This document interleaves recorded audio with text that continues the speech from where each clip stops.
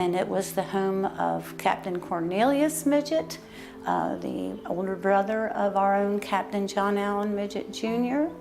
And that little house we call the Midget House. We are the only station in the U.S. Life-Saving Service history that is a complete site. In no other place in America can you go to and see the accurate history that you see here. In particular, the reenactment, we do it to the T. We do everything as if we are training as they did 150 years ago. And what you see here at Chickamaucomico is not a reenactment of a rescue. It is a reenactment of the training that they did to prepare themselves for a rescue. That's why it's called the beach apparatus drill. But just like they did, we do it on Thursday afternoons at 2 o'clock. Most of our displays are on loan from families or from other organizations, most from families who have gotten granddad's medal or uniform or whatever the case may be. We have artifacts from shipwrecks. We have some documents, we have photographs, we have equipment that was used in the past, and we have the buildings. This is a museum of place. This is where it happened. You can walk out on the beach and know that you're walking in the footsteps of people who rescued people that they never saw before and would never see again. The most famous rescue out of this station was in 1918. The British tanker Merlot was torpedoed about 5 miles offshore here. Captain John Allen Midget and the surfmen from Chickamaucomico took this boat that you see behind me, surf boat number 1046. They rowed out to that ship, which was carrying a load of kerosene at the time, so the sea was on fire. When Captain John Allen and his crew managed to rescue 42 of the 51 British sailors on board the Merlot, it still remains today one of the most decorated maritime rescues in American history. The Chickamaucomico Historical Association is comprised of a board of directors. We have 2 employees. Our mission is to tell the story of the men who served here and to preserve the buildings that they served in. This is the 150th anniversary of the introduction of professional life-saving to the coast of North Carolina. We're planning to have guided tours of the Kennekeet Station. We're going to have this station open for tours.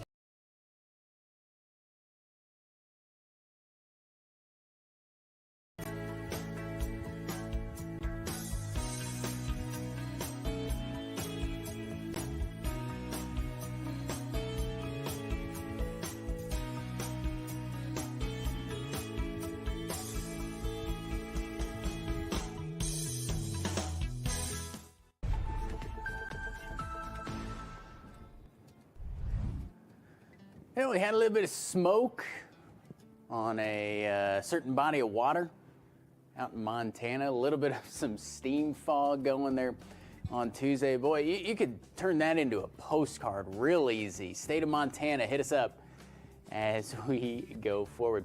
Things have been a little bit active as we've gotten into Montana as well as Wyoming. We've got one more quiet day in us if you're closer to...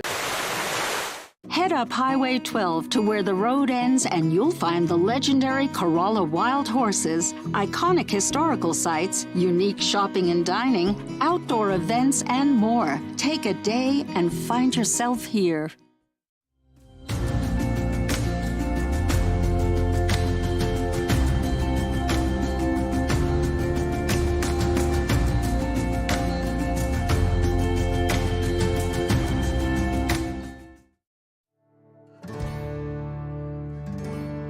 Surrounded by water, Currituck and the people of the Outer Banks have been shaped and defined by its rich coastal and maritime history.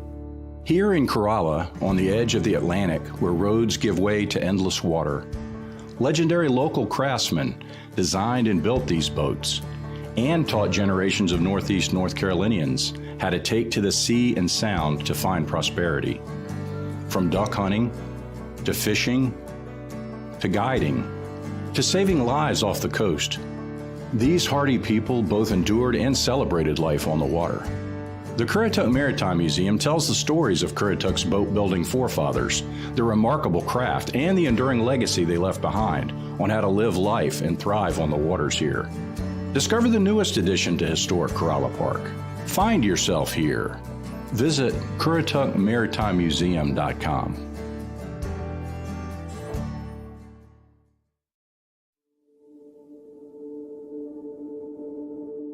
Welcome to Currituck County, the gateway to the Outer Banks. Nestled into the northeasternmost corner of North Carolina, Currituck County stretches from coastal beaches across the breathtaking Currituck Sound to the mainland, with its abundant farmland rich with produce and our unique local flavor. Currituck has three distinct areas: the mainland, Knott's Island, and the beach, which includes the community of Corolla and the off-road area. All three of these areas are surrounded by water on at least three sides. Early settlers from the mid-1600s to today's residents have made their living on the waters and farming the land. To illustrate, the mainland has the North River to the west and the Currituck Sound to the east. Knott's Island is completely surrounded by the waters of the Currituck Sound, and the beach has the Currituck Sound to the west and the Atlantic Ocean to the east. These bodies of water and waterways are what make Currituck County not only a sportsman's paradise for hunters and fishermen, but serve as an attraction for vacationers worldwide who flock to our pristine beaches and shorelines. Here's where wild horses roam the dunes, sunsets blaze over the Sound, migratory birds soar, and the waves of the Atlantic crash onto the beach. This is where history buffs find stirring stories. Sports enthusiasts golf, kayak, paddleboard, fish, swim, surf, hike, and bike. And where the daily catch of fresh seafood and local produce is always on the menu. Both residents and visitors alike take time to feel the sand between their toes and feel the rhythm of the Sound in their dreams. And Currituck County is also booming with economic and commercial opportunities. New and seasoned businesses thrive with the surplus of available land and the pro-business benefits of a North Carolina address. Businesses have access to generous incentives, low taxes, and a growing workforce right here in Currituck County. Businesses are proud to call this place home. Here in Currituck, we're right next door to the Greater Hampton Roads, Virginia area, a region that includes the cities of Chesapeake, Virginia Beach, and Norfolk, with a population of over 1.7 million. It's the second largest market in Virginia after Northern Virginia, and home to the Port of Virginia, one of the biggest, deepest, and busiest international ports in the United States. Businesses have direct access to a growing network of roadways, a robust rail system, and a centrally located regional airport. And coming soon, a major interstate will connect the county to Raleigh and the Research Triangle, adding a direct route to North Carolina's famous hub of healthcare, technology, and higher education. And with all of its amenities, the quality of life in Currituck is also one of its biggest attractions for entrepreneurs and businesses alike. Currituck has quiet and safe neighborhoods, excellent schools, including a satellite location of the College of the Albemarle, part of the North Carolina Community College system. Great restaurants, arts and entertainment, and special events. And of course, the world-famous Outer Banks. It's the perfect place to live, work, and play.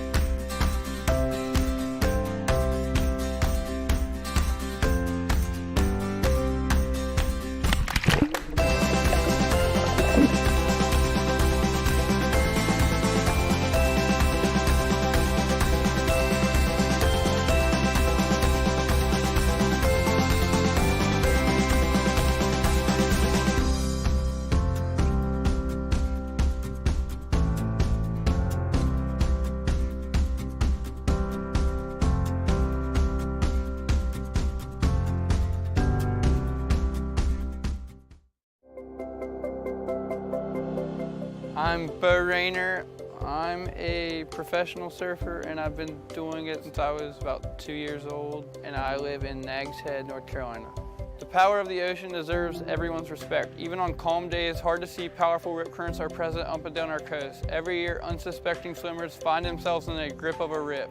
Many lose their lives. Such tragic events can be easily prevented with a few local tips. Know before you go and check local beach forecasts before you head out. Always swim near a lifeguard. And if you find yourself caught in a rip current, don't panic. Float, wave, and shout until help can arrive.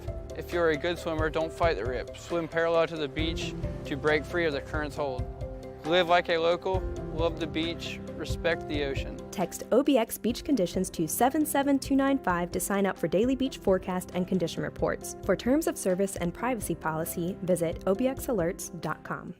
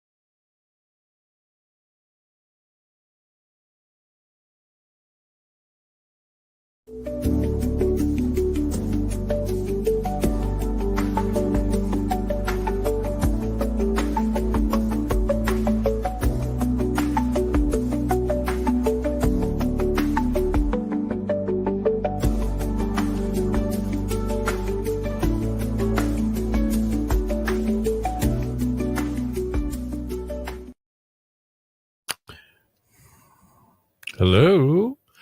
How are you? What is this doing? Good morning, doing Karen. something crazy. It's got the Pebbles and Bam Bam thing going on just a little bit, I think.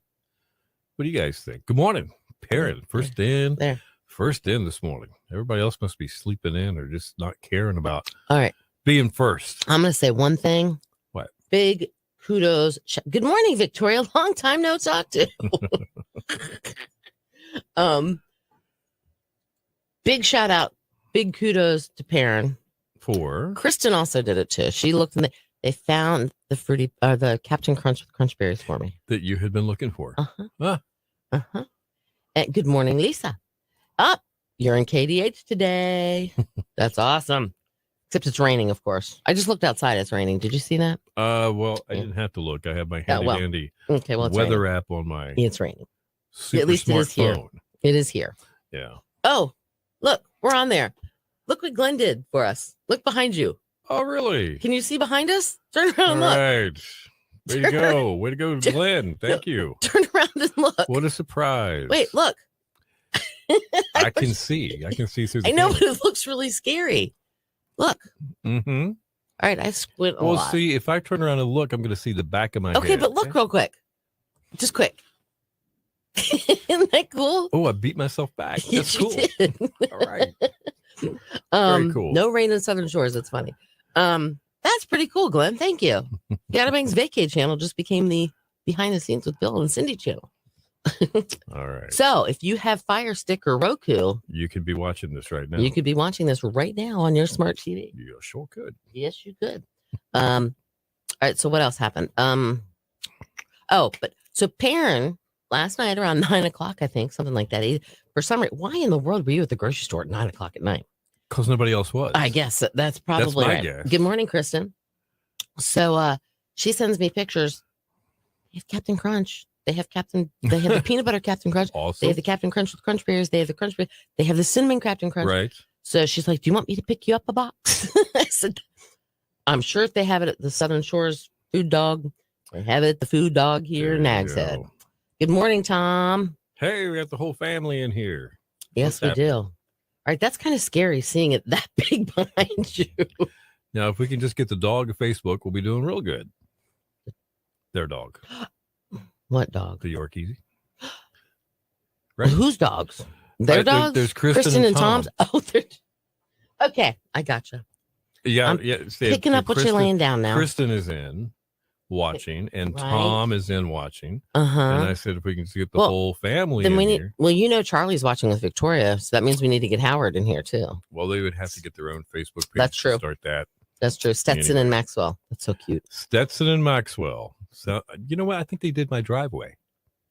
Oh, okay. You were at work, so you ran over there real quick after. Got picking up what you, yeah, because ice cream doesn't really make a good dinner unless you were, no, yes, wait. it does make a good dinner. Well, actually, I'm thinking she might have been doing the za thing instead of the cream maybe. thing. All right. Maybe that could be it.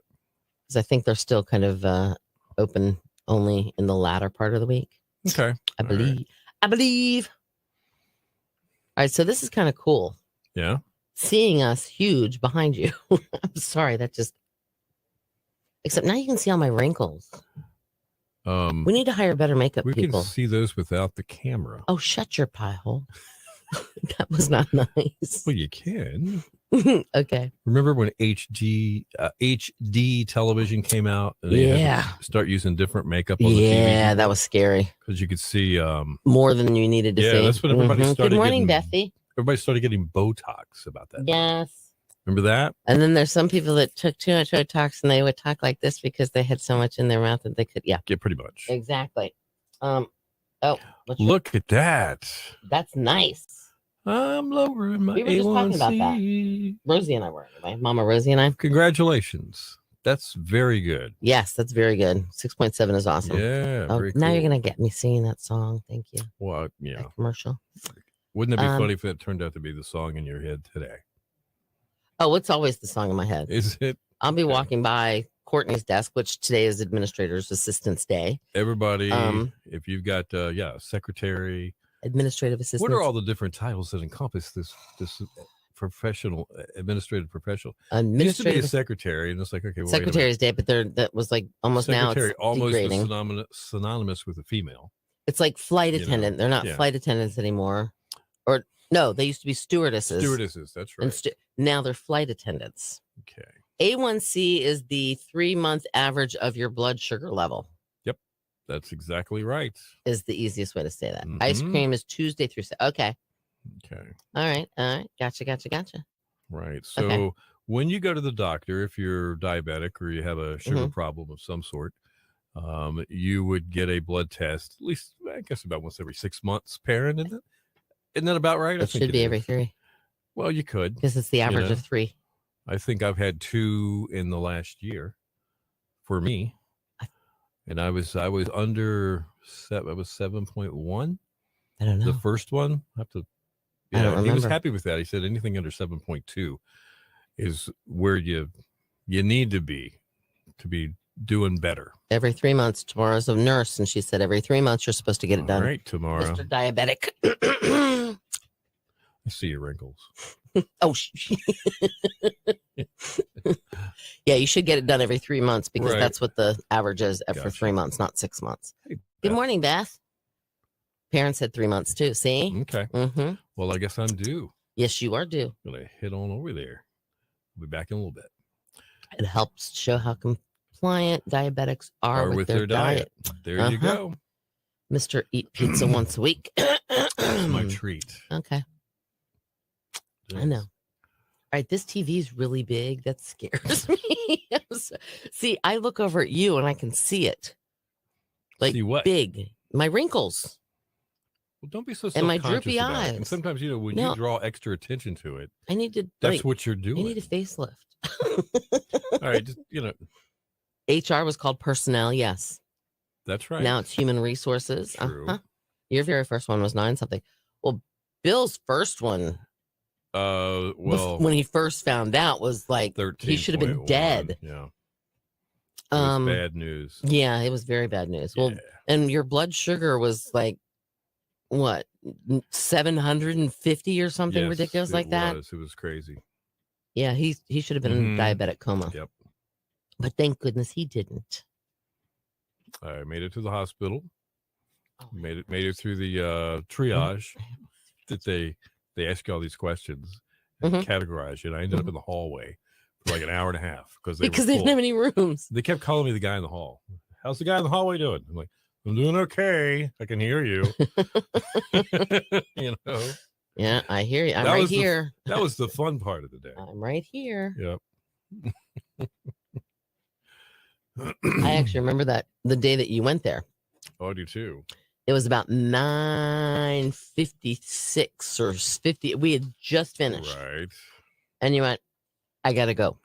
I'm like, okay. No, my doctor just told me I have to go to the doctor. I work to the emergency room right now. I'll see you tomorrow. Right. No, you didn't. Kristen, poor Bill. She didn't know. All right, well, you know, you might have missed that whole thing. Yeah, this was pre-K. Pre-K and T. Yeah, pre-KT. That's right. It was pre-KT. But it's a thing that happened. It was like a year. Well, in January, it would have been a year. Yeah. He just kept like getting sleepy. He was losing all this weight all of a sudden. Yeah. Couldn't get enough to drink. So he finally went to his doctor. He's like, dude, what's wrong? So they took blood work. Some blood work. Didn't even sound excited. Look, my little country doctor who I love. Mm-hmm. I can tell you who he is. But he was like, well, why don't we better do some blood work, find out what's going on. And so he did blood work on like a Tuesday, and usually it takes what, 3 or 4 days to get your results back. Yeah. They were calling everybody, even my emergency number, because I'm doing a radio show. I didn't see people were trying to call me. And so at like, right before 10 o'clock, he's like, I got to go to the emergency room now. My doctor just called me with my results. To just take that calendar date and put a big red X on it. Yeah. It's done. Yep. Pretty much. And so he went, and then I think the rest of the week you stayed home and relaxed and chilled and tried to get things back to normal a little bit. So what Cindy's referring to behind me is the television that we're actually on. We're on Dare County Free TV, which is channel 24.1. But today we're also on the OBXVacay channel, which is a Fire Stick or Roku apt. Yep, you can go to Roku and you can download it to your TV and watch it and watch all kinds of cool stuff about the Outer Banks all the time. All right, I have no idea what we're talking about this time. So we're talking about I know. Thursday. Yeah, it's gonna be a good day. Hang on. Mike's up.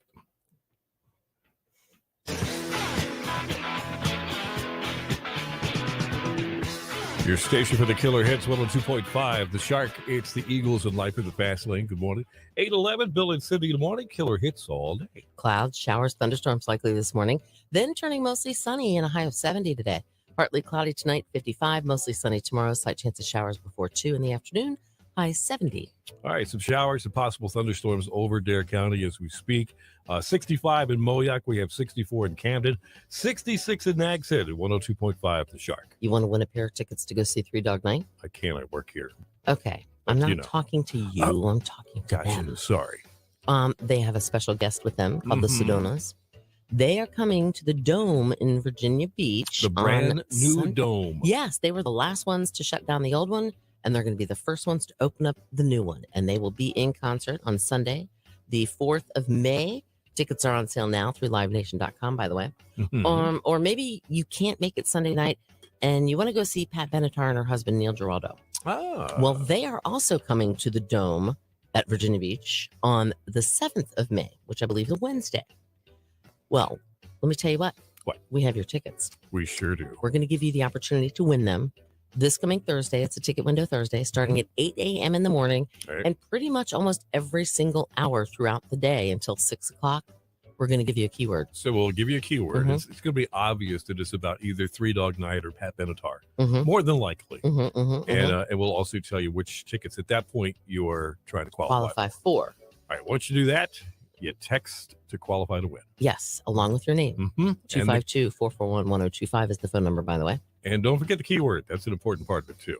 Put the keyword and your name in there, and you are qualified for a ticket window Thursday. I won concert tickets kind of a day. Well, I've seen I've actually seen both of them. I've seen Three Dog Night before, and I've seen Pat Benatar. And they put on amazing shows. I mean, you won't realize all the songs that you know, especially Three Dog Night. You'll be like, oh, gosh, I know this one. Oh, I know this one, too. And same thing with Pat Benatar. And we always do our Forgotten 45. And we talk about like what behind the scenes of that song and how it came about. Pat Benatar and her husband, Neil, because they've been together forever. And they write the songs together and that kind of thing. They will tell you how they came up with the song that they just sang or they're about to sing. That's so cool. Yeah. So it's like the story behind the song. That's pretty neat. All right, ticket window Thursday, tomorrow morning. And probably I kind of gave it away. Oh. Sorry about that. You said starting at 8. Did you? You already said that? From 8 o'clock till 6 o'clock. All right, we're good. We're almost every hour. All right. All right.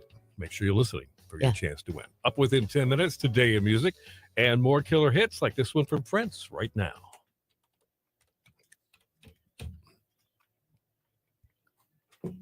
All right. Cool in the Gang is coming on August 30th. It's a Saturday. Labor Day weekend. Yeah. Yes. All right. So they checked my A1C for pre-diabetes lab work yesterday, waiting for results. Who is this? Victoria. Okay. August 30th is when Cool in the Gang. Cool in the Gang. What you gonna do? Get down on it. There. Turn my headphone down. It was loud. Look who just decided to join us.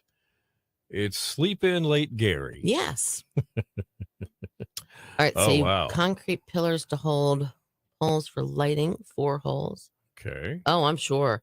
Isn't it amazing? Well, Mr. D and I all day Saturday were working out, doing things in the yard, and even a good portion of Easter Sunday we were doing things that we probably shouldn't have been, like sitting in the middle of the boat in the middle of the water, not going anywhere, because we couldn't. But anyway, don't rub it in. The poor guys. We slept. He was just captaining the boat. It wasn't his fault that the motor decided to. I know. You know. Well, he thinks it might not have blown up now. They did drain some gas out, and the little water filter, was clogged. So we're thinking maybe that had something to do with it. We don't know. Let's hope. Good morning, Chris. Otherwise, it sounds expensive. Yeah, cheaper than a boat, though, buying a new boat. Well, we thought about that. We were talking, and we said, what if the motor has blown up? What are you going to do? What are we going to do? He's like, I don't want to buy a new boat. There's nothing wrong with this boat. I said, buy a new motor. It's cheaper than buying a boat. Yeah. Did you find your pillow? Why does my phone keep... Hold on a minute. For some reason, my phone keeps vibrating. You have it on vibrate. No, I don't. For notifications. No, I don't. Because Ring is muted. It says everything is quiet. And for some reason, it keeps going. It keeps tweeting. Maybe it's hungry. I don't know. Could but be anyway. Anything. All right, so. Okay. Yes, I saw that. Don't laugh. I can't. It wasn't fun. No, I can't. She just sent me a text. Oh. And she said, don't Bethy, laugh. are you sending funny text? Sort of. But right now? But it's, one of those. Something that she can't talk about? Right. Bethy. One of those. You have all day to do that. I know. What are you doing? I make weird faces. All right, that TV has to. I have to put up like a something right there so I can't see the TV. Because I make really weird faces that I never realized I made. Until you watch yourself back, you don't realize the faces that you make. And then I look at this and I see the weird faces that I make. And I wonder how, do news reporters not make weird faces? They're always looking at the game. Or people that interview. How do they not? It's I guess, a sign of a seasoned news television professional. I guess. They don't make faces. I guess. I mean, you don't see, remember Dan Rather? He was very serious. You don't see him going, when somebody's talking, I make faces. They're mean. They were kind of mean in a way. Okay. Garrett, why was Garrett? Hold on, I'm lost. Gary. All right. All right. So How do we know that Gary couldn't find his pillows? Did he put this on Facebook or something? Gary's just being Because silly. he said Victoria Williams, it was behind the bedboard. Being silly. Okay. Man. All right. I get it. I get it. I get it. Oh. All right. So I decided when Kristen was sending me Hold on, I'm pictures. going to be Dan Rather. He didn't frown though. You look like you're frowning. What's better? Just a neutral face? Like Neutral. Okay. All right. Yes. That's more of a Dan Rather face. Yes. Very good. So since we were talking about Captain Crunch with Crunch Berries, that's not my favorite cereal, by the way. Yes, every now and then. You never know it. You talk about Captain Well, Crunch that's for 3 because days. Mr. D's been asking me about Captain Crunch. Oh, he and wants Kristen it. sent me pictures of Captain Crunch, and I think Lori Lee sent me pictures of Captain, maybe. Yeah. And parents sent me trying to pictures help of you Captain. find it. They are trying to, and that's what I think is wonderful. I'm just curious though. What is everybody's favorite cereal? If you could only eat one cereal, if you're even a cereal eater, but say you had to pick Count Chocula. All right, there we go. If you had to pick one cereal that you could only have access to the rest of your life, what cereal would it be? Fruit Loops. Okay. See, there we go. Now we're getting somewhere. Soggy Corn Puffs. They got the sugars already oozing into the milk. Okay. They're slightly soggy and still crunchy on the inside. And All they right. taste like sweet corn. Okay. Cinnamon Toast Crunch. Yeah. Uh-huh. Or the little colorful things in Lucky Charms. Not the Lucky Charm itself. Oh, not the cereal, but the candy. You're talking about Lucky Charms? Yes. Yeah, that's what Bethy just said. Oh, is she? Okay. And she said, and I can just get the marshmallows. Right. Okay. That's it. Marshmallow. All right. Sorry. Crunch Berry. All right. See, she knows. That's why she was looking at the Captain Crunch for me. Right. Gary dreamed of eating. Oh, that's right. That was yesterday. That's right. He woke up with no. That's right. I forgot about that, Victoria. Good memory. All right, Bill. What you said? What would yours be? The sugar puffs. Sugar puffs. Yeah, That's corn, right. Corn puffs. All right, this is gonna. See, I Be a don't tough know. one. See, every now and then I like just this. Oh, and I'm the one that came up with the rules that you can only have one cereal the rest of your life. Count Chocula. Ooh. Nabisco shredded wheat. Frankenberry. See, I like the frosted shredded mini wheat. I love the little frosted shredded mini wheats. I love those. I also like Special K. Corn Pops. Corn Pops. I That's think what they're the called. official Yes. name. Yeah, okay. I Thank you. also like Apple Jacks. Oh, I forgot about Apple Jacks. I also like Cinnamon Life. Okay. Do you know if they still make Apple Jacks? Because, man, I haven't seen them in a long time. They still make Apple Jacks, yes. Do you remember the variety pack you could buy of the little boxes? Yes, they had Apple Jacks, Fruit Loops, Yeah. Frosted So you could, Flakes, mix it up a Corn little Flakes. bit. Yeah. Sometimes they'd have Rice Krispies. Yeah, they would. I remember those. I wasn't really allowed to have. It was like if I was like extra good for some reason, or I did something special. You My got mom would sugary cereal. My mom would bring home like a box of Apple Jacks for me or something. It's like, here you because she go. knew you really liked them. Yeah, I did. I loved Apple Jacks when I was a little girl. See what Kristen says. She wasn't normally Exactly. I wasn't allowed to have soda either. If we had soda, it was a special occasion. There was maybe a bunch of people coming over for a cookout or something, or maybe we were going camping. But my mom would buy whatever Safeway, the grocery store Safeway sold. It was like Safeway Select or something. I don't know. But it was the off-brand cola. It wasn't Coca. It was cola. Ah, okay. Or lemon lime flavored, or whatever the Dr. Pepper was, because it was like half the price of Coke or Pepsi. Right. Like big K cola. That was Kroger. Sorry. No, this was what Safeway sold. I don't remember what. I know they had Lucerne ice cream, but I don't remember what brand their soda was. Right. Hold on. Tammy says, don't drink milk, so don't do cereal. Okay. See, I like the strawberry frosted mini wheats out of the box, plain without sugar, without whatever. And I like the regular ones too. I get the little mini wheats though. Peanut butter Captain Crunch. Right. They have to soak a little. Eat them too soon, and you can mess up the roof of your mouth. Really? Oh, I remember Sugar Smacks. They had the frog, right? Was that right? Didn't they have the little frog that Sugar Smacks? I had to eat Cheerios too, except I did convince my mom to get Honey Nut Cheerios. That was my cereal. And then at one point in time they had multigrain Cheerios, I think. Yeah, the National Heart Association says Cheerios are good for your heart. Yes. Yeah. All right, Sugar Smacks was the frog. Right. When I went to my mom's house, she got Lucky Charms. Okay, see. All right. I would only get. I ate Honey Nut Cheerios. Slight sidebar here on the milk. Somebody mentioned they don't drink milk. So Tammy doesn't. Do you remember the flavored milk? You could buy the stuff. It was like little dry crystals, strawberry. Drop them in the milk and it would dissolve really quickly. No, it wasn't powdery. It was like some Ovaltine was little chunks. Ovaltine was little balls. All right, well, this was strawberry. It was my favorite. Oh, I don't remember Ovaltine having strawberry, but maybe they did. Anybody remember that? Oh. All right, we got about 30 seconds until Today in Music. We're going to cover that for you. And that might be why she has her rash. That very good on that one, Victoria. That one came out. We'll talk medical stuff here in a second. Cindy, check messages. Messenger. Hold on. I loved Apple Jacks.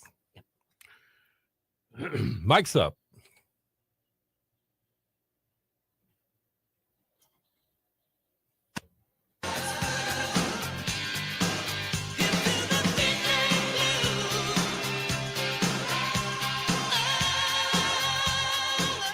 Your station for the killer hits, 102.5 The Shark. It's Lou Graham and Midnight Blue. Good morning, 8:24. It is Bill and Cindy. Good morning. Killer hits all day.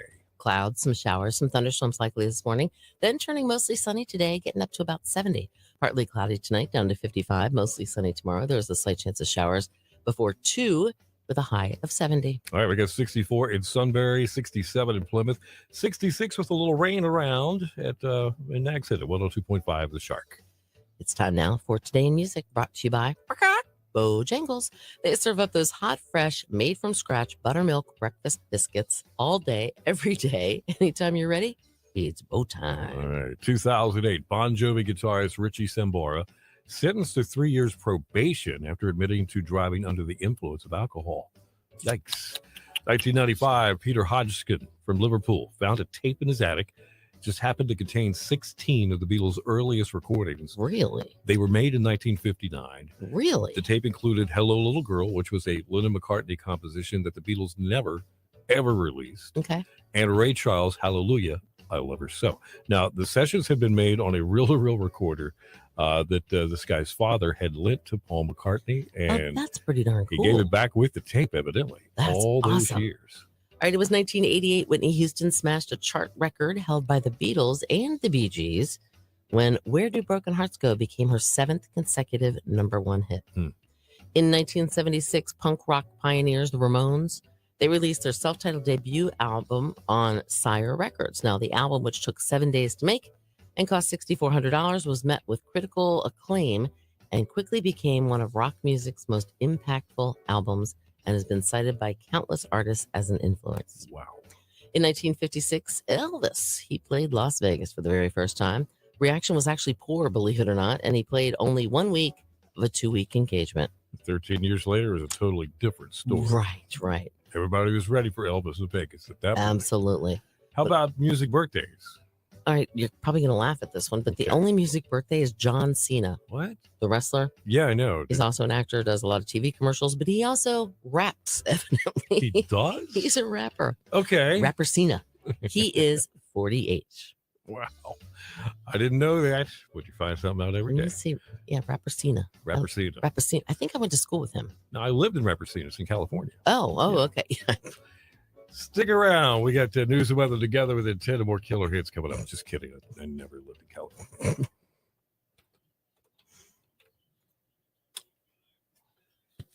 Rapper Cena. Undo the one. Yep. There we go. Don't want to do that. That's right. Rapper Cena. Rapper Cena. Rapper Cena. Rapper Cena. I think that's kind of funny. It is. Rapper Cena. Rapper Cena. All right. Let's see. We have some new messages or new comments here.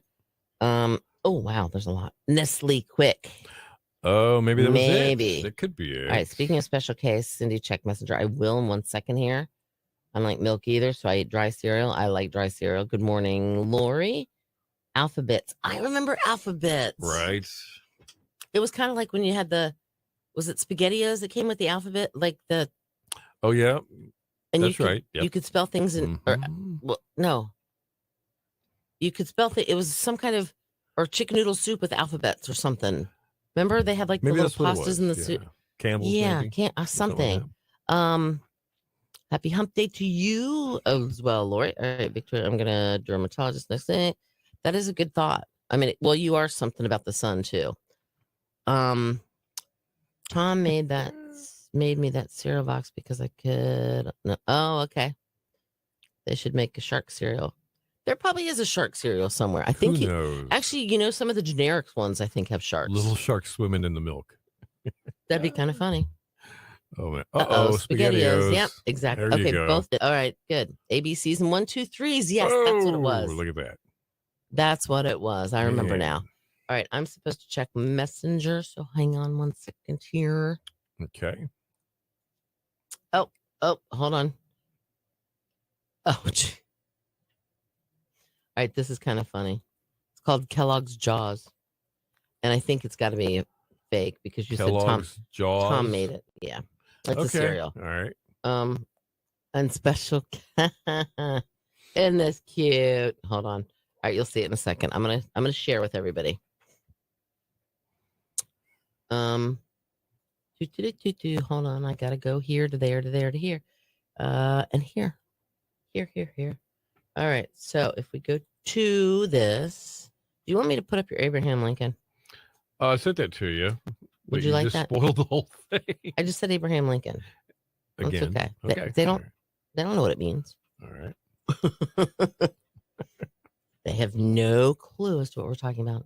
But see, that's because, speaking of blood work, wasn't it Campbell's alphabet soup? Oh.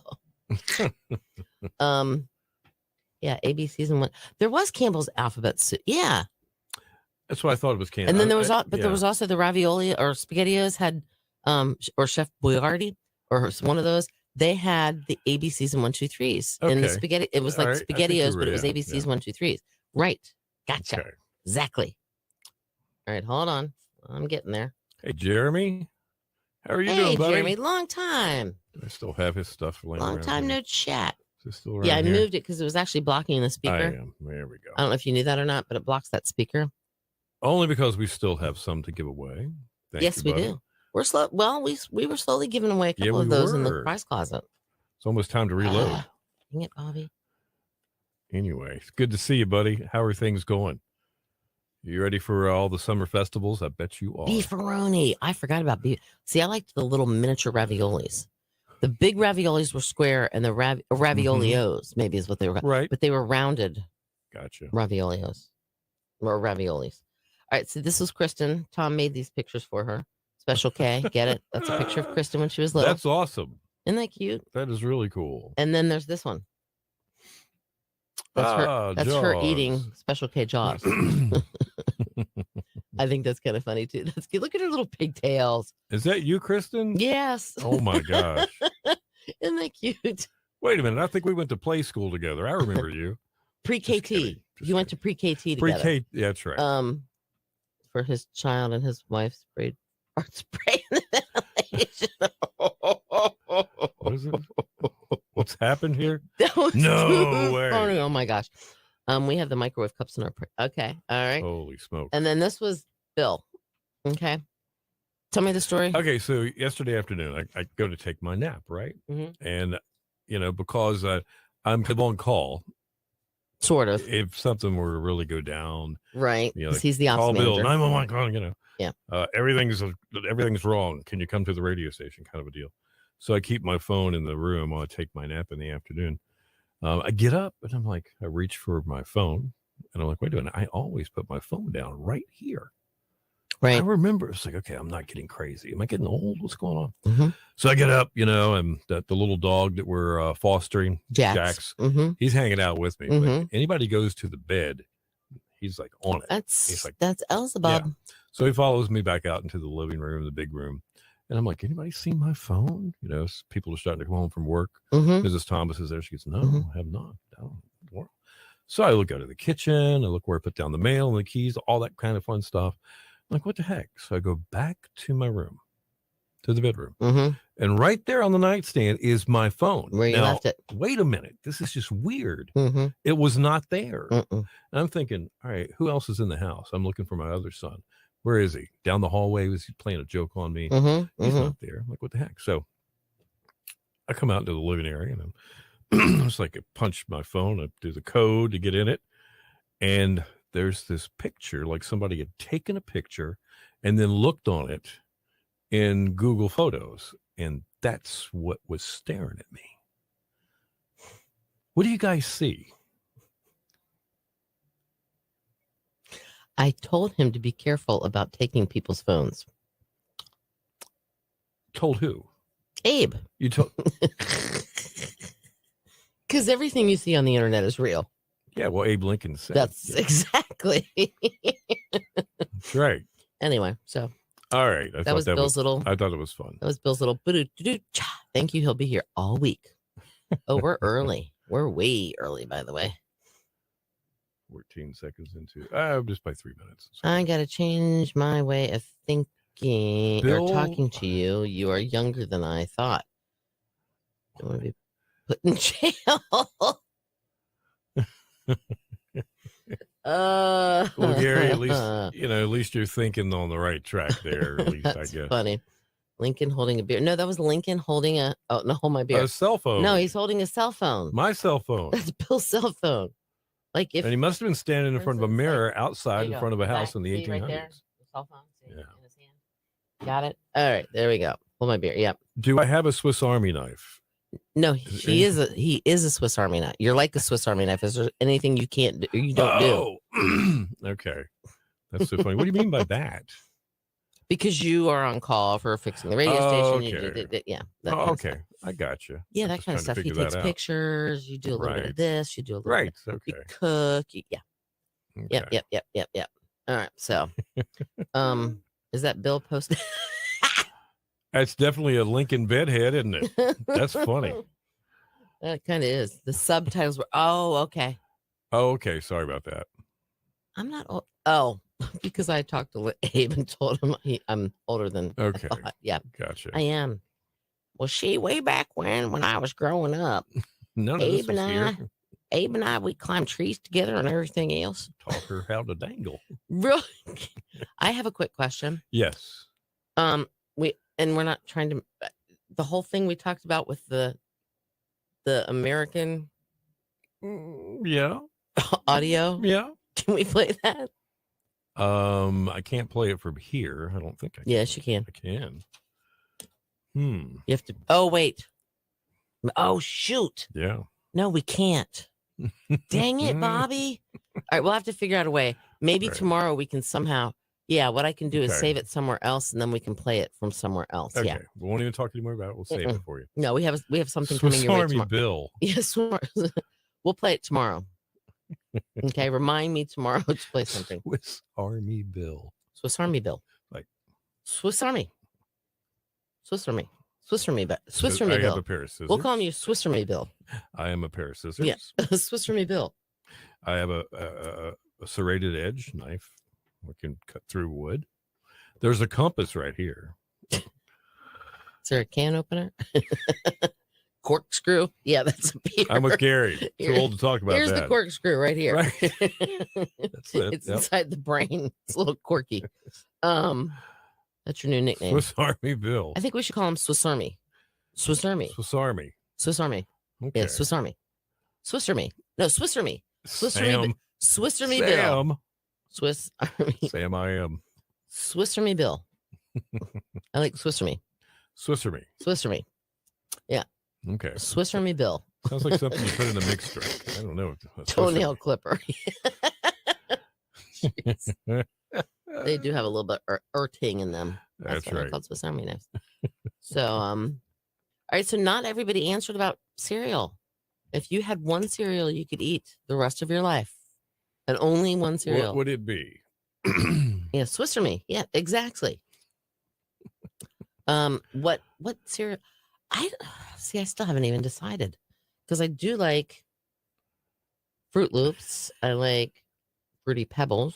I like Captain Crunch. I Right. like Cheerios. I like Special K. I like the Frosted Mini Wheats. I like Well, there's so many great Cinnamon cereals. Toast Crunch. I like Apple Jacks. I don't know if I mentioned them. I like the Frosted Mini Wheat strawberry flavor. Right.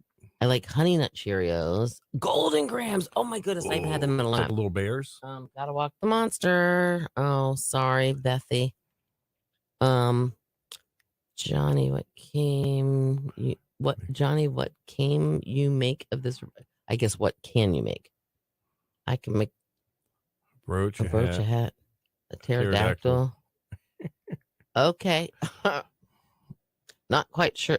I'm about way past 6 feet behind. Oh, you want bacon and eggs? You don't want to eat cereal. You just want to eat bacon and eggs. Well, that's nothing wrong with that, man. Pink orange, yellow stars, green clovers, and blue diamonds. It's Lucky Charms. We're back to. What did you think, you guys? Did you guys hear the corgis? The corgi They races? have a corgi race in England in honor of the late Queen Elizabeth. Who apparently fancied the corgi. Hi, Marcy. Wow. Been a little while. Don't tell my dad that I ate his marshmallows out of his Lucky Charms. No, this Marcy is Gary's daughter. Oh, really? Okay. I'm thinking, yeah, don't tell my dad, Gary. Nabisco quit making the large. See, my dad would always go. I remember him taking them out. He'd take 2 out, though. So there'd always be 1 left in the 3-pack. Okay. And then, thank you. Bacon and eggs is good. I love me some bacon and eggs. Right. Yeah. I'll just even take the bacon cheesy or just eggs. Cheesy, peppery, scrambled eggs. No, don't have to have that. I love those. No. Thank you, Kristen. A Cookie Crisp. Remember Cookie Crisp? Marcy, why aren't you working? Uh-oh. Marcy's in trouble. her water heater's on the fritz. You're going to have to drive over there and check it out. Exactly. Kicks are for kids, silly rabbit. Right. And then they had Kicks with, it had some kind of berries in it, too. Who else used to dump the entire box of cereal out just to get to the prize? No, I wouldn't dump it out. You just reach I down would in reach it. my hand around and Okay, you're a kid. Why not? It's your cereal. dig it out and everything else. Yep. Right. Do you guys remember Cookie Crisp? It was little chocolate chip cookies. Oh, wow. You don't remember Cookie Crisp? I don't remember Quisp. Oh, yeah. Like little baby chocolate chip little cookies. baby ones. Yeah, they look like chocolate chip cookies. I do remember those. Hold on. I'm going to see how many I can find on. All right. Cereal brands. Whoop. All right. Honey Bunches of Oats. Okay. Oh, here's the Kellogg's cold breakfast cereal, bulky pantry staples, kid snacks. They had Raisin Bran. Oh, you can buy them on Amazon still. They had Raisin Bran Fruit Loops, the little boxes, which, by the way, you didn't need a bowl to eat those. Okay. That little box turned into a a bowl, like a portable bowl. Did you know that? Really? If you took the box, that you could it had like a little serrated whatever, you could peel that back and you could open up and you could pour milk right directly in that little plastic bag that it came in and eat it that way. But they had corn pops, your corn pops, or sugar pops. There was sugar pops and corn pops. All right. Frosted Flakes, Frosted Mini Wheats, Rice Krispies, Apple Jacks, Fruit Loops, and Raisin Bran. That's what comes. Variety pack. That's what comes in the variety pack. Okay. What disappeared first? Fruit Loops or Apple Jacks? For you? Fruit Loops or Apple Jacks, 100%. Oh, here we go. Here's a big. What's this one? All right. Here's a waffle crisp. Ooh. Do you remember those? These are sounding pretty good. Do you remember waffle crisp though? Anybody remember Tricks? Yeah. I remember that. The bunny rabbit. What? Yeah, Tricks are for kids, silly rabbit. That's right. Then there was the Kellogg's Oreos. There's Mr. T Reese's Puffs. Mr. T. There's a Mr. T cereal. Yeah, that's what. There was a Quisp. I see it. I don't know what flavor it is, but there was a Quisp. Then there was waffle. Right. Crisp. A pity the fool. There was Smurf Berry Crunch. There was C3POs. I don't know what that is. Something other Krispies, but I don't know what it is. I'm just looking at a picture. Oh, discontinued cereals. Now, see, why won't they let me make it big? Is Life cereal still around? Yes. The Mikey cereal? Yes. Cinnamon Life Give is it to what Mikey. Cinnamon Life, I think, is what Bethy made the okay. the puppy chow out of. Where are I want to see the discontinued cereals. Somebody said Donkey Kong. Oh, Little Barrels. I remember Donkey Kong. No, and it's silly no rabbit. Tricks silly are for rabbit. Yeah. Tricks no are for silly kids. rabbit. Tricks are for kids. Gotcha. There was Nesquik cereal too. Did you know that? Yeah. Wow. I can't see. Cinnamon Life. Cinnamon Life. Mm-hmm. Okay. Mikey will eat anything. Remember that?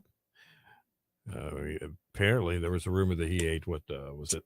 Pop Rocks and Coke, and his stomach exploded. Remember that rumor? Yeah. All the kids were like, "Did you hear what happened to Mikey?" Well, do you remember when I don't know if it was true or not, but I think people were throwing Alka-Seltzers up to the seagulls, and that was the same thing was happening with them. Yeah, I remember that. Do you remember Cashy? Sorry, I think it still exists. Yeah. Yep. Ew. It's like a Hawaiian Honey cereal. Bunches of Oats. I'm just looking through here. That's Harvest right, Chris. You and I were thinking the same thought at the same time. He What was happened? typing it. So Pop Rocks and drinking soda. Yep. Yep. Karen, remember our first date together? Building of the Panama Canal. Yeah, he was going by the alias of Joe Kabuch. Yeah. Perrin now remember. I don't know. Yep. Do they still put prizes in cereal boxes? I don't know. I know they do in Cracker Jacks? Cracker Jacks. Do they still make Cracker Jacks? They do. They do? Yes. Really? Yes, they do. See, I prefer, darn it.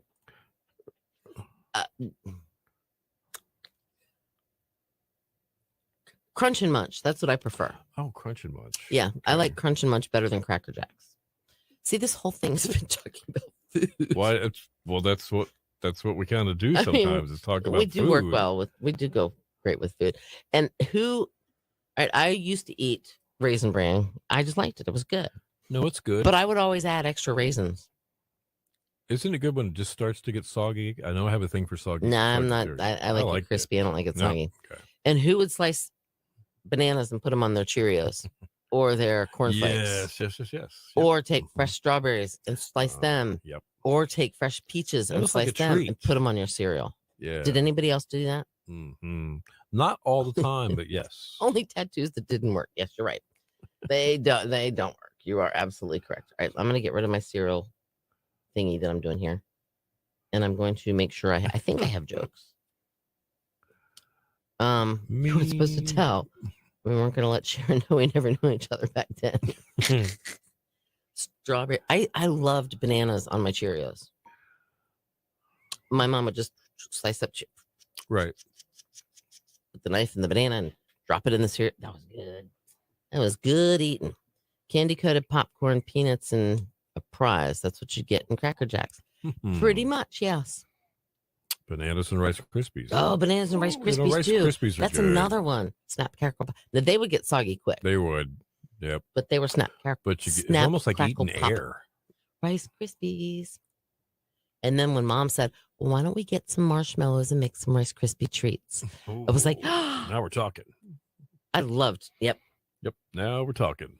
Bananas and Rice Krispies. Oh, see, now I want a bowl of like bananas and Rice Krispies. That would taste pretty darn good. It could. That's for sure. I think I need to get milk anyway because we're almost out. And Mr. D's like, I can't eat my Fruity Pebbles.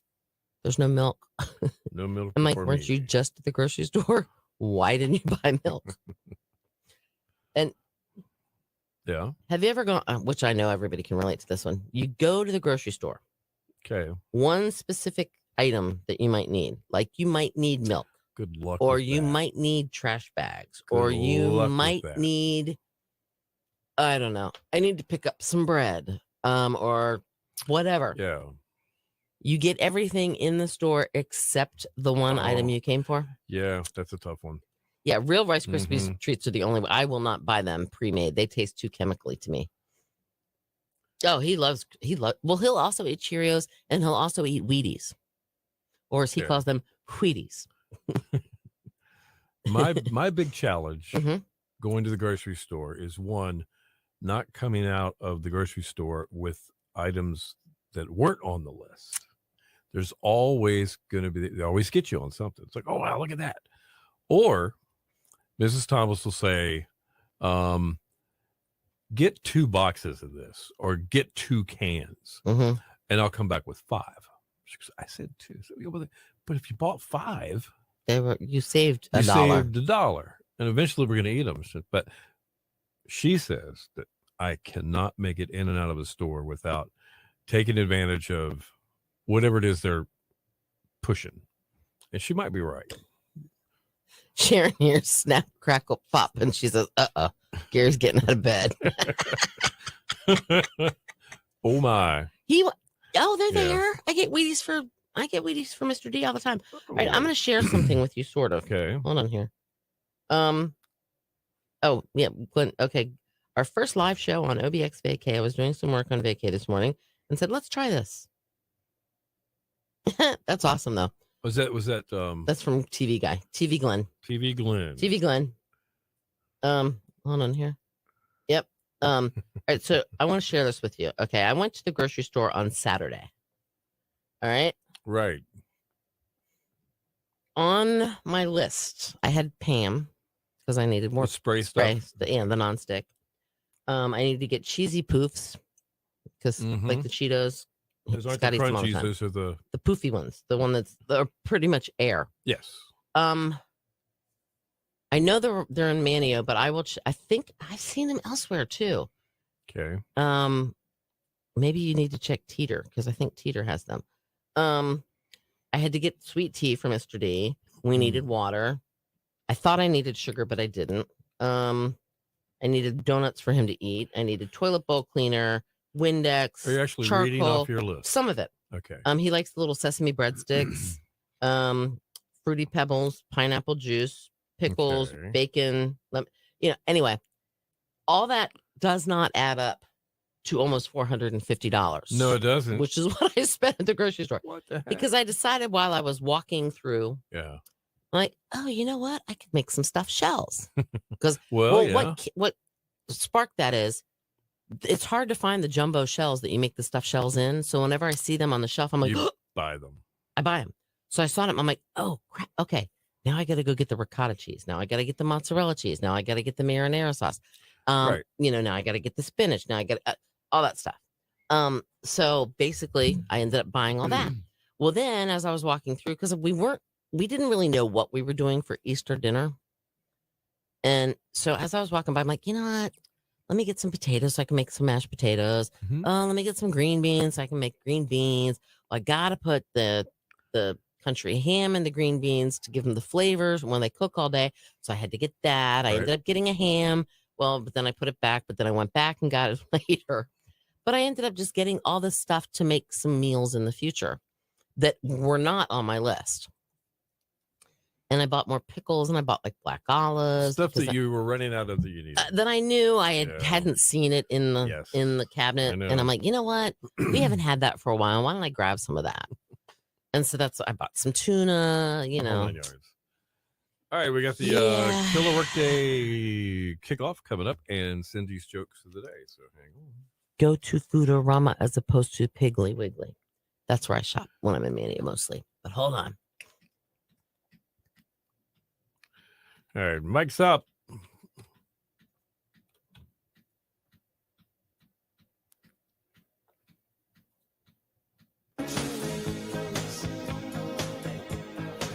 Your station for the Killer Hits, 102.5, the Shark, the Police, in every breath you take. 8:51, Bill and Cindy in the morning. Killer Hits all day on the way. In just minutes, it's your Killer Workday kickoff brought to you by Billy's Seafood Markets. Right there, local blue crabs cooked daily. All crabs are #1 male crabs. Yum. You can call ahead to place your order for these crabs so they're ready when you are. Give them a call, 252-441-5978. Right there, 1341 Collington Road in Killable Hill. And by the way, the number ones aren't necessarily the jumbos, but they're big. Yeah, they're good They're size. really big. So look for clouds today. Showers, thunderstorms likely this morning. Then turning mostly sunny at a high near 70. Partly cloudy tonight, 55. Mostly sunny tomorrow. Slight chance of showers up until about 2. And 70 is going to be the high. All right, 68 right now in Hertford, 69 in Buxton, 66 in Nags Head at 102.5 The Shark. So my friend was showing me his tool shed, and he pointed to the ladder. Yeah. And he said, that's my step ladder. Right. I never knew my real ladder. I'm reading a horror story in Braille. Oh, no. Something bad is going to happen. I can just feel it. Okay. And not to brag. I got you on that one. Yeah, and not to brag, but I made 6 figures last year. No, you did not. I was also named the worst employee at the toy factory. Oh.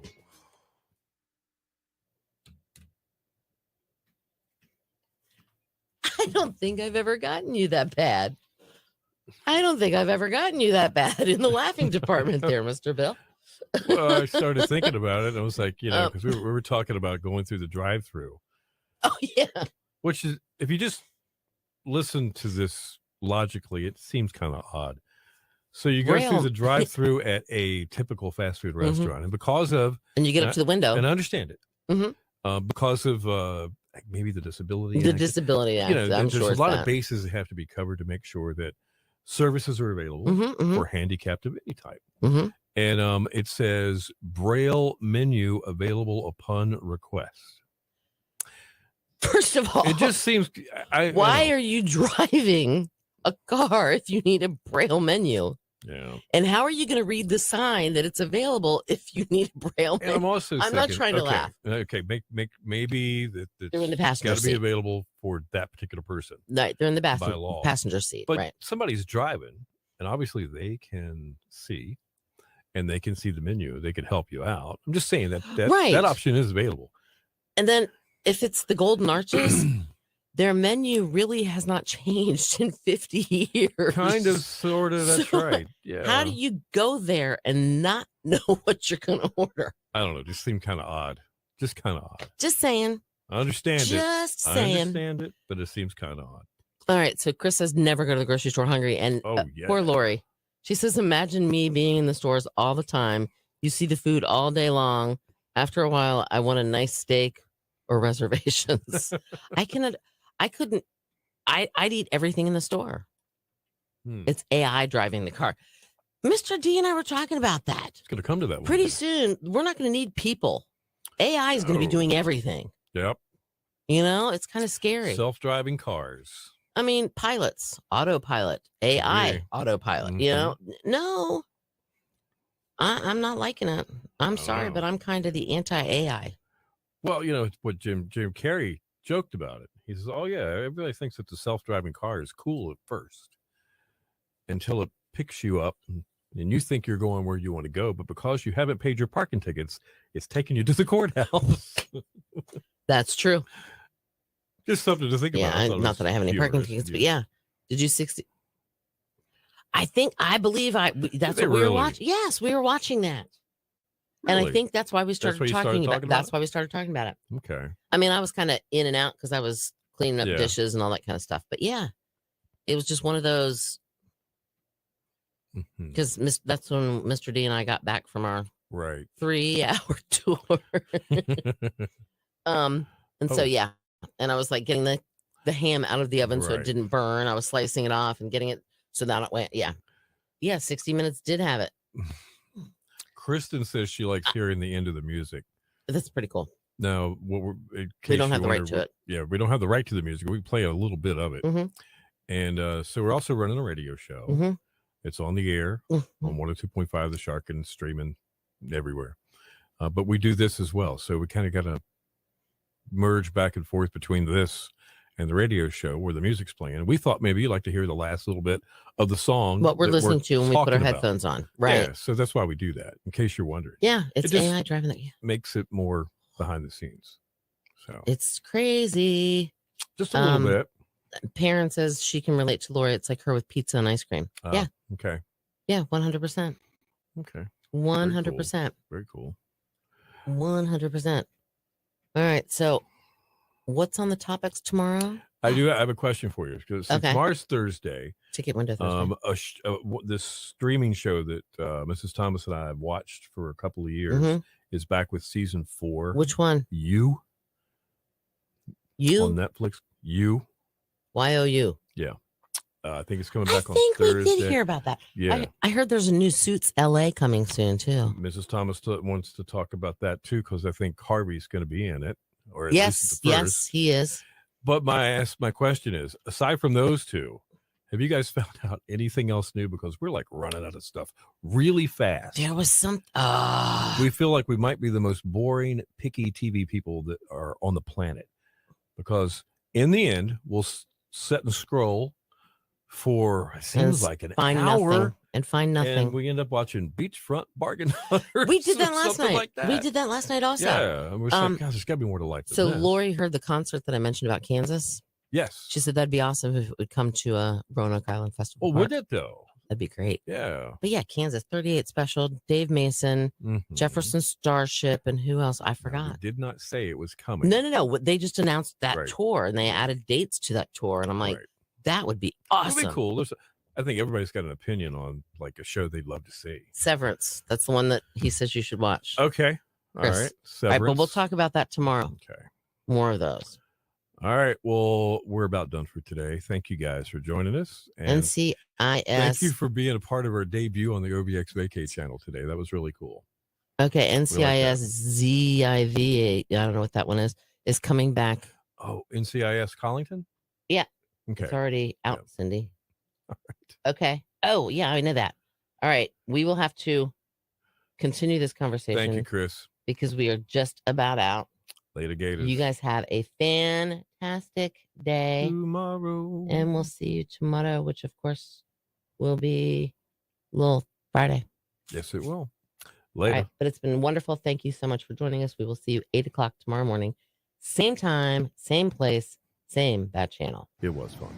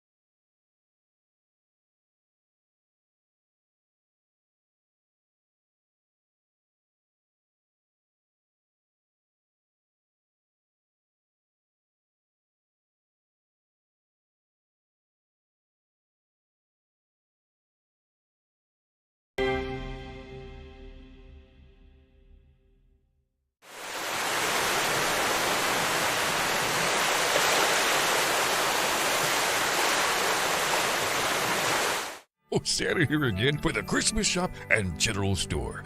You know, the general store has long been a favorite destination within our shop. You'll find favorites like candies and fudge, Heights chocolates, and ready-made Bavarian nuts. Plus, we offer a wide selection of made in North Carolina items, old-time candy, sodas, and more. And our wine section has an even larger selection than last year. With more wine tasting opportunities, it's all part of the experience at the Christmas shop and general store. Jewelry by Gail is celebrating its 47th anniversary this year. In loving memory of Gail Kowalski, this hidden gem is open Tuesday through Saturday from 10 to 5. A shop that has something for everyone, featuring Gail's signature styles, all types of gorgeous jewelry, men's rings, a unique bridal section where you can build your own engagement ring, the Outer Banks' largest pearl selection, and so much more. Come find the perfect look for that special someone at Jewelry by Gail in Nags Head. The Jolly Roger is bigger and better. Our incredible new bar is the best venue on the beach for great entertainment, gaming tables, and emptying and ends. No one takes care of locals better than the Jolly Roger with special discounts every day on breakfast, lunch, and dinner. The menu has it all with huge portions at affordable prices and plenty of room for large parties. Always casual, relaxed, and loads of fun. The bigger and better Jolly Roger. It's classic Outer Banks. PlayOBXGolf.com is your gateway to a great golf vacation on the Outer Banks of North Carolina. Stretched between the Sound and the Atlantic Ocean, the Outer Banks offers a one-of-a-kind coastal golf experience. 5 award-winning courses and well-appointed golf accommodations in a picturesque setting make the Outer Banks the perfect choice for your next golf getaway. And fall is the perfect time to experience the best weather and the best course conditions of the year. Your golf trip to North Carolina's Outer Banks is just a click away at PlayOBXGolf.com.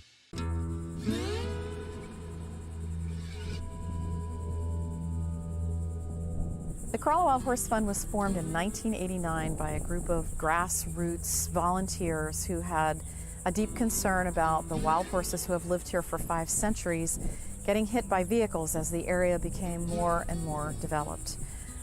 We have evolved now to the point where we have full-time staff, and our mission is to preserve and protect the last remaining registered colonial Spanish Mustangs left in the world. How the wild horses of Corolla found their way onto the Outer Banks has always been a mystery. Karen felt that understanding their origin would help with the process of saving those remaining. I looked into the North Carolina archives, and there are actually, we benefited because the Spaniards kept very meticulous ship's logs. And many ships that came over here, because this was basically uncharted water, ran aground on sandbars. And in order to lighten the load and refloat the ship, the heavy things went overboard, and one of the heavy things that went overboard was horses. And we know that every Spanish ship that came over to this part of the New World had horses on board. Some of the horses obviously were able to swim ashore because these sandbars that run off the island, the water's very shallow. If you watch people swimming in the ocean, they can be out quite far and only be up to their knees. So, and also there are 2,000 shipwrecks on the bottom of the Outer Banks, all up and down the coast. It's called the Graveyard of the Atlantic. And so it stands to reason that some horses were able to survive a shipwreck and swim ashore, and some are simply left behind when colonies failed. We do not interfere with them in any way unless it is a life-threatening or quality of life issue. We do not supplementally feed them in the winter. They're on their own. They're like deer and any other wild animal that lives here.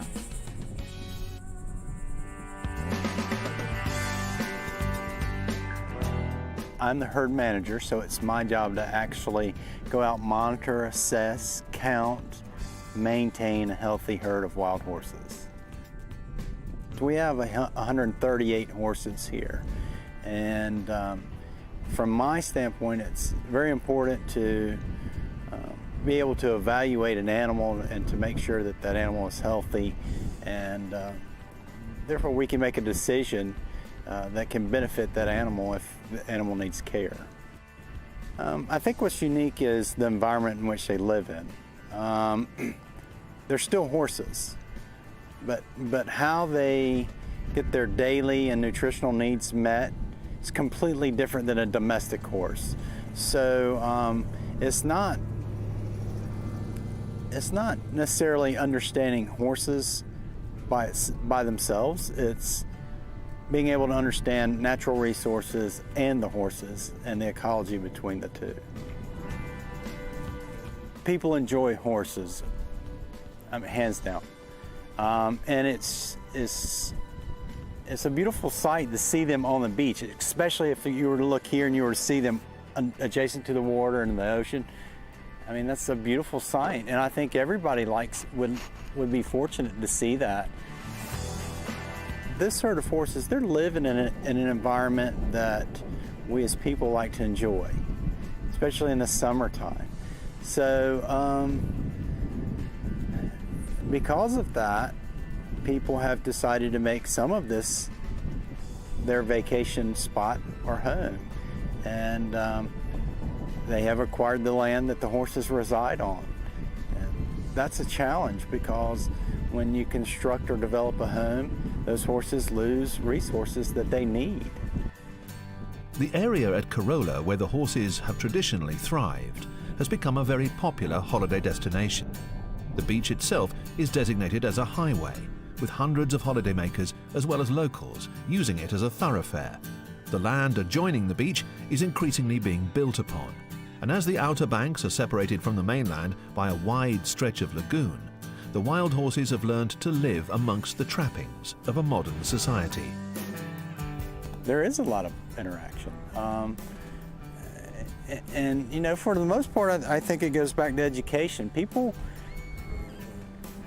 come here to see horses, and they, for the most part, I would say they try to be respectful and give them their space, but I don't think they really have a true understanding of what it means to be a horse here. And so, if we could only talk to those horses, we would know a little bit more. I've come to appreciate all breeds of horses versus just one breed of horse. I came from a traditional quarter horse background, but since I've been here, I've been exposed to a unique horse that is definitely hardy. I think what's special about these horses is the environment in which they live in and how they have adapted to that environment. This can be a harsh place to live. In the wintertime, it's very cold. In the summertime, it's brutally hot. We have a lot of insects and biting flies, and I can only imagine if you were to compare these horses to a domestic horse, these horses, they're not cared for like a domestic horse, so it could be a challenge living in this environment. How they've adapted to it is amazing. And then how they've adapted to the people also. That's unique itself. They're a very adaptable breed, otherwise they still wouldn't be here 5 centuries later.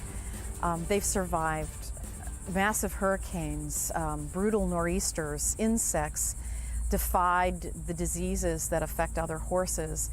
But now they're having to deal with an influx of people. There are already about 700 homes constructed up there. There are 3,150 platted lots, and on any given day in the summer there can be 3,000 vehicles driving on the beach because the beach is the public road and that's how people have access to their houses. Our goal is to keep them wild and free as long as we possibly can. And that in itself presents a challenge because they are in an area where 70% of the land is privately owned, has been developed to a certain extent, and has the potential for more development as the years go by.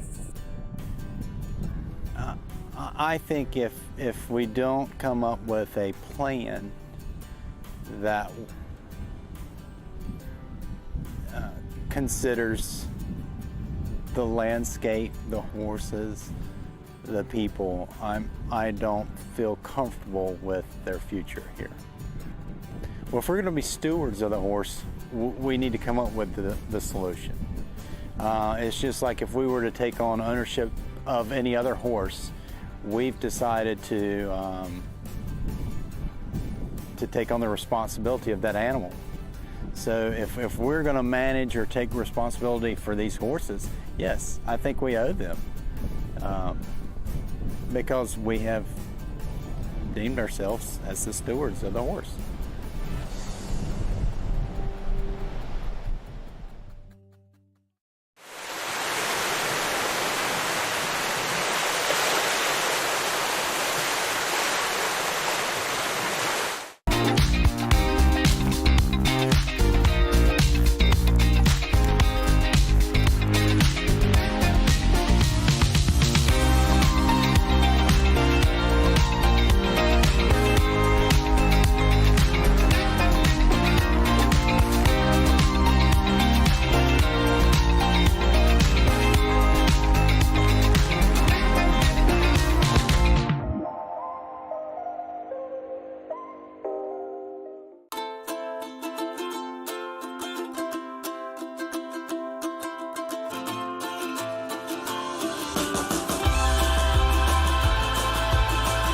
Whether you're here for a week or one long weekend, Explore nature surrounded by the ocean and beside the ones you love. Welcome to the Currituck Outer Banks.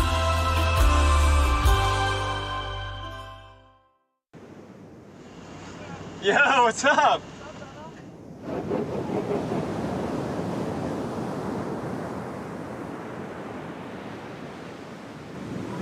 Yeah, Cyrus.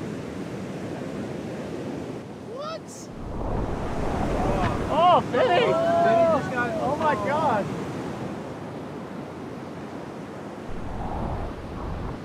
There's more to the story at rawobx.com.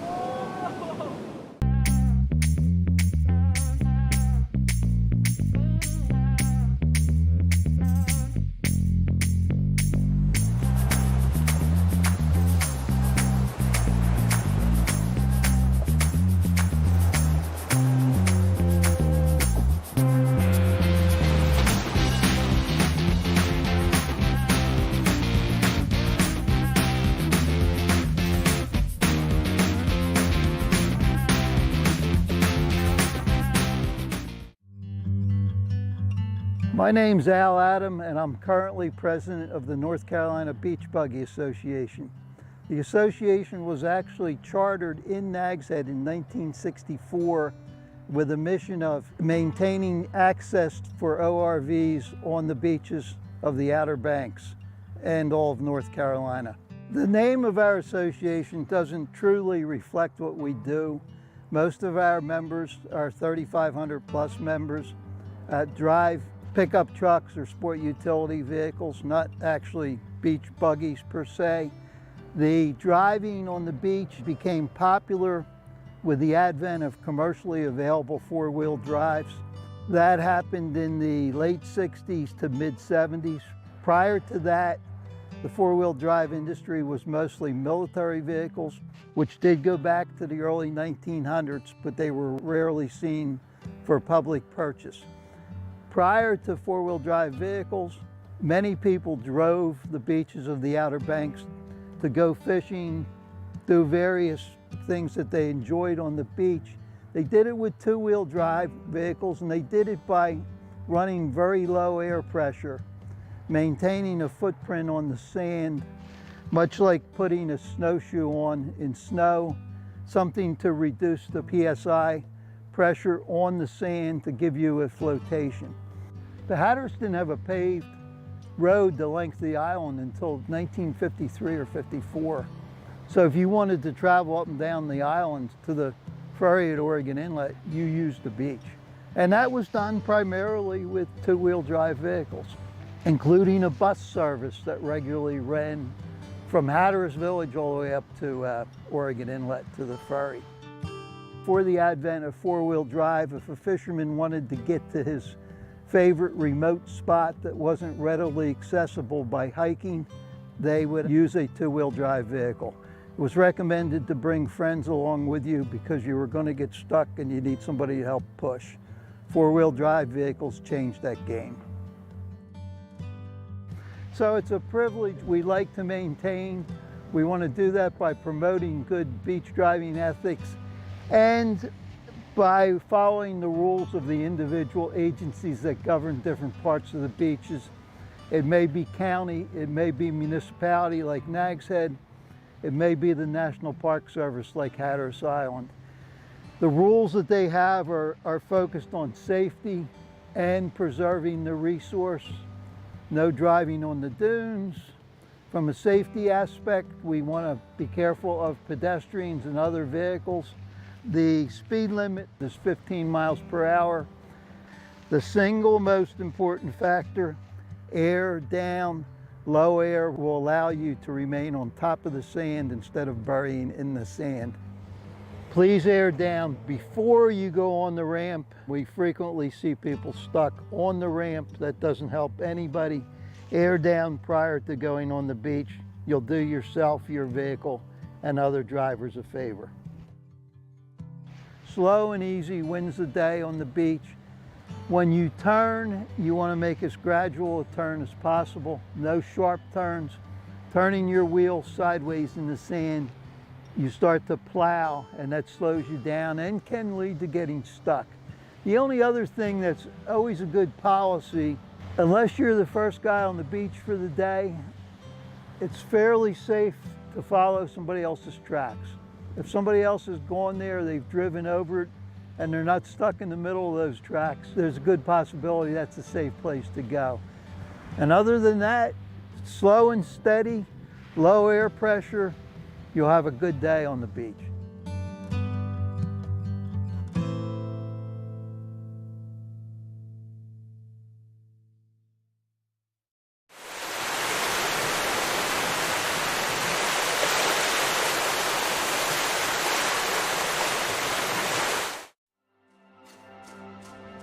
Nothing beats a day at the beach, but the power of the ocean deserves everyone's respect, no matter how experienced you may be.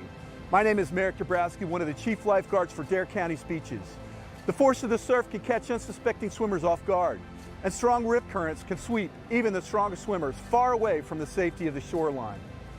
Even if you're an experienced swimmer, remember that you're still no match for Mother Nature. Rip currents account for roughly 80% of ocean rescues, but you can prevent yourself from being caught in one by following a few local tips. Know before you go by checking the daily OBX Beach Conditions National Weather Service forecast. 2, always swim near a lifeguard. 3, never swim alone. And 4, watch for red flags and rip current warnings. And if you see another swimmer in distress, notify a lifeguard and call 911. And if you ever feel compelled to assist a family member in distress, be sure to have a flotation device with you. Make sure your Outer Banks vacation is a memorable one for all the right reasons. We want you, your family, and friends to go home safely. Live like a local. Love the beach, respect the ocean.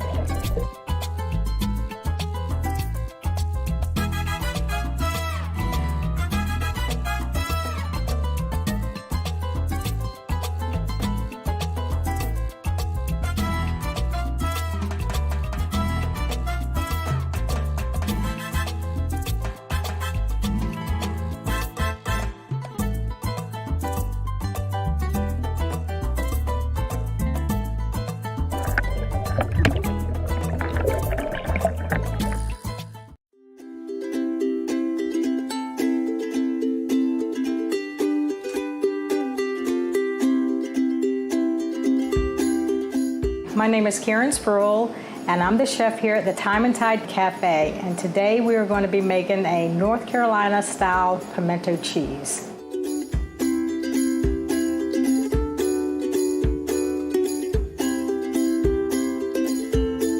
What you will need for your pimento cheese is 8 ounces of cream cheese, 2 cups of cheddar cheese, a half a cup of Parmesan cheese, a teaspoon of Worcestershire sauce, a pinch of black pepper, a pinch of salt, a half a teaspoon of deli mustard, and the pimentos. When you start your pimento cheese, you need to take out your cream cheese for about an hour before you make it so it'll get nice and soft. Then we want to add our cheddar cheese, our Parmesan cheese, our Worcestershire, our black pepper, deli mustard, a pinch of salt, and the pimentos, which I roasted earlier today. We knead it together with your hands. You marry it together and mix it together until you don't see the white of the pimento cheese, because it'll all be blended in.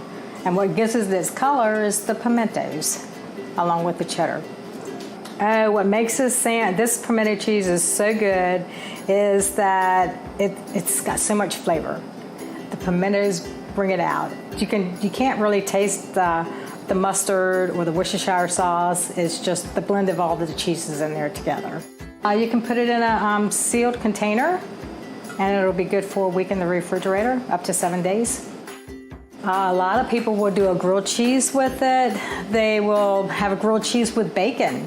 with it. Other than that, it's just a sandwich, or we'll take and put a small scoop out with crackers as a snack.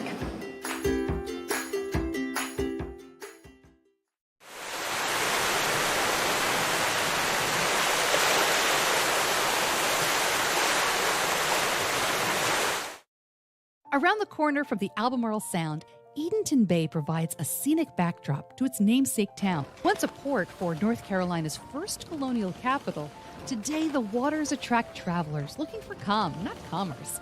And Edenton welcomes boaters with free boat slips for 2 nights. Whether by sea or land, let our historic lighthouse guide you to a relaxing bay that's a world away. Find your Eden in Edenton, the South's prettiest small town. In a world of ordinary vacations,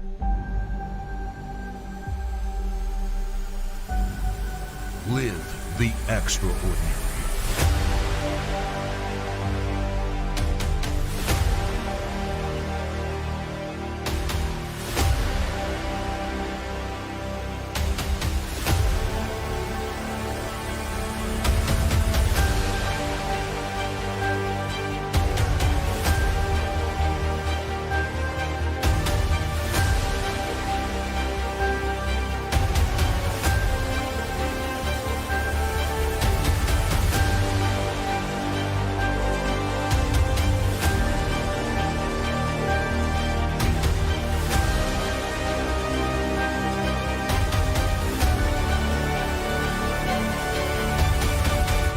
Book the real Outer Banks.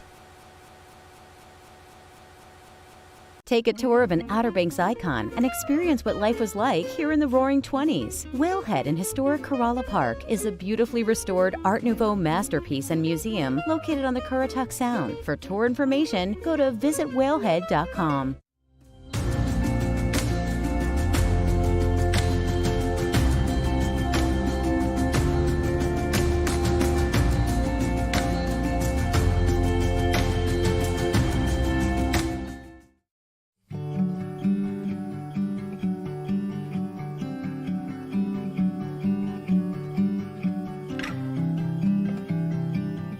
Welcome to Cape Hatteras Lighthouse. You all are going to be climbing the tallest brick lighthouse in North and South America. So we're going to be going up 257 stairs, and it's the equivalent of climbing a 12-story building. So I hope you did your stretches for this morning. Let's go ahead and get started. So this is the fuel storage tank, and this is where they would store all of the kerosene fuel to light the Fresnel lens that was lit up at the top.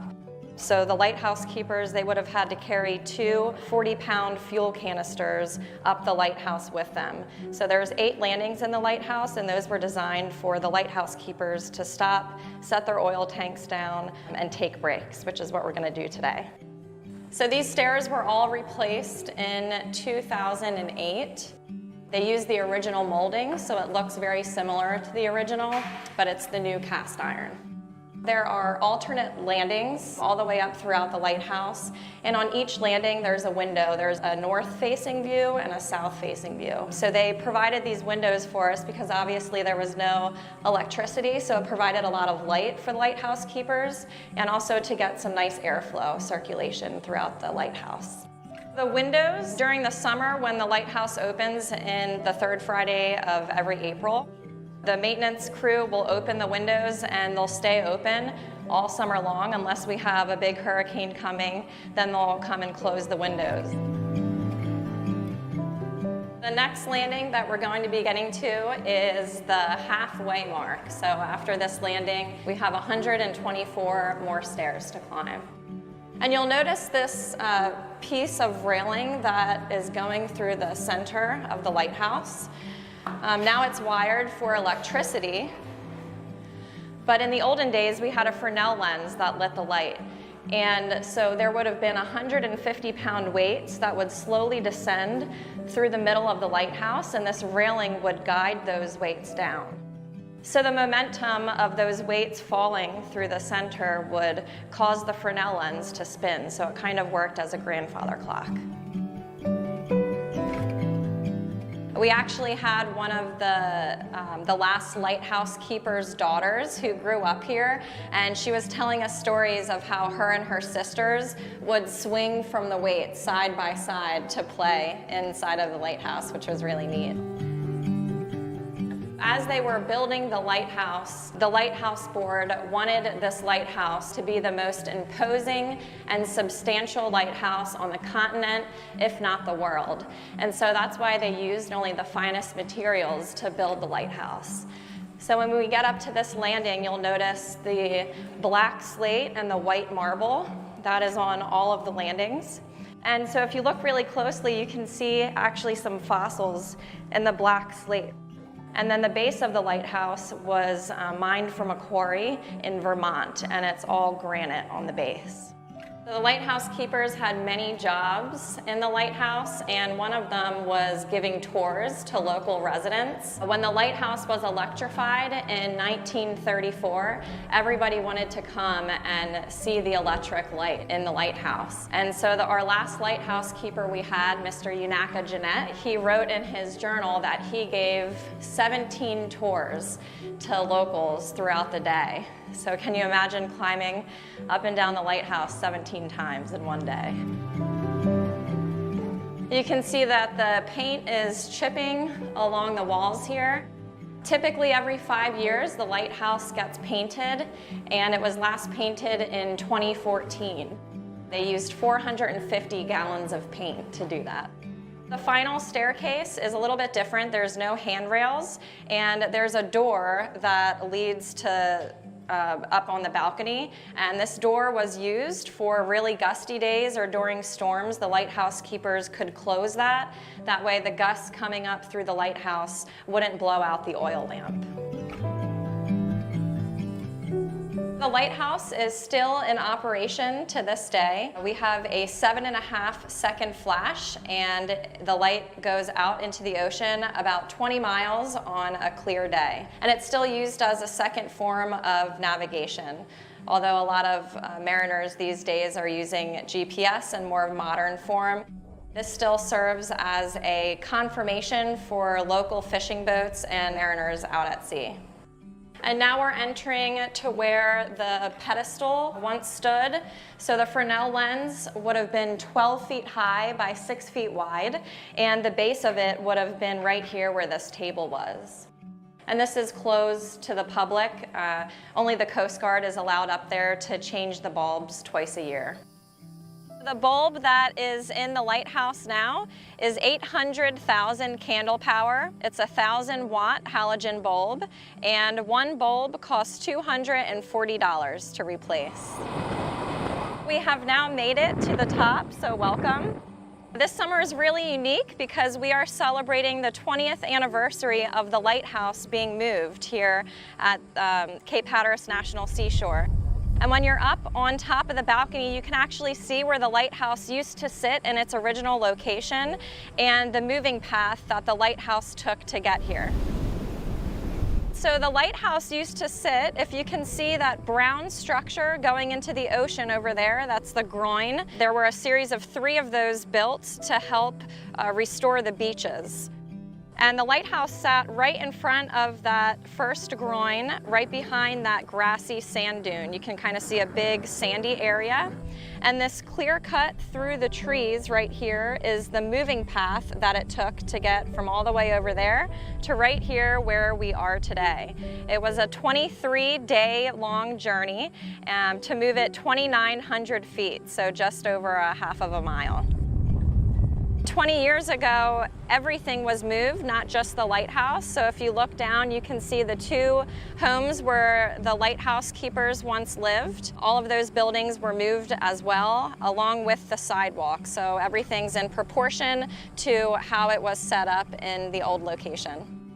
In the new location, it was put about 1,500 feet away from the ocean. And back in 1870, when this lighthouse was built in the old location, it was about 1,500 feet from the ocean then. And now you can see just how close the ocean is. So it's possible with Barrier Island migration and how these islands move, that in the next 80 to 100 years, we may be facing the same situation we did 20 years ago. You get a really great shot of Cape Point over here, and this was pretty much the main reason why we needed such a tall lighthouse in the area. We have two really major currents that are basically meeting right over there at the point. We have the Labrador current that's flowing north to south with the really cold water, and then of course we have the Gulf Stream that is flowing south to north with that really warm water. And with those currents, they push a lot of sand and sediment, which builds underwater sand mountains basically.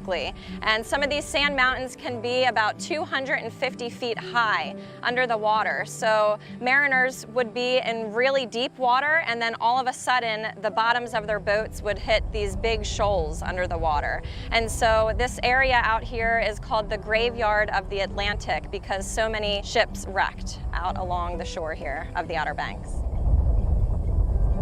We really hope to see you in person here on the grounds. The lighthouse is open for climbing daily until Columbus Day, October 14th. We are open 9 o'clock is the first climb every day, and you have to be here by 4:30 to get your last climb at 4:40 of the day. So thanks for visiting, and we hope to see you soon.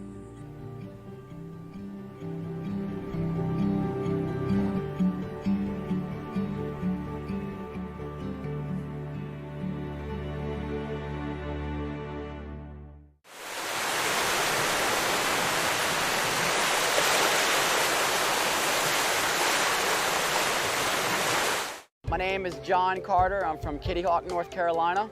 I am a surfer, surf photographer, environmentalist. The marine life found in our oceans deserves everyone's respect. It's important to remember that the ocean is home to many beautiful and sometimes dangerous marine life. Dangerous interactions with such marine life can be easily prevented with a few local tips. Always swim near a lifeguard. Shuffle your feet as you walk in the water to avoid skates and rays. Don't swim too far from the shore. Avoid water at night, dawn, or dusk. Stay clear of any wildlife swimming in the water. Avoid waters being fished and those with schools of bait fishes. Diving seabirds are a good indicator of such activities. Live like a local, love the beach, and respect the ocean. Text OBX Beach Conditions to 77295 to sign up for daily beach forecast and condition reports. For terms of service and privacy policy, visit obxalerts.com. Welcome to Jeanette's Pier, the family fishing spot on the Outer Banks. Make memories for a lifetime while reeling in the catch of the day. From bottom fishing for spot and croaker to jigging for bluefish and Spanish mackerel, experience the thrill of catching a fish from this 1,000-foot-long concrete ocean fishing pier located at milepost 16.5 in Nags Head. Have fun in the sun while fishing with your friends and family. Surf, sun, fish, and fun. Experience it all at Jeanette's Pier, where fishing is catching. Better sleep means a better life. That's why Outer Banks Furniture offers Simply Luxe from Mattress Grove. Luxurious handcrafted sleeping comfort that's made in America. Simply Luxe gives you pressure-relieving layers, temperature-regulating airflow, spinal-aligning back support with 5 unique support feels for ultimate comfort. Start sleeping better today. Simply Luxe goes the extra mile to hand-tuft many of its models for unparalleled support and durability. Find the complete collection of Simply Luxe mattresses at Outer Banks Furniture, Milepost 1 in Kitty Hawk. We have a basic human need to feel connected to nature, to the idea of something bigger, to one another. The Outer Banks of North Carolina, a chain of barrier islands shaped by wind and water, connected by the elements, just open spaces and endless possibilities.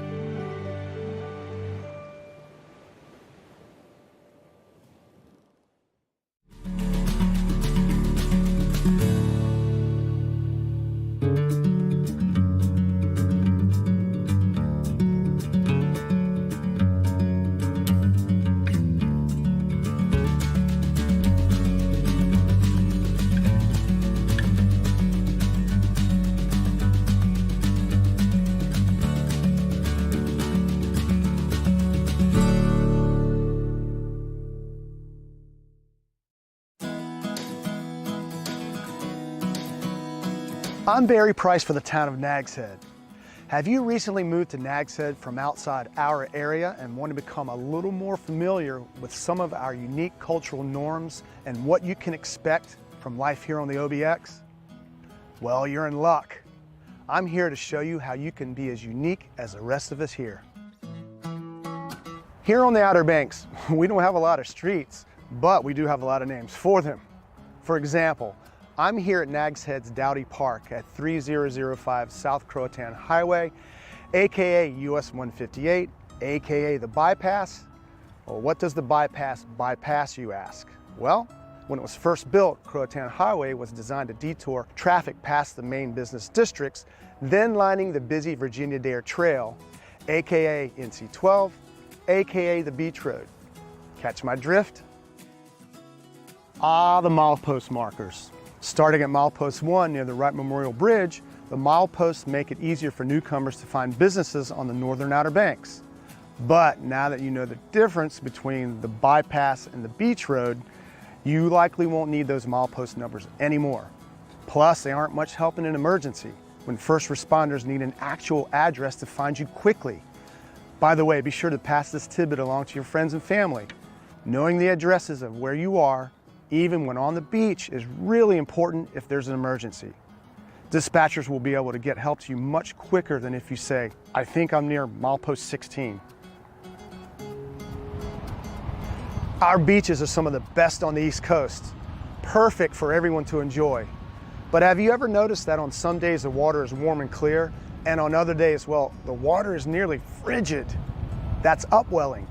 On the Outer Banks, upwelling happens when a strong offshore wind, like the southwest breezes we have here during the summer, pushes the warm surface water out to sea, allowing deeper, colder water to well up from below. Now that you're a Nags Head local, you can impress others with this kind of information. Speaking of the ocean, as an Outer Banker, you need to know how to spot and survive a rip current. And don't forget to share this information with friends and family. Remember, when red flags are flying, swimming in the ocean is prohibited. Check out lovethebeachrespecttheocean.com for more information on rip currents, or ask one of our lifeguards before heading in for a dip. If you see smoke plumes rising into the sky in late winter or early spring, chances are the smoke's coming from a prescribed burn on undeveloped public land nearby. These burns are used to keep the land's ecosystems healthy and our area's homes, businesses, infrastructure safe. Hurricanes are a fact of life here on the Outer Banks. Before every relative and friend calls you to ask about hurricanes bearing down on your new home, make sure you're prepared. What do I mean?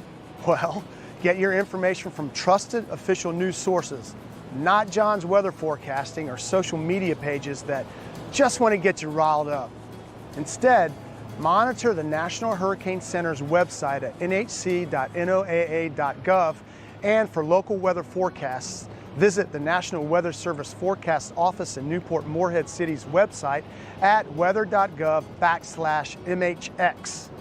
Follow the town of Nags Head, nagsheadnc.gov, and Dare County Emergency Management, darecountyem.com for local information, and sign up for their emergency alerts. Have your hurricane evacuation kit already prepared. Know your evacuation zone and route and where you plan to evacuate to. Be sure you have identification you need to return to Dare County, such as re-entry permit from Dare County Emergency Management. Visit their website, darecountyem.com, for more information. So there you have it. Let's keep these unique cultural norms between us, okay? Oops, I forgot one. Google sonic booms and then Google Seneca guns. You choose which one you want to believe. Welcome to Nags Head. Welcome to paradise.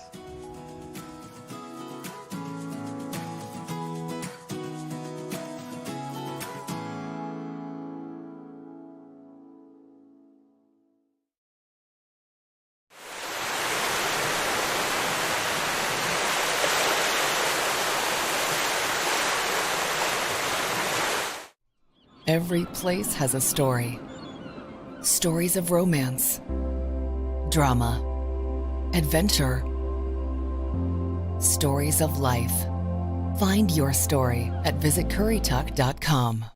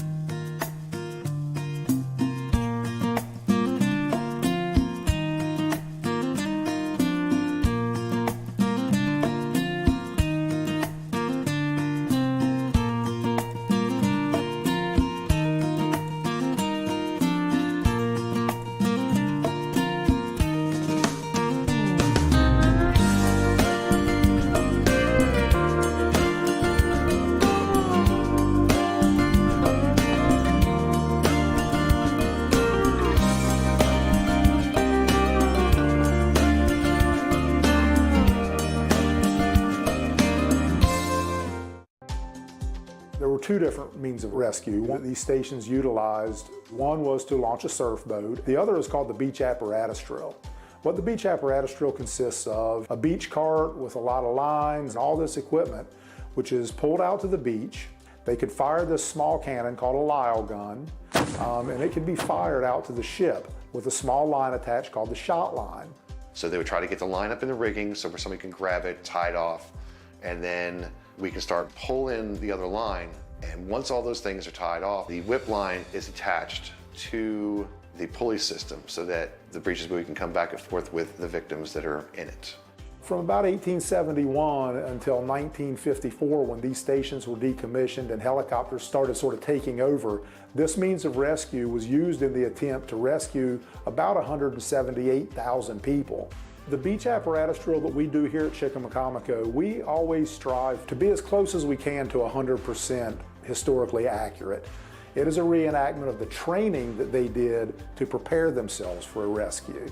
But just like they did, we do it on Thursday afternoons at 2 o'clock. If you have kids between the ages of about 6 and 10 or 11 years old, when you come down here, there's a chance one of your kids may be chosen to ride in the breeches buoy. We rescue a kid every week.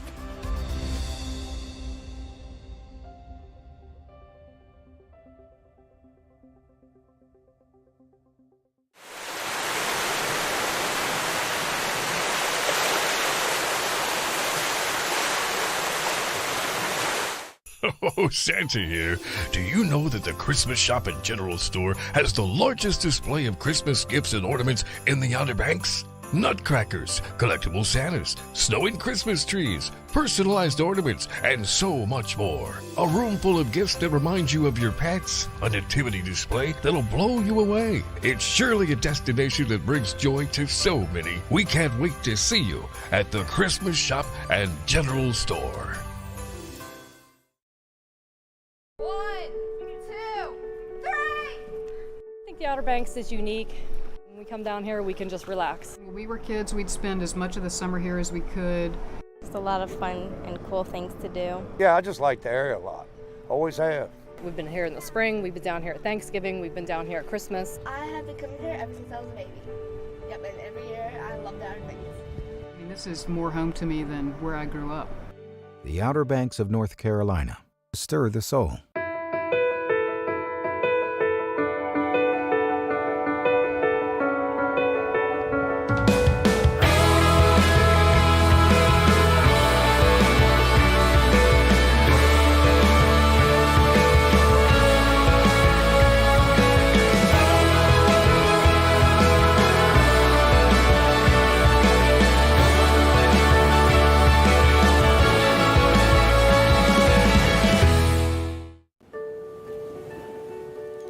What lies beneath the surface? The waters of the Outer Banks share their secrets, one cast at a time. Total relaxation. Absolute exhilaration. The Outer Banks of North Carolina, a chain of barrier islands shaped by wind and water. Connected by the elements. Just open spaces and endless possibilities. Just across the Wright Memorial Bridge on the Currituck mainland, you'll find one-of-a-kind shopping, dining, and recreational experiences await you. Don't let memories you'll treasure pass you by on the road to the Outer Banks. Find your treasure at visitcurrituck.com.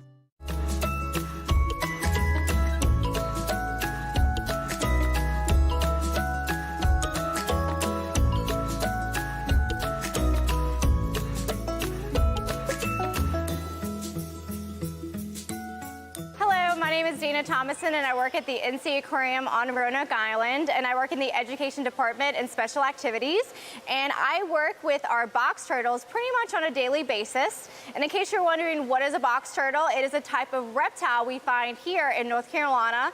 The species is found all across the NC state, and he is actually an eastern box turtle.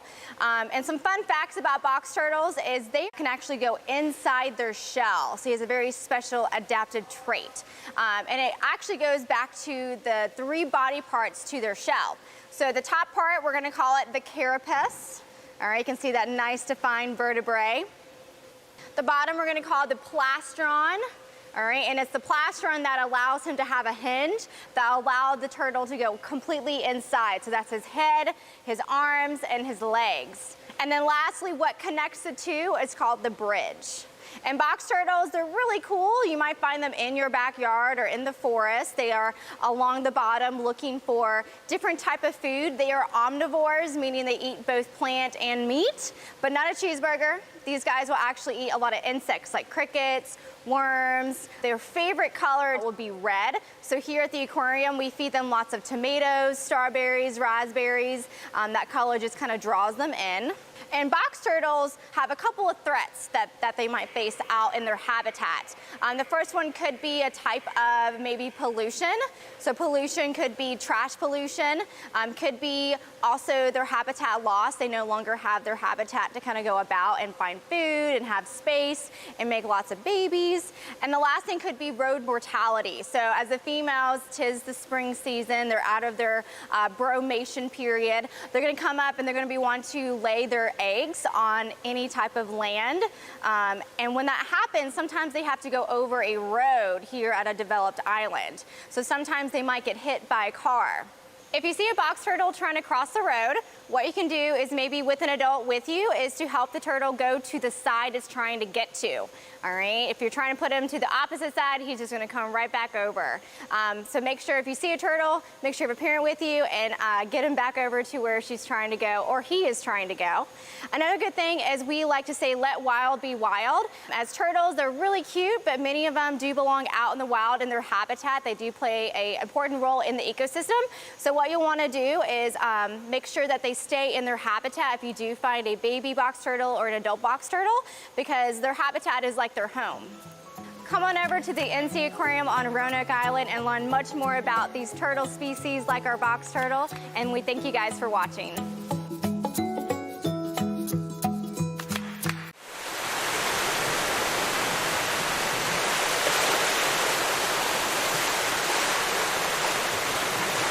Discover the Dovetail Collection by Vaughn Bassett exclusively at Outer Banks Furniture. Made in the Virginia mountains using solid American white oak, Dovetail wood joinery dates back thousands of years. The collection is designed for those who appreciate the natural look of reclaimed wood with its cracks, knots, and bold grain patterns. Each piece is available in 3 finishes and is meticulously crafted for exceptional strength to give you long-lasting beauty. Find the Dovetail Collection from Vaughn Bassett exclusively at Outer Banks Furniture, Milepost 1 in Kitty Hawk.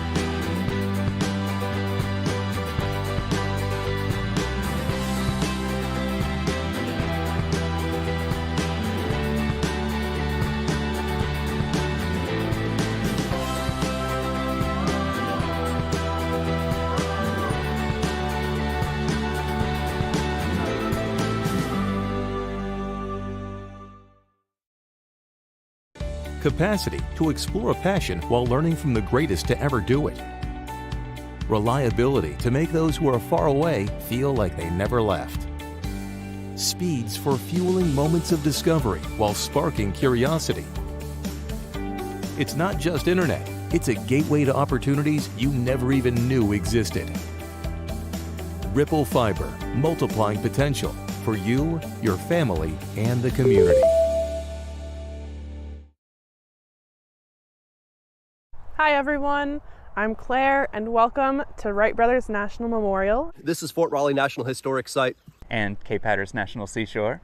And welcome to the national parks of the Outer Banks of North Carolina. There's so much to do and see here, so let's check it out. Here at Wright Brothers National Memorial, we explore the story of Wilbur and Orville Wright, 2 brothers from Dayton, Ohio, who, through experimentation, hard work, dedication, perseverance, a little bit of failure, and a lot of learning, managed to fly the first ever controlled, powered, manned, heavier than air plane. Wilbur and Orville made the arduous journey here from Dayton, Ohio between 1900 and 1903. For the first 2 years, they were living in a tent. In the second 2 years, they were in a shack, and they actually had a kitchen to cook on. For the first 3 years that they were here, they weren't even doing any flying experiments. They were just gliding, trying to manage the control in the air. So they would jump off of Big Kill Devil Hill right behind me and try to get as far as they could. And finally, in 1903, they decided that they had mastered control and they were going to move on to powering this thing. So they built an engine, they created propellers, and put it onto their flyer. And it was finally on December 17th, 1903 that they made that successful first flight. Aviation technology took off in leaps and bounds after this first flight in 1903. Soon we were crossing the English Channel and then crossing oceans. Then we were flying around the world. And then we're into space. We go to the moon. Now we're on other planets. The Wright brothers' dream of getting into the air and pushing the limits on what was possible has inspired millions of people. Neil Armstrong, when he was on the moon, had in his pocket a piece of the original 1903 Wright brothers flyer, and now we have it in the museum today. And in fact, there's so much to do here. We have the museum, which explores the full story of the Wright brothers. We have the flight room with the reproduction of the 1903 original flyer. We also have the reconstructed camp building, so you can see what it would have been like to live and work here in the fall on the sand dune. We have the first flight boulder that marks the exact spot that Orville took off from the very first time. We have the monument at the top of Big Kill Devil Hill, the Art Deco style granite monument, on the same hill where they did their gliding experiments from. On the other side of the hill, we have the first flight sculpture, which was put in for the centennial of the first flight. And this is life-size, and you can walk among the people that were there that day, and it really captures the emotions well. There's so much to do and learn here, so hopefully I'll see you soon. Here at Fort Raleigh, this is the site of the first English settlements in North America. If you've heard of Jamestown, if you've heard of the Pilgrims, this is the beginning of the story here. This is also the place where Algonquin people had lived for 800 years before they met and interacted with the English immigrants. This is a site during the Civil War where over 3,500 African Americans made their way to Roanoke Island and built what we call a freedmen's colony as they made their journey on the Underground Railroad. This is a place where you can step back in time and try to imagine what life was like. Can you imagine being an English colonist and stepping on board a wooden vessel, a small wooden vessel, and sailing for 3 months across an ocean to an unknown land? Can you imagine having lived here your whole life as an Algonquian, all of a sudden seeing these newcomers arriving and interacting with these different people from a different place? Can you imagine what it would be like for one of the Freedmen's Colony members to set foot on Roanoke Island and gain their freedom for the very first time? Fort Raleigh has a lot of different activities that you can enjoy. There's trails that you can walk. There are 2 soundside beaches that you can enjoy. There's a visitor center that has artifacts dating over 400 years old that have been found here in the park. There's ranger programs. You can join us and try to learn a little bit more about the lost colony and see if you can uncover that mystery for yourself. There's also picnic grounds and an outdoor theater called the Lost Colony Outdoor Drama. So if you're visiting in the summertime, you can come see Broadway outside. Here at the seashore, we have 70 miles of beaches. And so most people who come to the seashore like to engage in beach activities, whether that's swimming, shell collecting, or just sunning themselves on the beach. But there's so much more to do here on the seashore than just what you typically would think of. Here at Hatteras National Seashore, there's so much cultural history that people don't realize, whether that be lighthouses and the light keepers themselves and their amazing history, life-saving stations, some of the war activity that's taken place from Civil War to World War I, World War II, all the way down to Blackbeard, the pirate. Is kind of Ocracoke Island was kind of a little home area for him, and that's actually where he he perished. So there's plenty of things to learn about, but it's also not just history. There's a lot of nature and natural stuff to be able to do, whether that be sound side or ocean side. We have a lot of nesting shorebirds, and so people will come and check out those birds. But maybe even more popular is in the summertime the sea turtles, the mostly loggerhead turtles, but there's a couple others. They come and nest here, and whenever those baby turtles kind of come out, and we call it a boil because there's so much activity. It's almost like a pot of water boiling, but to be able to see those little sea turtles race towards the beach is something spectacular. There's so much to do and learn here. Whether you like to learn about history or science, like to get out and explore, like fishing or swimming, or just like to sit and relax, there's sure to be something exciting for you to do here in the national parks of the Outer Banks of North Carolina.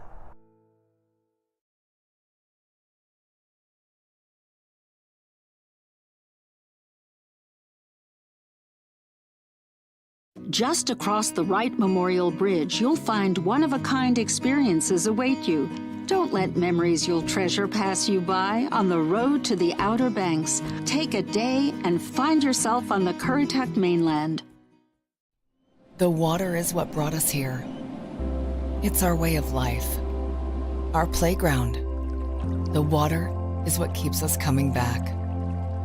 Find your calm at visitcurrituck.com.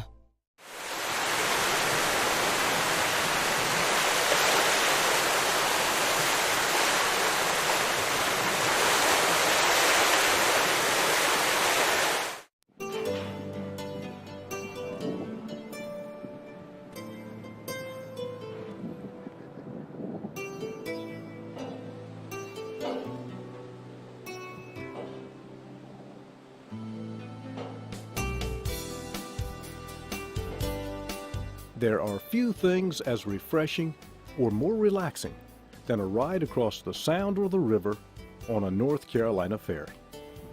There's the smell of the salt air and the wind blowing through your hair. Some people ride every day on their way to and from work, or even to and from school. Some folks only get to ride the ferry once in a while when they're visiting the coast.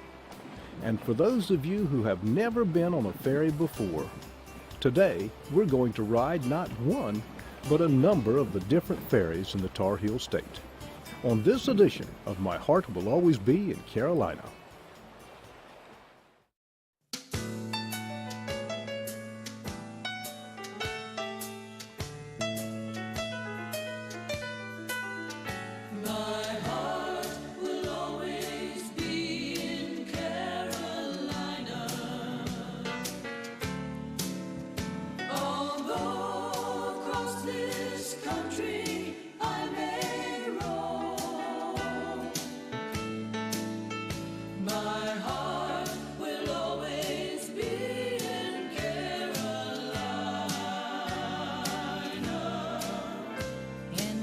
Sunny seaside, Carolina home.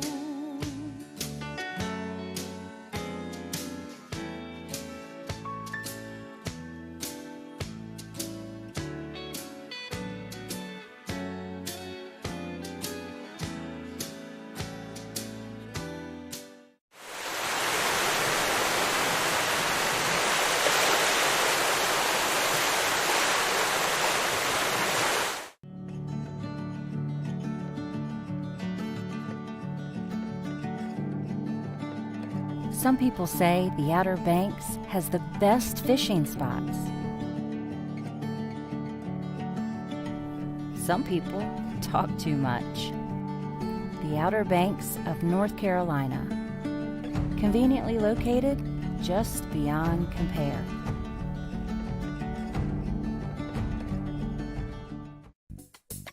This North Carolina Department of Transportation map shows all of the rivers and sounds that you would have to drive around when traveling through coastal Carolina if it were not for the North Carolina Ferry Service. We had an exciting idea. How many ferries can you ride in one day? To find out, we knew we would have to start early. It was going to be a challenge, but we were up for the test. Welcome on board the W. Stanford White, one of 5 ferries we're going to ride today. On this leg of the journey, we're crossing over the Pamlico River from Bayview to Aurora. At the end of the day, we hope to cross the Currituck Sound to our final destination on Knott's Island.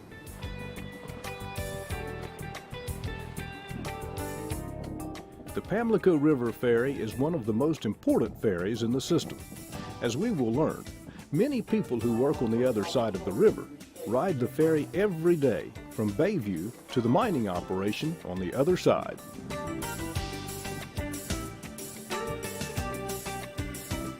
The ferry terminal at Bayview is located just a little southeast of historic Bath, North Carolina's oldest town.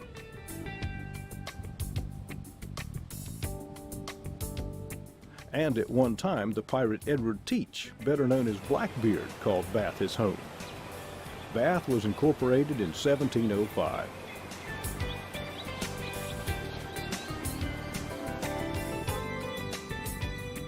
A stroll down the historic street and through the waterfront park can be quite enjoyable.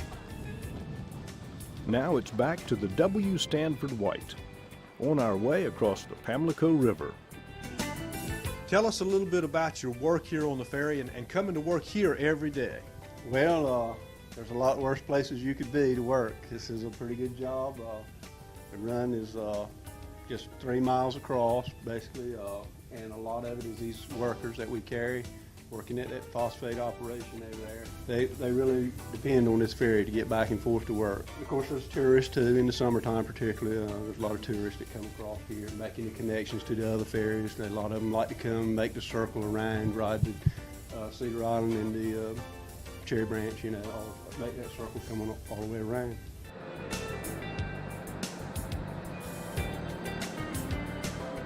I live over in Bath and I work over at PCS Phosphate in Aurora. So you ride the ferry every day, and tell me about that and how important that is to your life and your work. Okay, I ride the ferry most every day. The commute around from Bath is about an hour commute. The ferry ride's only a 25-minute ferry ride, and I'm only about 10-12 minutes from my house. Fuel consumption, the way it is today, it's very positive for us to be able to ride the ferry, and with fuel prices, it saves us a lot of money. This link in the North Carolina Ferry Service to connect NC Highway 306 across the Pamlico River began in 1966. The W. Stanford White can carry 40 vehicles and 300 passengers. She is 180 feet long.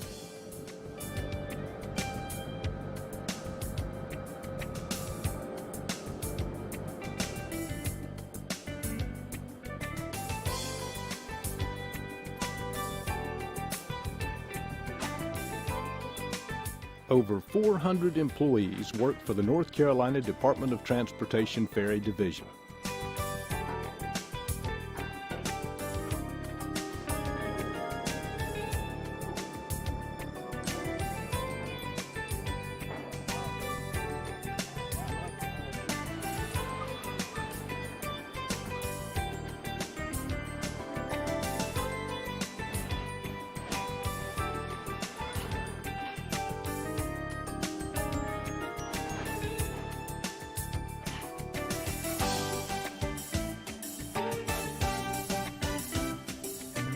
We're headed now to the ferry at Minnesota Beach. As we have heard, many of the daily passengers on the Pamlico River Ferry work at the phosphate mine in Aurora. Phosphorus is found in deposits containing ancient sea fossils. At one time, this area was under hundreds of feet of water. The first ferries in North Carolina began in the mid-1920s and were operated by private individuals. In the 1930s, the North Carolina Highway Commission began subsidizing these businesses to help keep toll costs down. In the late 40s and early 50s, the state purchased these ferry operations, and the North Carolina ferry system was born. The first official route of the North Carolina ferry system was from Roanoke Island to Mans Harbor, across the Croatan Sound back in 1947. There is no ferry service there today. 2 bridges now span the sound to connect the island to the mainland.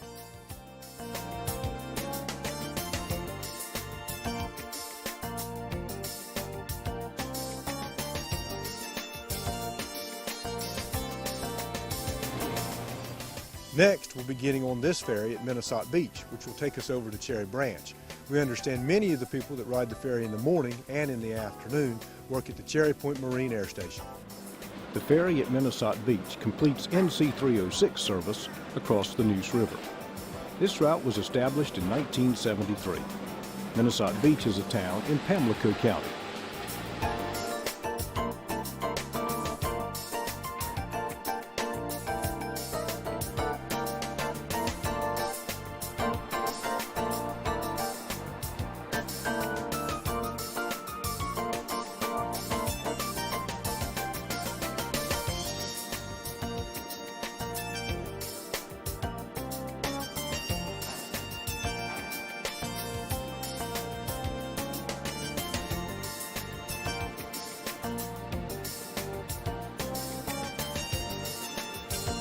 One of the interesting things about this ferry is that it can sail in either direction.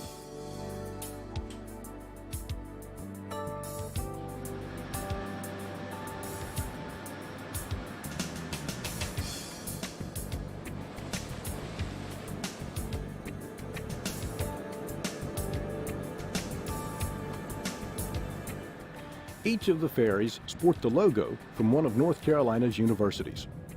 I'm looking for ECU.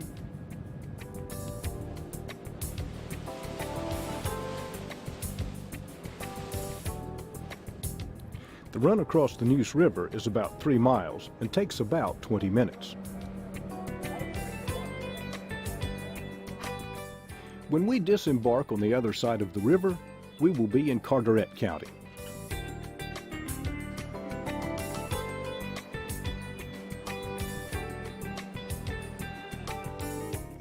The North Carolina Department of Transportation's Ferry Division has 7 regular routes and over 20 ferries. At best, we think we'll be able to ride 5 today.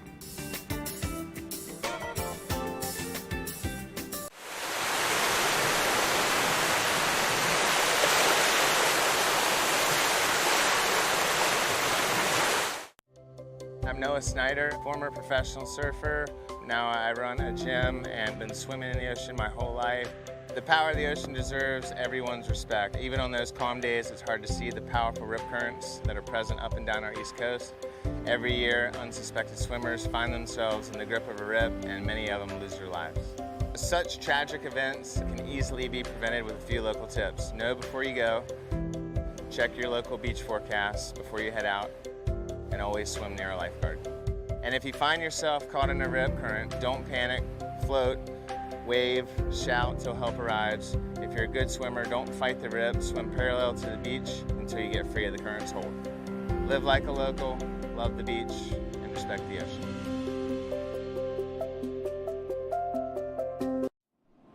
This isn't the everyday.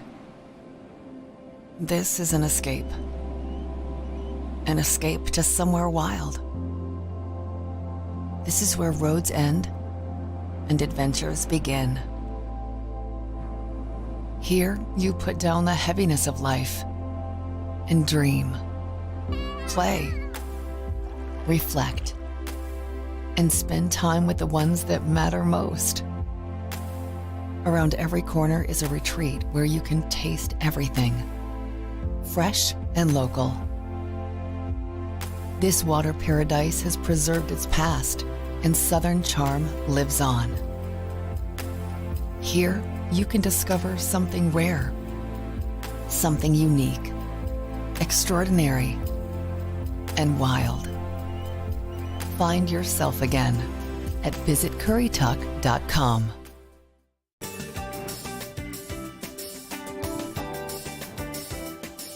Let's go to Cedar Island. Our compass says we're turning back to the northeast.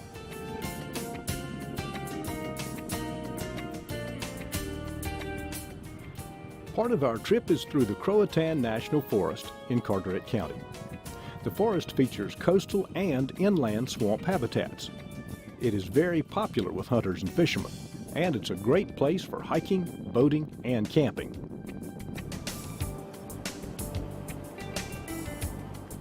Cedar Island is an unincorporated community. that some believe has a connection to the lost colony from Roanoke Island. The ferry from Cedar Island crosses the southeastern edge of the Pamlico Sound to Ocracoke Island. Unlike the other ferries we've ridden so far today, you will need a reservation to ride the Cedar Island Ferry. You can make your reservations online or call 1-800-BUY-FERRY. That's 1-800-293-3779.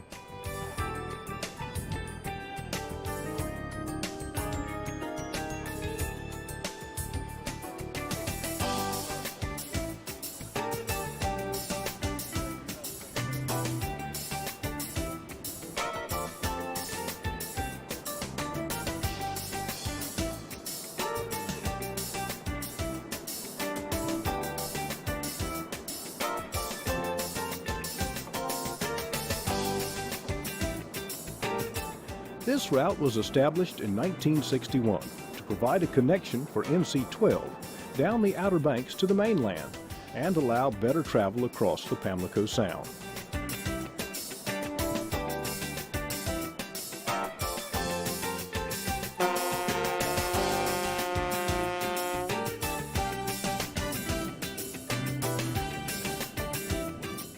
Now we're on the Pamlico. It's a big ferry and was built to handle the large and sometimes turbulent waters of the open sounds.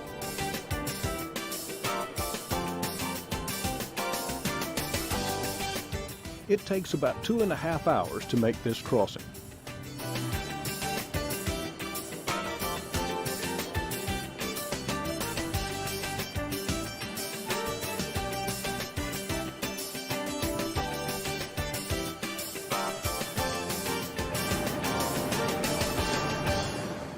I want to introduce you to Captain Jackie Willis. We're on the motor vessel Pamlico, crossing the Pamlico Sound from Cedar Island over to Ocracoke. This is quite a trip. Yes, sir. About 23 miles. How long does it take? 2 hours, 10 minutes. Tell us a little bit about the motor vessel. How many cars does she hold? How big is she? How much water does she draw? Well, the boat's about 220 foot long, draws about 6 foot, and we can get somewhere around 48 to 52 cars, according to the size. And she's full right now. Yes, sir. Do you stay full all year long? Pretty much so. And I guess this is not just an opportunity for them to travel from one place to another, but just this kind of a ride is a real experience for the passengers. Yeah, a lot of people take the coast out here to see something different and to catch a ferry. How many crew members on board? We have 7 crew members aboard. We have a captain, a mate, 3 deckhands, chief engineer, and oiler. Wow. And I see another ferry coming this way from Ocracoke, maybe 2 more headed back and forth, possibly Swan Quarter. So is there a point where you guys all cross out here? Yes, we're about to meet in the halfway point now, and that'll be meeting the other boat going to Cedar Island, and there's also another boat coming from Swan Quarter on the way to Ocracoke. Chief engineer on the Pamlico, Gary Gillikin, told us the ferry is powered by 2 3508 diesel Caterpillar engines. There are also 2 generators in the engine room, and a 3rd emergency generator is located on top in case there is ever a power failure. The engine room also has a complete set of backup controls, identical to the controls in the bridge.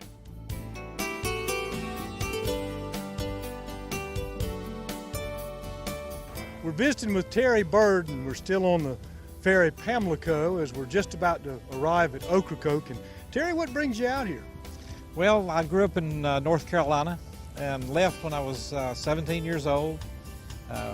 Spent my career in other places, came back and retired in 2005, and just want to experience North Carolina.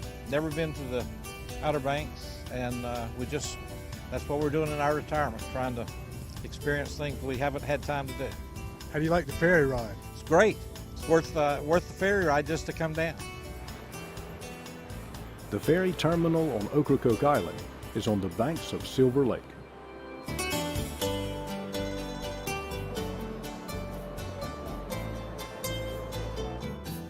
Blackbeard the pirate found safe harbor in these same calm waters for his pirate ship, the Queen Anne's Revenge. Blackbeard met his demise near Ocracoke in 1718 during a battle in Teach's Hold.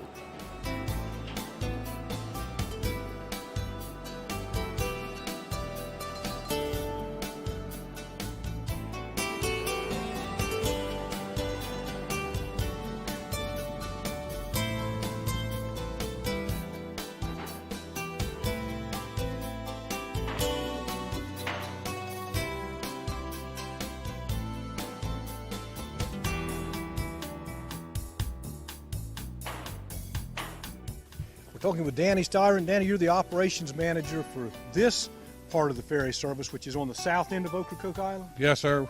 Yes, sir. We have ferries going to Swankwater and from Swankwater daily, and we have ferries going to and from Cedar Island. So we're really working two different operations at the same time, and there were better than 75,000 vehicles went through our area last year, and they'll average about 4 people to a vehicle. And that doesn't include in the spring of the year. We have a lot of buses that transit North Carolina, school children coming to the coast, going up and down the beach. And we've had as high as 5 and 6 of them on a ferry at a time.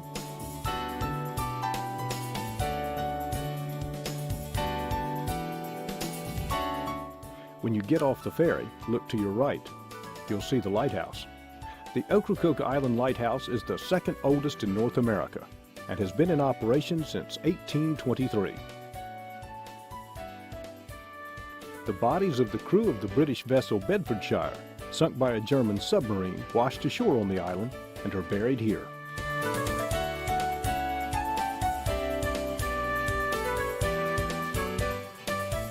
The corrals along the road are home to the wild ponies of Ocracoke, and the island's beaches are known as some of the most beautiful in the world. From the north end of Ocracoke Island, we'll catch the ferry across Hatteras Inlet.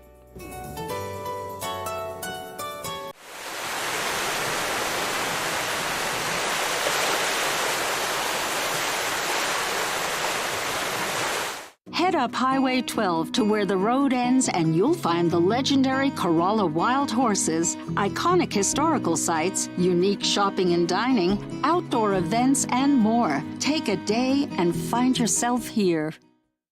For over 40 years, I've dreamed of building a bigger and better Jolly Roger. And now your dream is a reality. Yay!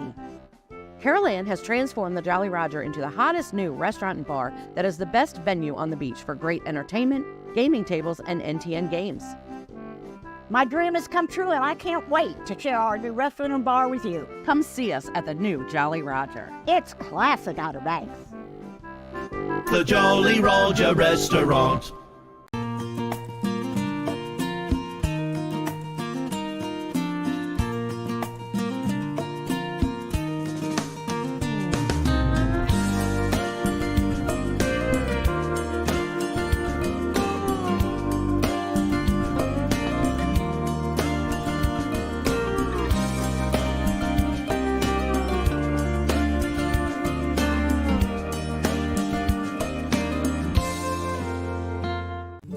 Do we mark time by what comes before and after?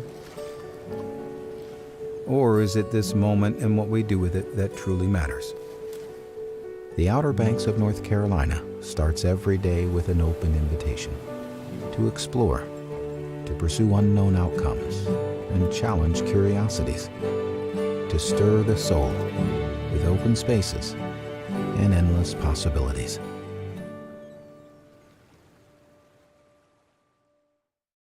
Outer Banks Furniture is the leather expert on the beach and the only furniture store exclusively offering Omnia leather, with almost 200 different colors and styles to choose from. With unmatched design, comfort, and luxury, Omnia leather only sources hand-picked top-grain hides from the oldest tanneries in the world, then creates the finest chairs, sofas, recliners, and accent pieces right here in the USA. Find the exceptional collection of Omnia leather exclusively at Outer Banks Furniture, Milepost 1 in Kitty Hawk. This is the busiest route in the ferry service, with nearly 1 million passengers using this crossing each year. We're on ferry number 4. We've got one more to go. We're crossing over from Ocracoke to Hatteras Island on the motor vessel Frisco. I'm in the passenger lounge. Most everybody on a beautiful day like this will set out in their car or hang over the rail during the trip. But all of the ferries are equipped with a place like this where you can come and sit, get in the air conditioning, get a drink of water, and just enjoy the trip from inside.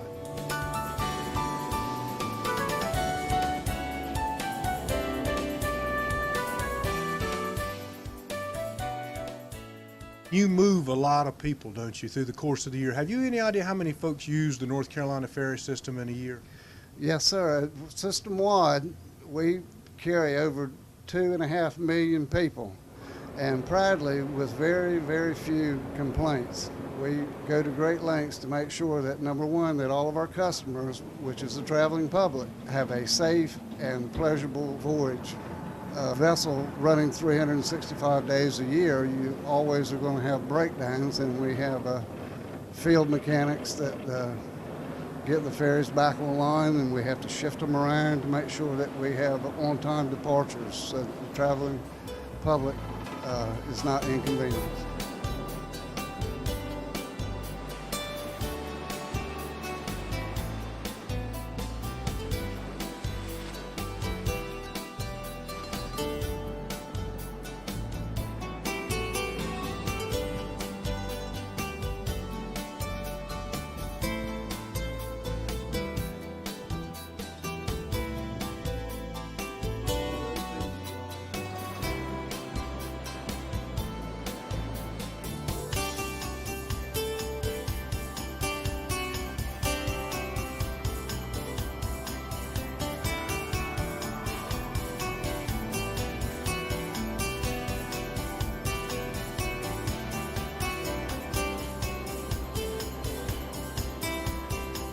The ferry terminal on Hatteras Island is located adjacent to the U.S. Coast Guard Station in the village of Hatteras on the south end of the island.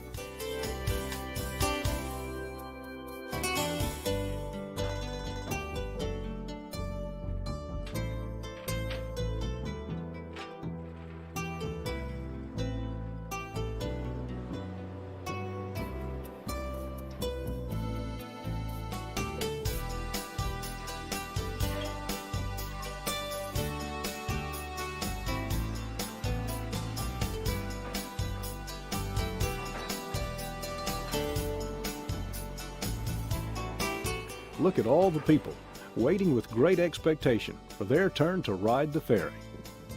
With the famous lighthouse, great beaches, and tidal marshes teeming with wildlife, the trip north up Hatteras Island is spectacular. After you cross the bridge over Organ Inlet, you'll come to the Body Island Lighthouse. A little further up the road, you'll see the Wright Brothers National Memorial.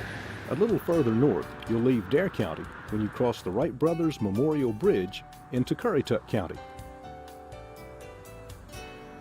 We're starting to run out of daylight, and this will be the last ferry we ride today.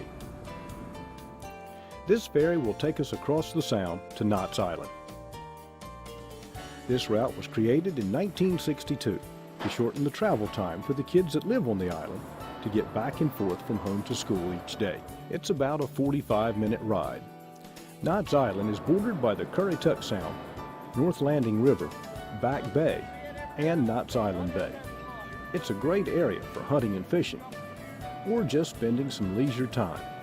And the ferry ride is a good time to feed some hungry seagulls.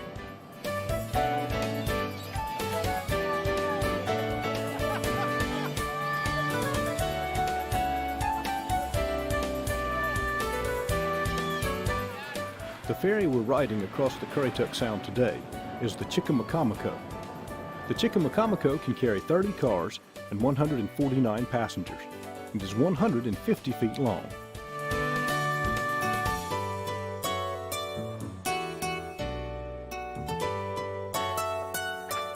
Well, we finally made it. What a day.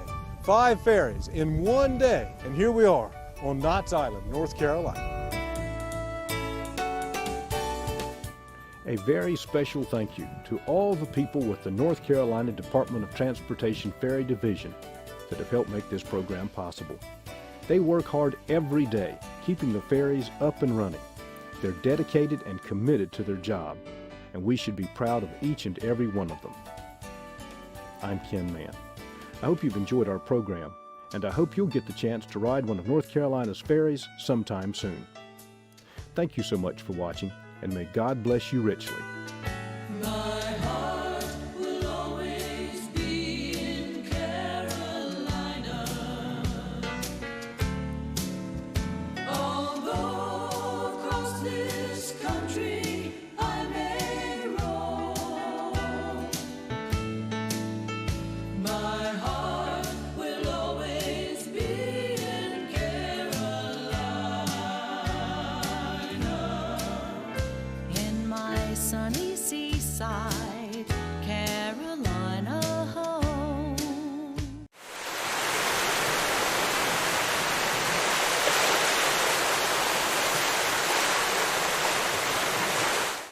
Most golf courses try to take their design from their surroundings. Seascape Golf Links is no exception. What is exceptional, though, is how the sand dunes and maritime forest combine to create beautiful, playable coastal links. With dramatic elevation changes and ocean views. Seascape Golf Links, an 18-hole championship golf course, milepost 2.5 in Kitty Hawk. Call for tee times and ask about midday specials. 261-2158. 261-2158. Seascape Golf Links, a must-play for those who love the game. Oh, hello, Santa here at the Christmas shop and general store. Our elves have been busy again with all kinds of new rooms full of ornaments and gifts, like Whoville, the wondering world of Harry Potter, a new coastal room full of everything coastal, like shells and glass ball ornaments, and a new room dedicated to everything Outer Banks, so you can take some of our magic back home with you. You have to come see it for yourself. 25,000 square feet of Christmas magic.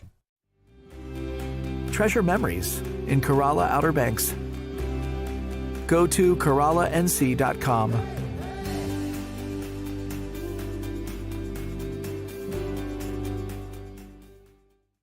That's a good one.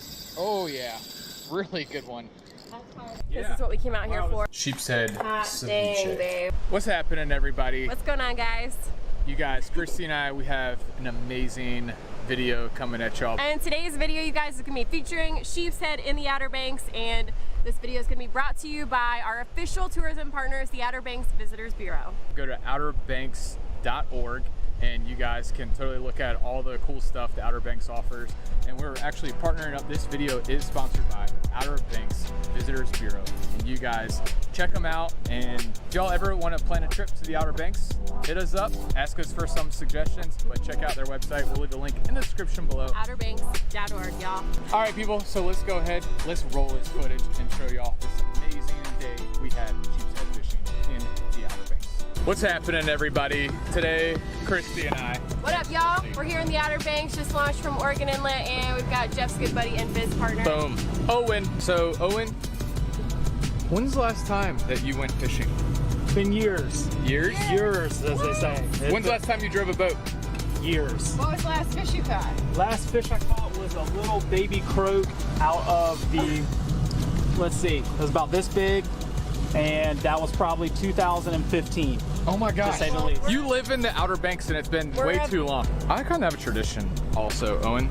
People who are new on my boat, you get to, you're driving. Driving the boat today. Driving. Okay. So yeah, today, like Christy was saying, it's all about the sheep's head. Sheep head is the right way to say it. Sheep's head. However, whatever it is, we're catching the fish with black stripes. They have teeth and they like crustaceans. And they also like to hang out around bridge pilings. Yeah. Oh my gosh, look at all that fish right there.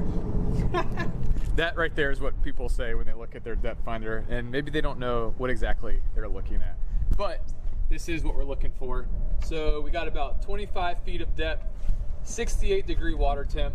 This right here is probably just a bunch of crap that's on the bottom in terms of like structure. And look, this is what we're looking for. All those pilings, everything like that. So this current is ripping right now. Got a nice little eddy going on right here.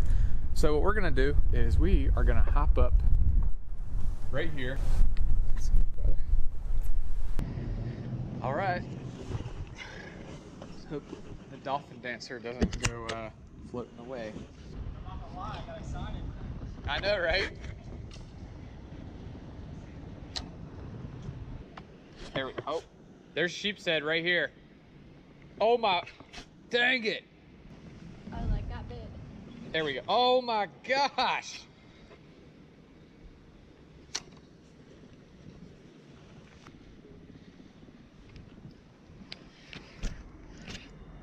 There we go. Fish on.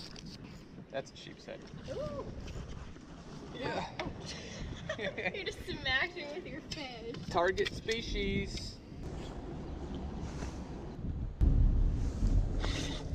Ooh, that's a nice one. All right, y'all, we're on a little bridge action. Sheep's head fishing.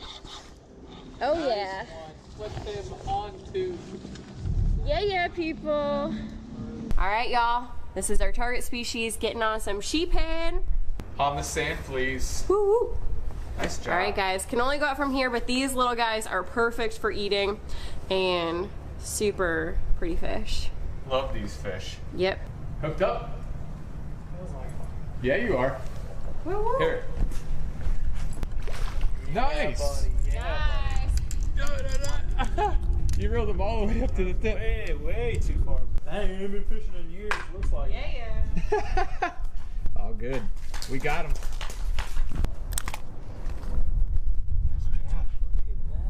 That's awesome. Your first sheep's head? Have you caught one? Their This first is the one? First one. Not Cool, bad. man. That's the hardest fish to catch. All right, so let me show you all this rig that we're using today. So this right here is just a standard dropper rig right here. So we have our weight at the bottom. We got about a foot up from that. We actually have a tutorial on how to tie these. It's pretty much a high-low rig or a bottom rig without the high rig, just one part of it. So it's called a dropper rig. We use these for tog fishing, and these work perfect for bridge fishing. Right now the current's kind of slacked out, so we're just using 1 ounce weights. We'll probably switch to like a 3/8 ounce weight even, just to go with the lightest that we can, because these sheep's head have such subtle bites. So these make the perfect bait right here for sheep's head. In the perfect world, if we had fiddler crabs or like quarter chunks of blue crab, that would be awesome. Just dropping it, counting back from like 5 seconds. And I don't know, the sheep's head, typically sea bass are gonna be at the very bottom. So if you're catching a lot of sea bass, then maybe come up a few cranks. Okay. Nice. All right, y'all, time to go piling hopping. That's what we like to do. If you guys are hopping on some pilings, not getting bites right away, it's usually a good sign to switch it up a little bit. Well, we've been getting bites. But we have been getting. We're going for the big one. Yes, we have been getting bites, been getting on this piling, but I figured that we'd switch it up. See if there's more quality fish on some other ones. All right, guys, all moored up. We got all of our tackle, and we're gonna hit piling number 2, see if we can pull off some bigger sheep's head. Dang, he bit me off. That was big. Wow, I just got whacked. That was huge. There we go. That's a good one. That's a good one. Oh yeah, really good one. That's hard. That's a really good one, people. Really good one. We're gonna net this guy from the boat. Here. Ooh, that's a good one. Oh. Sweet. All right, people. That right there was a blast on light action. Christy was a little upset because you had one. Babe, there's probably like 40 of them right there. No. Anyways, you guys, that is such a blast on light action.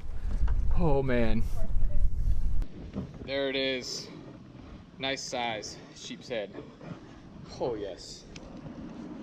One, two.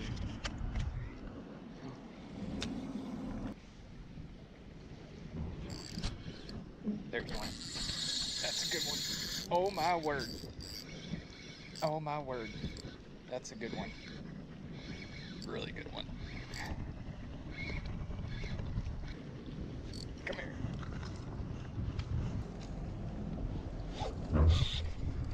Oh yeah.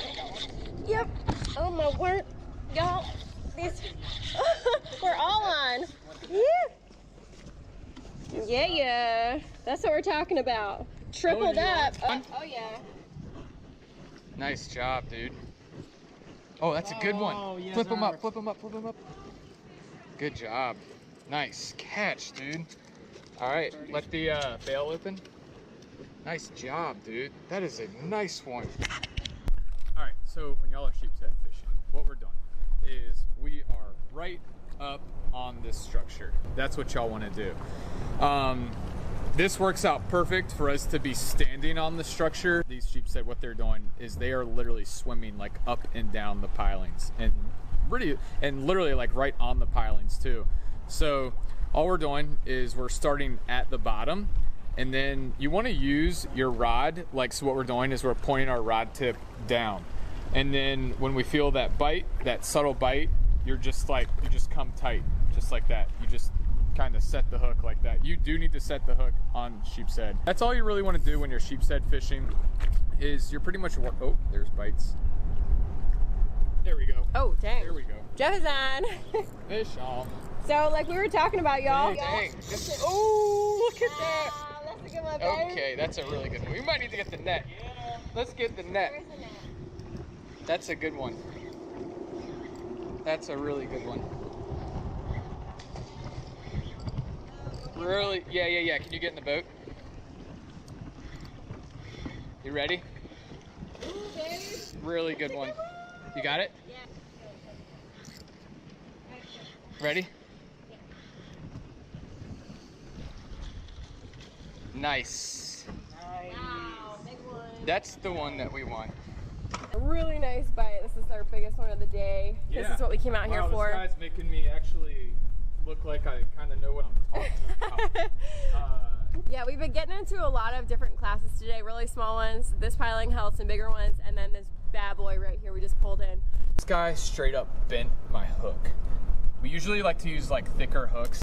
That's a quality sheephead right Get there. you some, babe. That's awesome. I was saying, you guys, y'all want to work your bait like in the different like 5-foot increments. So start at the bottom and then just use your rod to like come from pointing your rod tip down to pointing your rod tip up. That's about 5 feet. That's all you're doing. That is awesome. Okay, this guy's going in the cooler. Nice. All right, people, that right there is a wrap. Okay. Whoa, crazy waves. Wind is definitely picking up, and we got ourselves a cooler full of these beautiful sheepshead. Dude, that was awesome, man. That was awesome. That was so cool. Thank you guys so much. I'm so glad that we got Owen out there. Christy, don't go floating away. Full of sheephead. Piling hopping in the Outer Banks. Y'all need to get out here, get yourself on a big old sheephead. Day is done, y'all. That was the first time that you went fishing in like how long? Like at least 5 years. 5 years. Yep. 5 years. That's the last time Owen has been fishing, and you caught one of the hardest fish in the ocean to catch today. But we got to get out of here because it's getting crazy.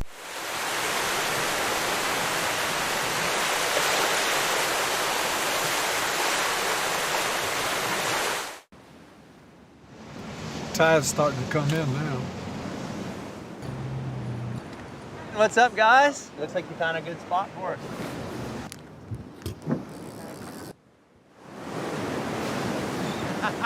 Yeah! Hey! I seen on it.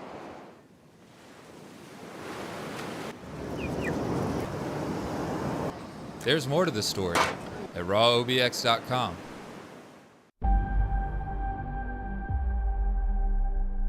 In a world of ordinary vacations,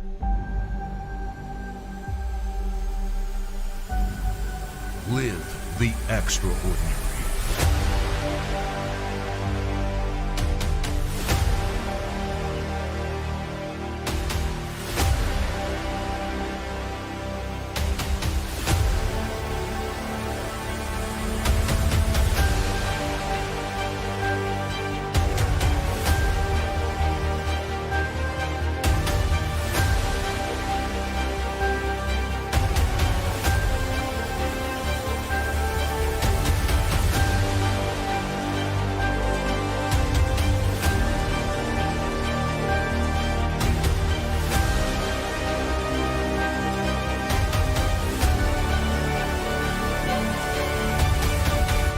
Book the real Outer Banks.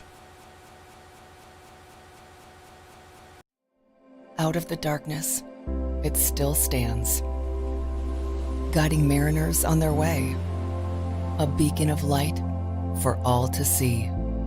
Find your light at visitcurrytuck.com. Here we are, back in the kitchen. Today, I am going to make some ceviche with our sheep's head right here. So, people, that was an amazing day sheep's head fishing, and oh, that was awesome. We got a whole cooler full of these sheep's head, so I'm actually gonna try out and experiment some different recipes, but I wanted to show y'all some amazing sheep's head ceviche. That's a very easy recipe, super easy, and all you're gonna do is be cooking your fish with these limes right here. So anyways, let's get right to it. Like, amazing ceviche. Perfect size. Look at those teeth. So these fish, they will like swim up pilings like this, and that's when they take your bait. You know, they'll sometimes take it going down, but that's all they're doing is they're just like circling around pilings. All right, so this is our first cut. Then all we're gonna do, turn the fish around. So all we're doing is just working our knife right down the fillet. From here, we're just gonna just work our blade down the fillet. And all right, here's a little pro tip that I pretty much do in all my videos. So all you're gonna do is just take your knife, cut a hole, and then you can stick your finger through it just like this. Yeah, so this hole right here in the back of the fillet just helps you to like pull it off of the, should just come out pretty clean just like that. All right, here we go.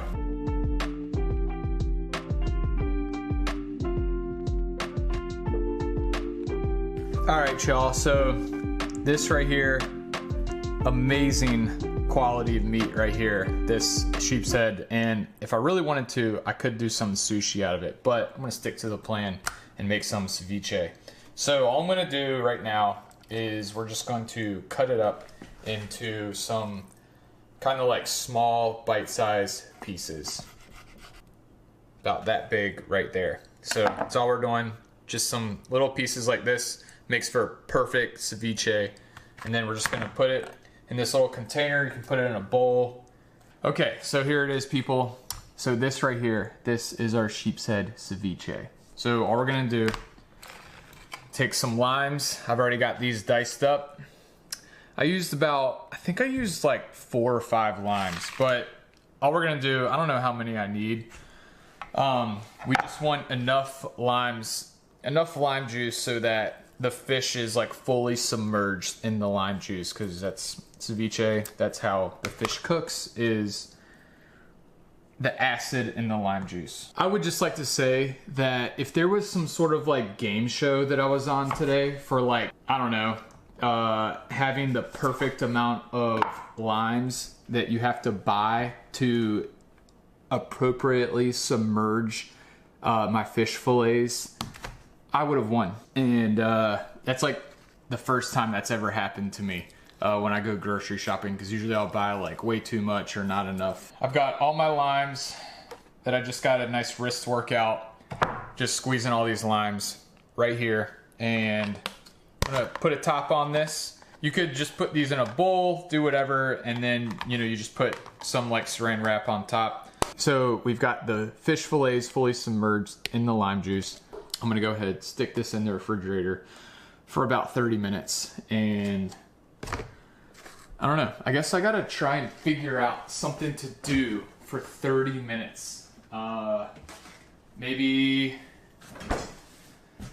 I don't know, maybe I'll clean the kitchen and, oh, I know. Actually, you guys, check this out. So, Kirsty, my wife, you know, one fish, two fish. It's Kirsty and I, we do this YouTube channel. Kirsty's out right now with her friends. All right, so I don't show y'all this to like brag or anything, but I don't know, to all y'all dudes out there, get your wife some flowers. So actually, this is what I'm gonna do for the next 30 minutes.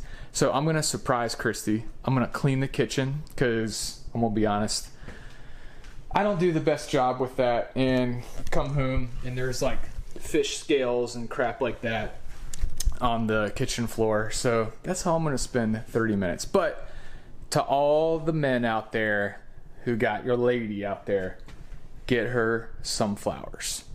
Guarantee you. And if you ask, you can tell her that One Fish, Two Fish told you. So you guys do that. Get your lady some flowers.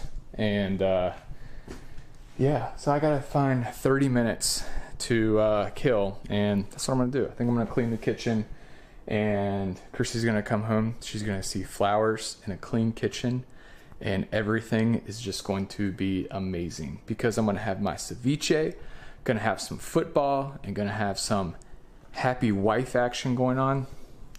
You guys, that's what it's all about. So 30 minutes, not too bad. Got the ceviche in the refrigerator. I'll check you guys. Meantime, I'm gonna clean up the kitchen, get everything situated, show y'all how easy it is to make this sheep's head ceviche taste amazing.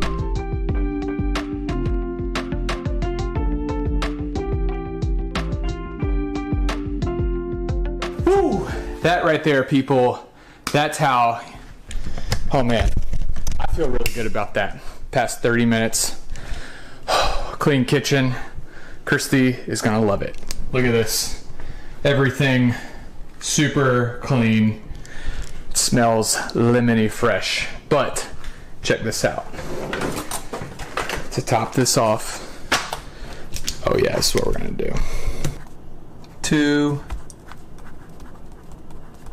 Christy, a clean kitchen for my super hot double underline wife. Period. Love, Jeff. She just got home. She's just got home.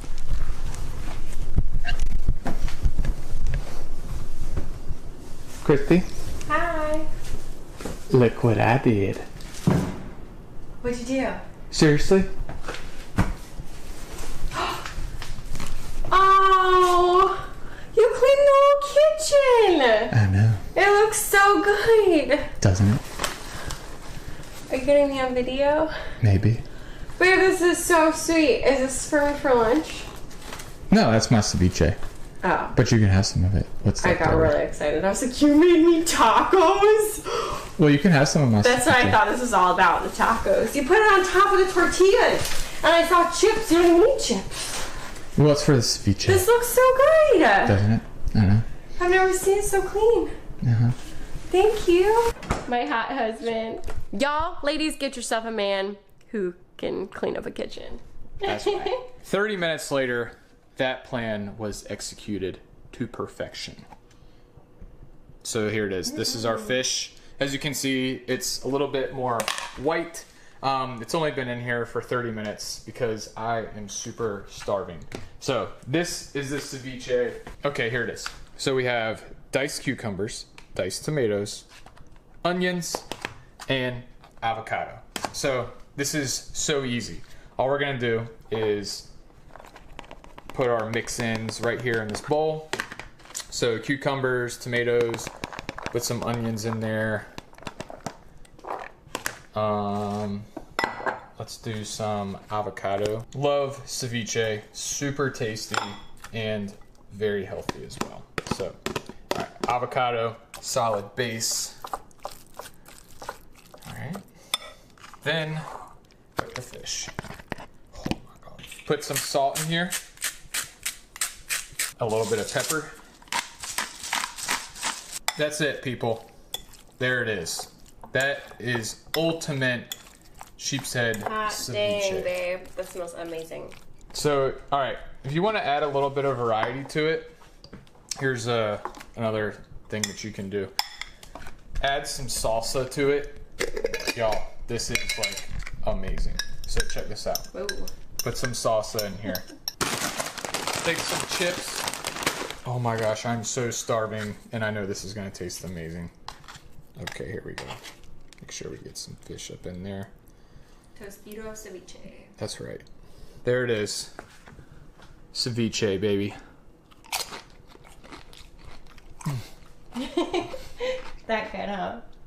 So good. So good. So that's what you can do to add a little pizzazz to it. Christy and I are actually in the process of moving. So what I would normally do is you can take like a wine glass or take like, I don't know, something that looks nice. Put this in that. And that is amazing. But here it is, people. This is the sheep's head. Is that dank? Ceviche. It's dope. So this is the without the salsa. But as you can see, the fish has been cooked in the lime juice, nice and white, and just the acid has cooked it. And you guys, it's so good. Ceviche tacos. Are you kidding me? So you can do chips, or you can just do tacos, or you can just eat it. Martin, eat lunch. That's so good. All right, people, thanks for watching. Go ahead and give us a little subscribe and hit that notification bell and thumbs up. And hopefully you guys enjoyed our little catch and cook video for you guys. A little Outer Banks action. Just got in from a beach walk with some girlfriends and came into my amazing husband cleaning my kitchen, making lunch. What can get any better than that? That's right. And we got football. Come on. Heck to the yeah. That's all right, awesome. people, get up off your butt. Go catch some fish. Peace out. Peace out.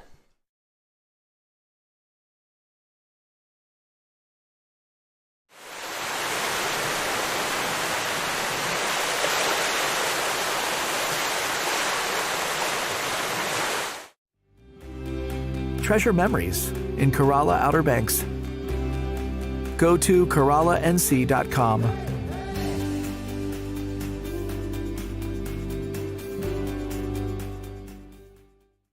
Despite what you've heard, 911 cannot locate you immediately when calling from a cell phone.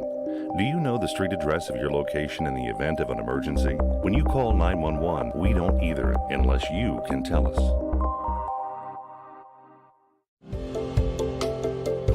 I'm Bree Voivich. I am a surfer, a surf instructor, and a lifeguard here in Kill Devil Hills. The power of the ocean deserves everyone's respect. Even on tranquil days, hard to see, powerful rip currents are present up and down the coast. Every year, unsuspected swimmers find themselves in the grip of the rip. Many lose their lives. Such tragic events can be easily prevented with a few local tips. Know before you go and check the local beach forecast before heading out. Always swim near a lifeguard. And if you find yourself caught in a rip current, don't panic, float, wave and shout until help can arrive. If you're a good swimmer, don't fight the rip. Swim parallel to the beach to break free of the current's hold. Live like a local, love the beach, respect the ocean.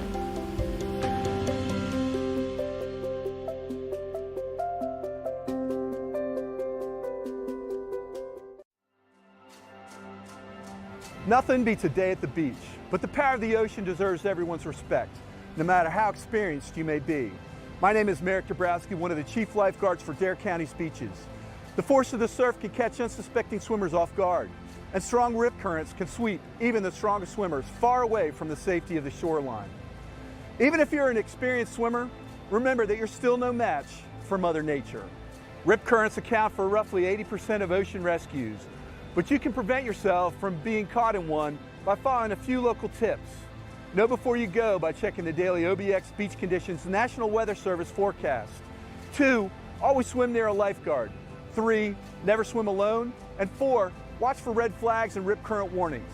And if you see another swimmer in distress, notify a lifeguard and call 911. And if you ever feel compelled to assist a family member in distress, be sure to have a flotation device with you.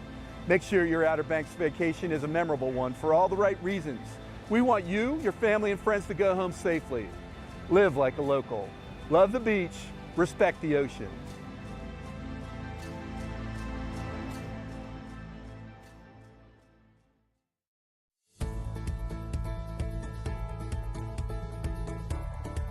Here at the beach, obviously, you will get a lot of UV rays. It's important to protect yourself from those, not only from direct sun contact, so having shade, umbrellas will block direct sun contact, but then you get a lot of UV rays bouncing off the water and the sand. So it's important to use protective sunscreen, anything stronger than SPF 30, and then zinc sunscreen is good waterproof sunscreen. Follow the instructions on the sunscreen. Certain ones are more water resistant, others wash off pretty quickly. But generally, especially if you have fair skin, reapply about every hour. It's real important, kind of take breaks. If you're planning to be at the beach all day long, you know, go inside for lunch, get an AC, get out of the sun, get some water, some food in you. Just take a break from the heat.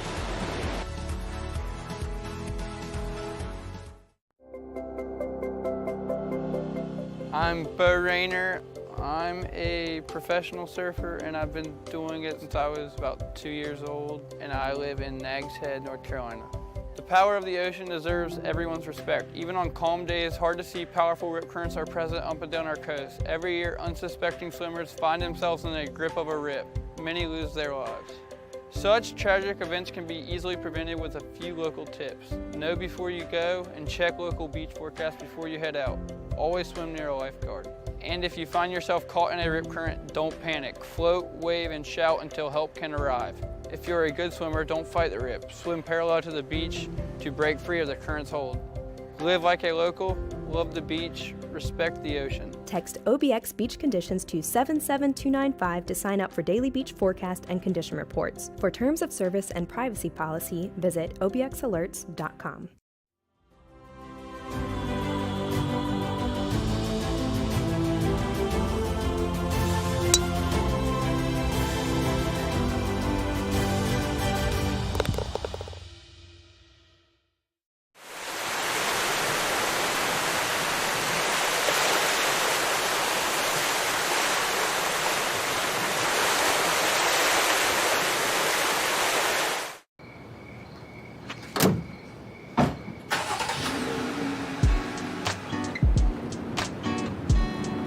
Nobody's surfing our peak.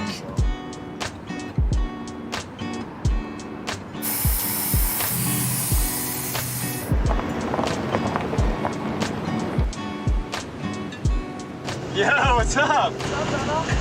Should be able to get some good waves. Well, it was supposed to be, 3 to 4 feet, 4 or 5 feet maybe. It was not meant to be this big.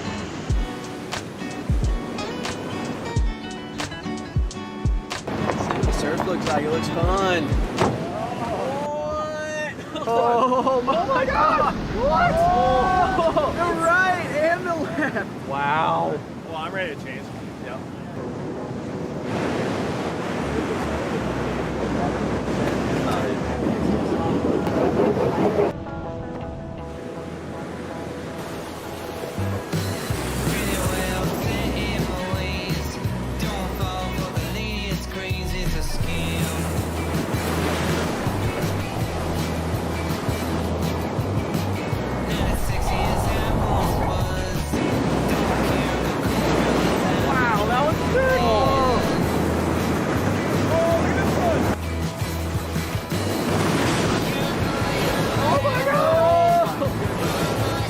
That one was sick.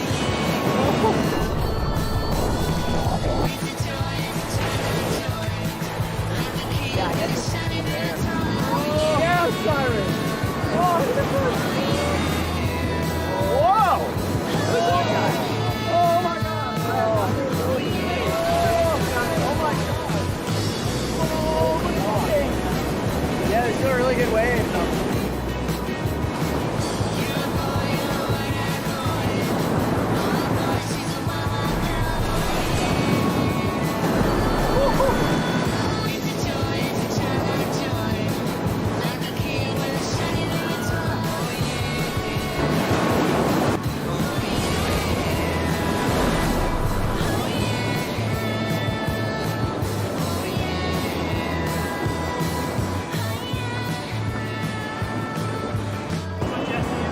That was fun. See you guys later, Brad. Have a good one. See ya. Sick session.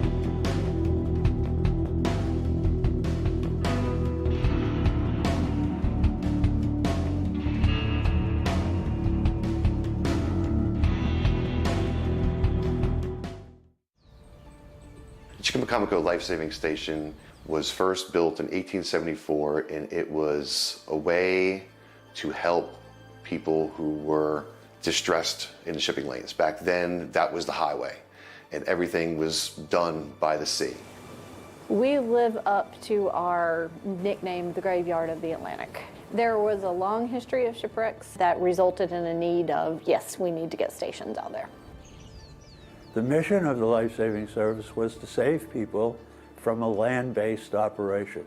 This is the place where Chickamauga Life Saving Station was. It's where the rescues were performed. It's where the men lived. It pretty much was the beginning of a professional life-saving service in the United States. So this is the 1874 building. This is the first of the 7 original life-saving stations built on the coast of North Carolina. So this one is very special. It was replaced in 1911 by our 1911 station, which is much larger, had room for more of the surfmen to not so much be in a large bunk room, but maybe just have a couple of guys in each room. On site, there are 2 cookhouses, 1 per station. They use the cookhouses for various reasons. Obviously, cooking kept fire away from a wooden building. It provided warmth from the fire, so they used them also as shower houses. And then we have a house that was donated to us in 2006 by the Midget family, and it was the home of Captain Cornelius Midget, the older brother of our own Captain John Allen Midget Jr., and that little house we call the Midget House. We are the only station in the U.S. Life Saving Service history that is a complete site. In no other place in America can you go to and see the accurate history that you see here. In particular, the reenactment, we do it to the T. We do everything as if we are training as they did 150 years ago. And what you see here at Chickamauga is not a reenactment of a rescue. It is a reenactment of the training that they did to prepare themselves for a rescue. That's why it's called the beach apparatus drill. But just like they did, we do it on Thursday afternoons at 2 o'clock. Most of our displays are on loan from families or from other organizations, most from families who have gotten granddad's medal or uniform or whatever the case may be. We have artifacts from shipwrecks. We have some documents, we have photographs, we have equipment that was used in the past, and we have the buildings. This is a museum of place. This is where it happened. You can walk out on the beach and know that you're walking in the footsteps of people who rescued people that they never saw before and would never see again. The most famous rescue out of this station was in 1918. The British tanker Merlot was torpedoed about 5 miles offshore here. Captain John Allen Midget and the surfmen from Chickamauga took this boat that you see behind me, surf boat number 1046.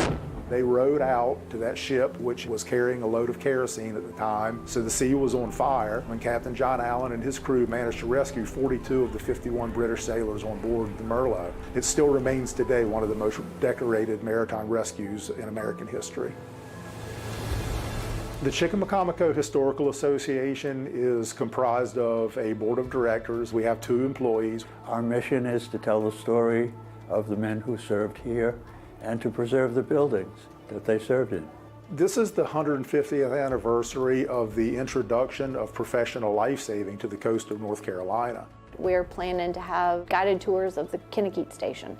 We're going to have this station open for tours. We're going to have a search and rescue demonstration from the Coast Guard, which is, of course, we're their foundation. So lots of different things going on throughout that weekend.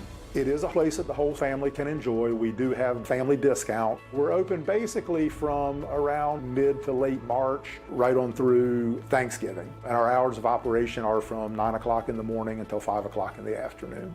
As a nonprofit organization, we do rely a lot of the funds and the resources through donations, sponsorships. You can actually sign up to become a monthly sponsor or a yearly sponsor. We're always looking for folks who want to volunteer from very little to a whole lot. There's always a spot to fill. Go to chickamauga.org. Our website is right there with all the contact information. They can call the station. We check our machines regularly. So anything you can do, we can put you to work. These heroes, we call them the forgotten heroes because they just kind of fell by the wayside. The history, the way that they put their lives on the line to save their fellow man, it's just too important to let it go away.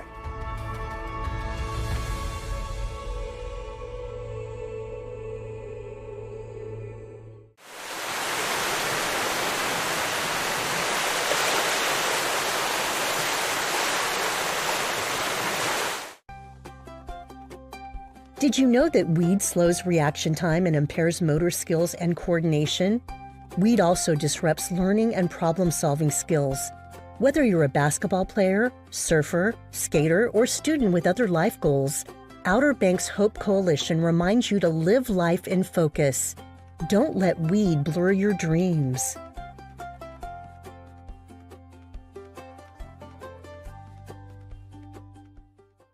Let's talk quality. Benchmade quality from American hardwoods and handcrafted in the USA.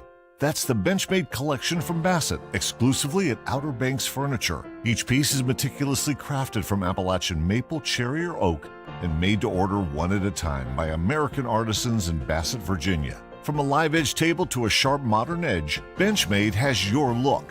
Find the Benchmade collection from Bassett exclusively at Outer Banks Furniture, Milepost 1 in Kitty Hawk. Connected to mainland North Carolina, yet seemingly a world away, Edenton is known as the prettiest small town in the South. Time passes slowly in the state's first colonial capital. The lure of historic sites, outdoor adventure, and friendly people draws visitors from near and far. Whether by car or boat, let our lighthouse be your beacon to a relaxing getaway on the Albemarle Sound. Find your Eden in Edenton, North Carolina, the South's prettiest small town. Head up Highway 12 to where the road ends and you'll find the legendary Corolla Wild Horses, iconic historical sites, unique shopping and dining, outdoor events, and more. Take a day and find yourself here. My name is Rick Romano. I'm an artist on the Currituck Outer Banks. A lot of people consider me a surf artist. You know, I'm a beach artist, anything to do with the ocean. You know, I love drawing waves and painting waves, and not so much surfers, but just surfing scenes. Beaches on the Outer Banks, you know, big giant waves breaking against the pier. You know, things like that inspire me. Anything that has to do with the ocean, it just inspires me to paint. My studio today is located in Corova Beach, North Carolina, and I have a shop here in my backyard. A showroom and studio, and I work right out of my yard here. Sometimes I go on location, but mostly I'm painting on pieces of driftwood that I find on the beach.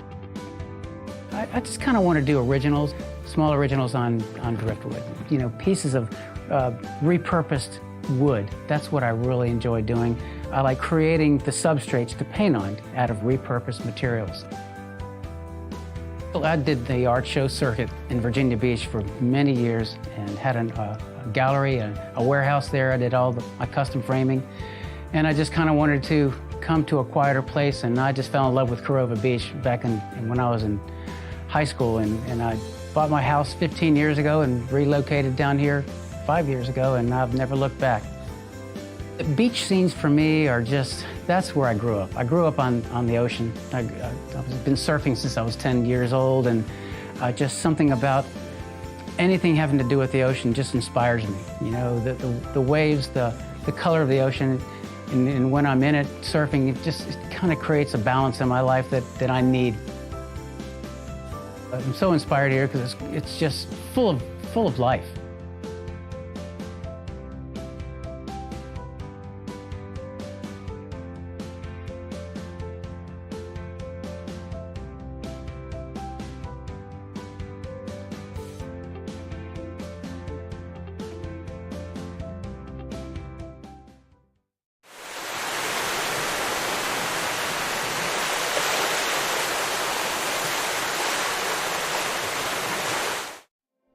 Out of the darkness, it still stands, guiding mariners on their way, a beacon of light for all to see. Find your light at visitcurrituck.com. We have a basic human need to feel connected, to nature, to the idea of something bigger, to one another. The Outer Banks of North Carolina, a chain of barrier islands shaped by wind and water, connected by the elements, just open spaces and endless possibilities.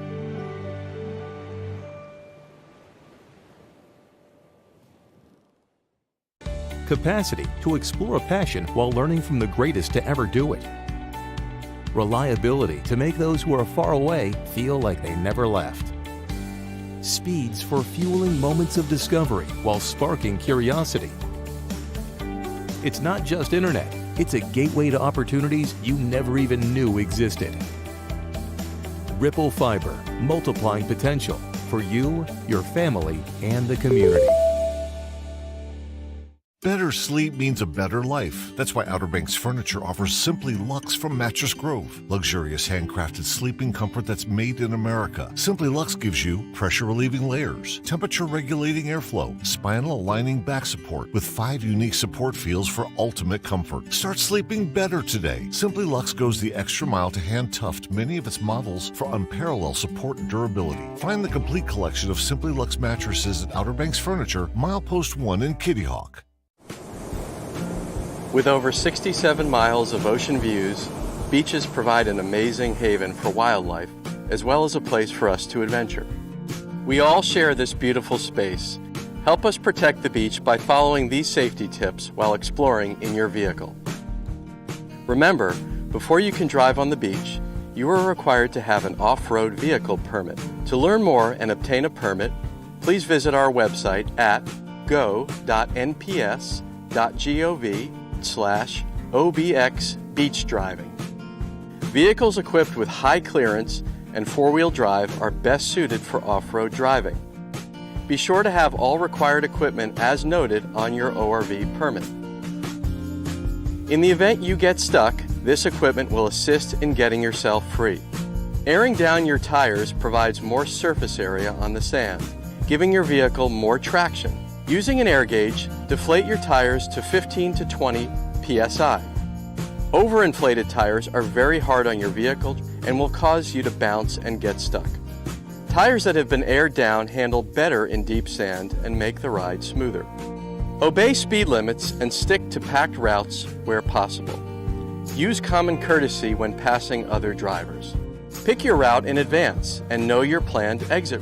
Pay attention to the tides by checking for local tide information each day. At high tide, many areas are reduced to one lane or become entirely impassable. Be aware of your location and be sure you can safely exit the beach as tides and conditions change throughout the day. Every year, millions of people visit our beaches and enjoy the sand, surf, and sun. Remember, use caution when driving on the beach near pedestrians by lowering your speed to 5 miles an hour. Watch for children dashing out from between parked vehicles. Pedestrians always have the right of way. The beaches provide an ideal habitat for birds and turtles to build their nests and hatch their young. Park staff actively monitor breeding activity, nests, and foraging grounds and mark them with signs to alert beachgoers of these critical resource protection areas. Stay well clear of these areas to protect the next generation of birds and turtles. Turtle nesting in this area occurs primarily at night, which is why we regulate beach driving seasonally. Even so, turtles may come ashore at any time of day and can be hard to see. Be watchful while driving the beach and report any adult or turtle hatchling activity on the Turtle Hotline at 252-216-6892. In some circumstances, an ORV corridor may be installed to drive around a resource protection area. Follow the guidance on posted signage to help us protect birds and turtles. As you drive, keep in mind that as chicks hatch, they stay in the area for many weeks before fledging. Watch for birds. Their colors often blend in with sand and beach debris, and they may be hard to see. Thank you for helping us protect these beautiful beaches so that we can all enjoy them for years to come.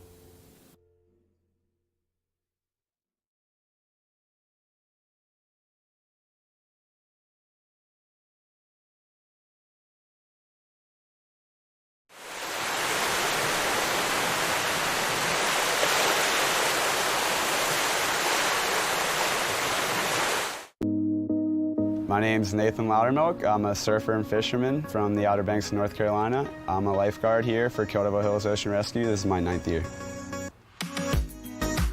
Drowning deaths occur when people are pulled offshore by a rip current. They're unable to keep themselves afloat due to exhaustion or fear, lack of swimming, and eventually they'll end up inhaling water, going unconscious. If you do find yourself in a rip current, first thing, you're going to want to remain calm, and you're going to want to swim parallel to shore until you're out of the current, and then make your way to the beach. If you do see somebody struggling in a rip current, please do not attempt to rescue them unless you are trained for it and you have a flotation device. Remember, many people drown trying to save someone else from a rip current. Be safe, be seen, and always swim near a lifeguard. Love the beach and respect the ocean.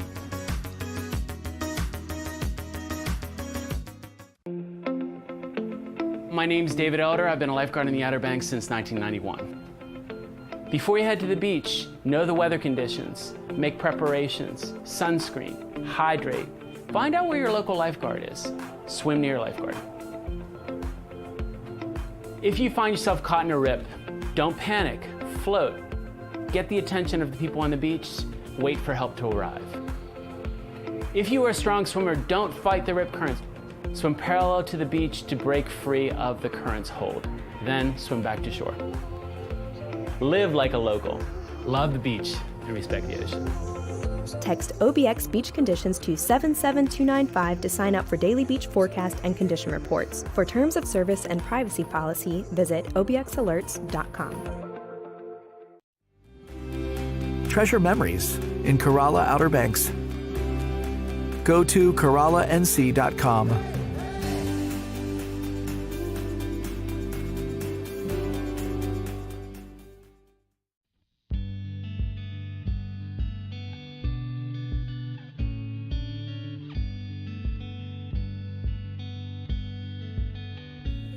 This was a watery I-95 out here. If you were in trade and commerce and you were moving cargo from, say, Baltimore or Philadelphia or New York, it needed to go to Savannah. It had to go by boat, and there were many, many vessels transiting these waters. There was, over a period of decades, something like, on average, 1 wreck a week of sailing vessels, primarily. So what I would like to do this evening is to share with you things that I've learned about the Paul Gamels Hill U.S. Life-Saving Station that used to be here in Southern Shores. Bob Moyer is a Southern Shores resident who became interested in the U.S. Life-Saving Service after seeing an abandoned station near the Currituck Beach Lighthouse. He has extensively researched the Life-Saving Service since then, especially the Paul Gamels Hill Station, and recently gave a presentation during a Southern Shores Civic Association meeting to suggest the placement of a plaque to dedicate the former location of the station. I live at 5 8th Avenue, Southern Shores, and it's 1 block from Hillcrest Beach, south of it.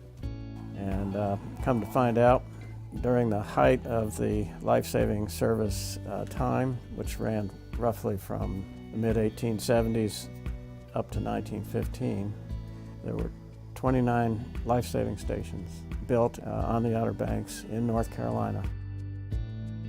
The more I've read about it, I learned that there were approximately 5 to 6 miles between stations. So at one point I'm scratching my head, and I thought, well, if you go 5 miles south from Caffey's Inlet Station, which is up where Sanderling Hotel is now, 5 or so miles, you're right into Southern Shores. Now, where is this? Where was the old life-saving station? Had to be one here. And I did finally find an old Army map from 1943 that showed the Paul Gamels Hills Station right smack dab in the middle of Southern Shores. Come to find out, that station was, when it was in existence, it wasn't there now, obviously, but it was right smack dab at the public beach, Hillcrest. I had a sense that from an old National Geographic map that I had that there were wrecks right off of here. So I wanted to tie in the wreck and the time with the experience of of the crew of Paul Gambles Hill Station, and found that if I contacted in the National Archives in Atlanta, there was papers from the original station records, handwritten in form, that I got them to copy and send me for the dates when the wrecks occurred. There were 7 named wrecks during this time, 1883 to 1932. From these named wrecks, there were 50 mariners that were cared for, aided, or brought ashore physically by the crew of this station, including on one wreck, they had a couple of tamed bears that the crew went out. The crew of the wreck, they just waded ashore because the wreck came up so high, but there were 2 tamed bears in the captain's cabin, and so the crew of Paul Gambles Hill here went out and brought the bears in. I don't know exactly how that came to pass, but it was an interesting part of the report.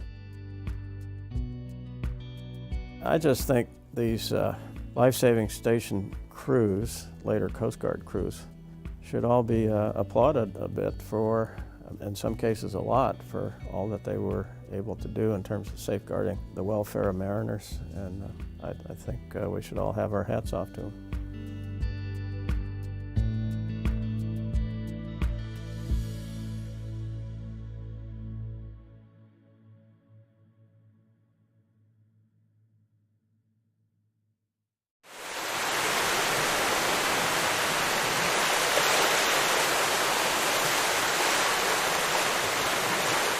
Just across the Wright Memorial Bridge, you'll find one-of-a-kind experiences await you. Don't let memories you'll treasure pass you by on the road to the Outer Banks. Take a day and find yourself on the Currituck mainland.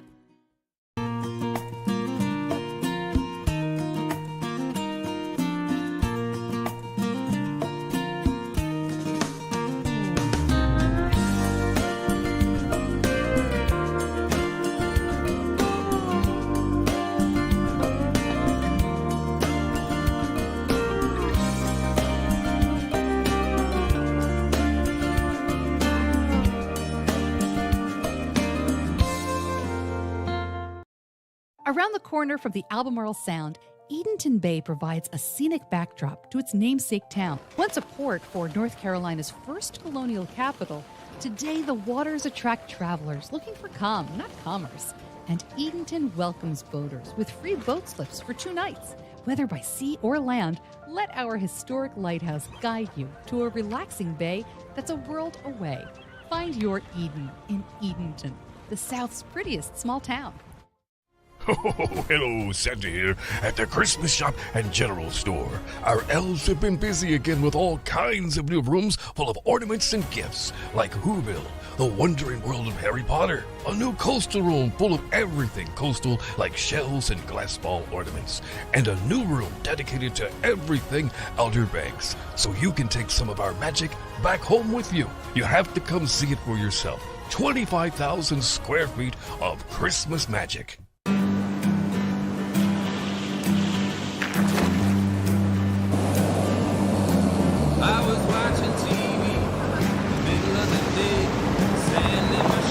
Tide's starting to come in now.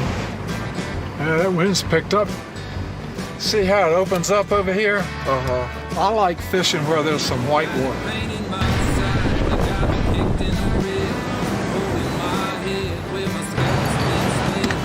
Ben, what's up, guys? It looks like you found a good spot for us. Thank you. I like this washing machine look that we've got there.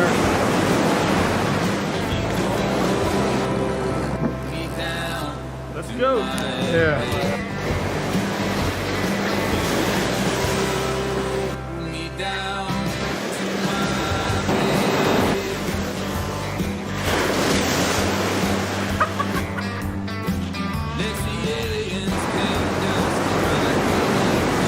That's not what I came here for.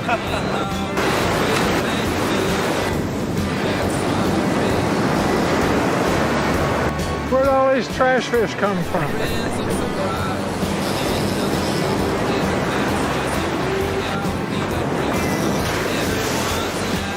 A sea mullet.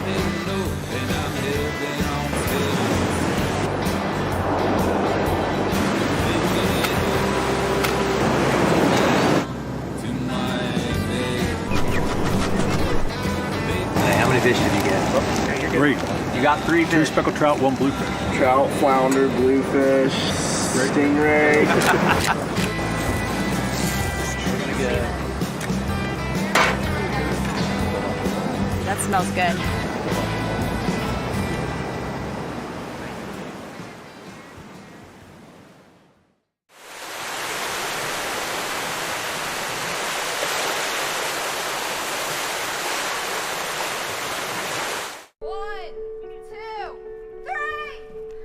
The Outer Banks is unique.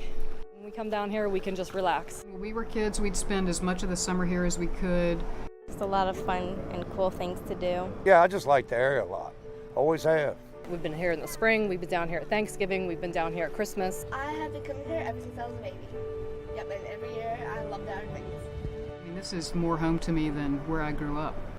The Outer Banks of North Carolina stir the soul. For over 40 years, I've dreamed of building a bigger and better Jolly Roger. And now your dream is a reality. Yay! Carol Ann has transformed the Jolly Roger into the hottest new restaurant and bar that is the best venue on the beach for great entertainment, gaming tables, and NTN games. My dream has come true, and I can't wait to share our new restaurant and bar with you. Come see us at the new Jolly Roger. It's classic Outer Banks. The Jolly Roger Restaurant.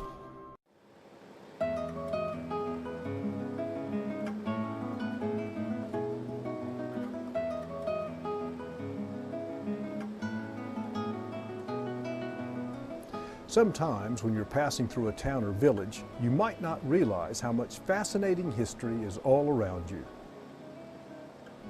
This is especially true on Hatteras Island. The fragile Outer Banks Island has been inhabited for hundreds of years, beginning with the Native Americans. If you stop and visit with the local people, you can often hear stories and legends that have been passed down for generations. Today, we'll spend some time on a tour with a couple of the local Hatteras Island storytellers on this edition of My Heart Will Always Be in Carolina.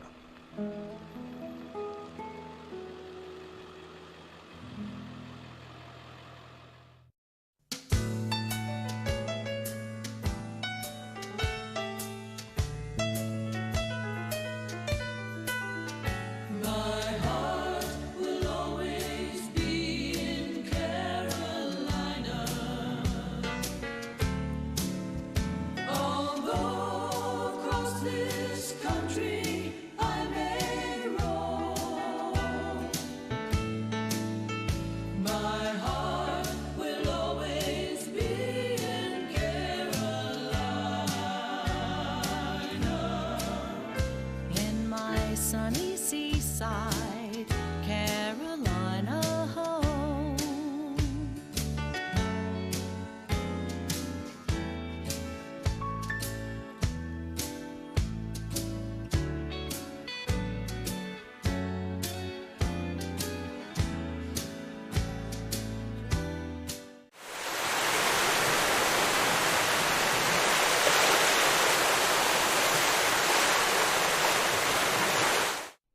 The water is what brought us here.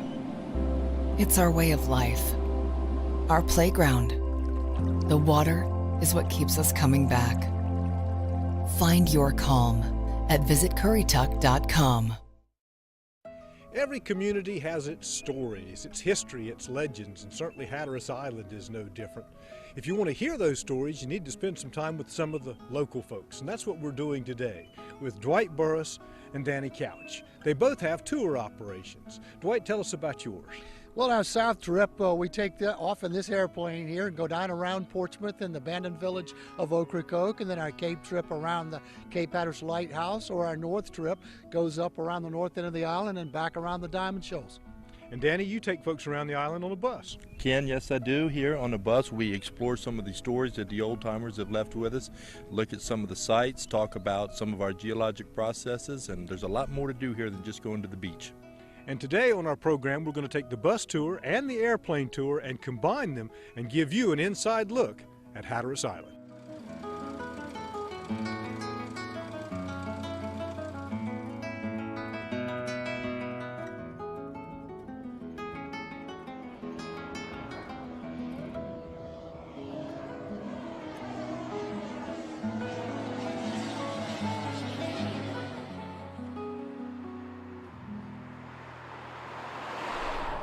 You know, the maritime history, heritage, culture and social tradition of Hatteras Island on North Carolina's Outer Banks is compelling, to say the least.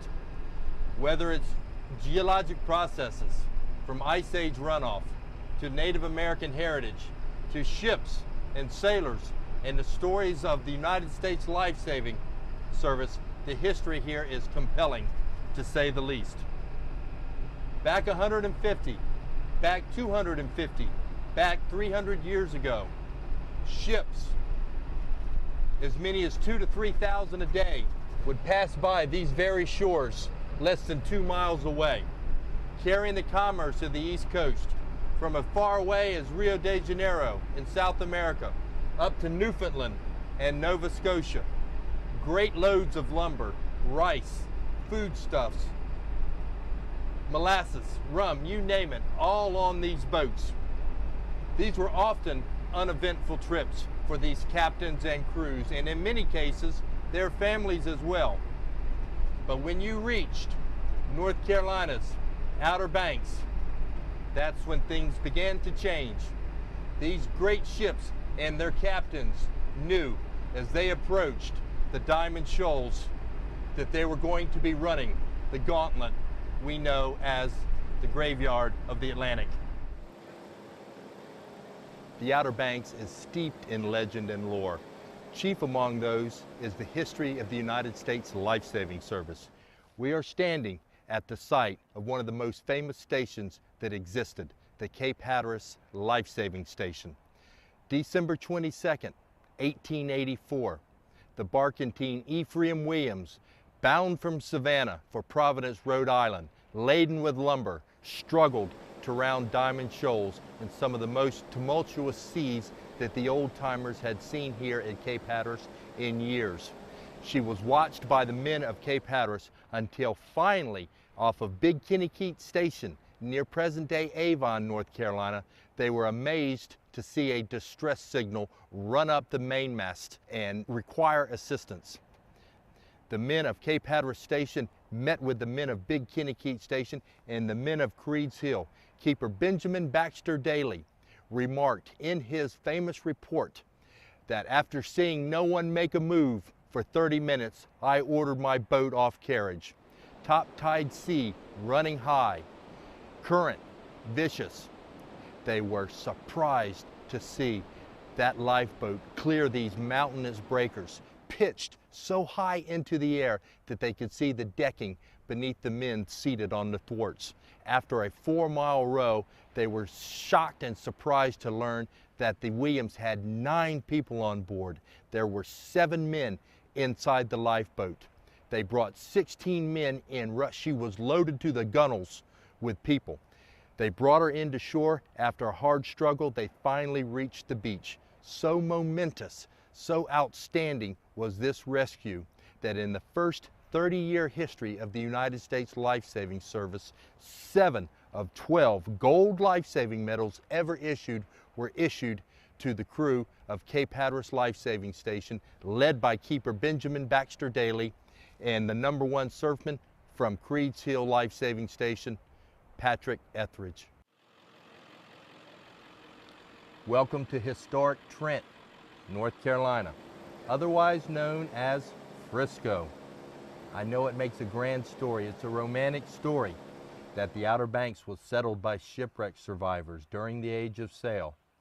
However, the overwhelming majority of the families that are still on these beaches, 300 years to today, the Farrows, the Rollinsons, the Whidbys, the Austins, the Bassnets, the Styrens, the Stows, and on, all came over here from a great Indian war occurring from the year 1700 to 1715, known today as the Tuscarora Indian War.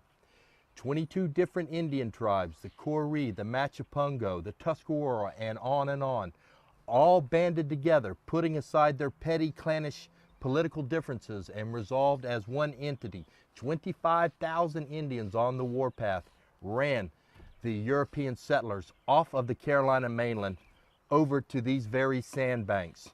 The settlers knew that their livestock could survive here. The settlers knew that the area had good water, that because of the tropical current several miles offshore here, the Gulf Stream gave it a semi-tropical environment, 3 corn crops a year, spring, summer, and fall. As a result, even today, this area still holds those very same names that were here many hundred years ago.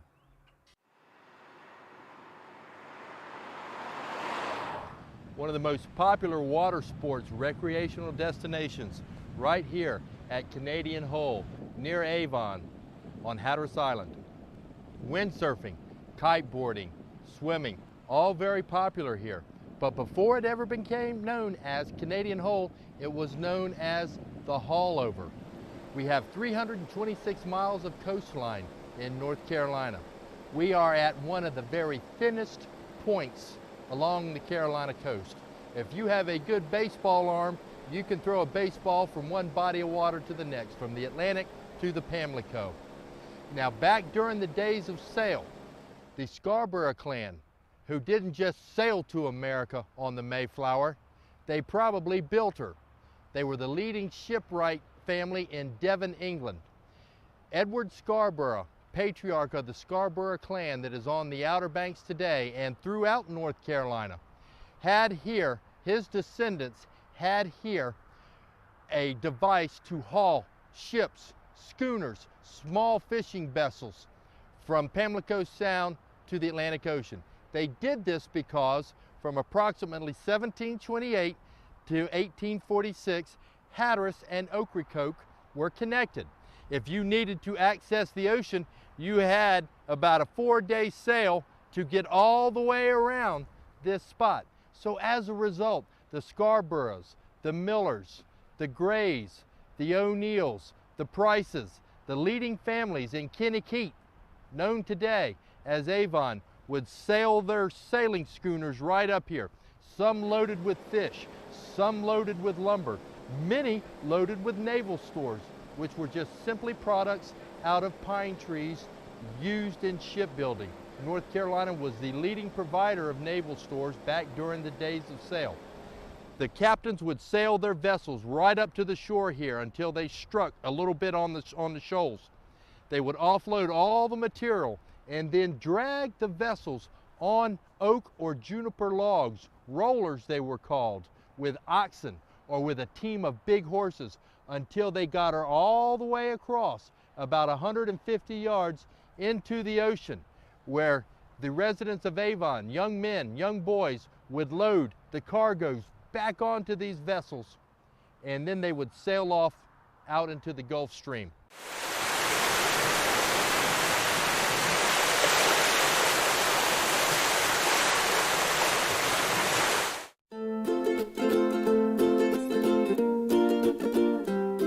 Welcome to the beach. Be sure of yourself and know your swimming limits. Don't go out too far without your mommy and daddy. Do what floats your boat. Always use a float when you go in the ocean. Come out of your shell and talk to lifeguards. They can help you. See life's beauty. Watch out for animals in the ocean. Don't get tied down. And watch for shore breaks. They can knock you down. Love the beach. Respect the ocean.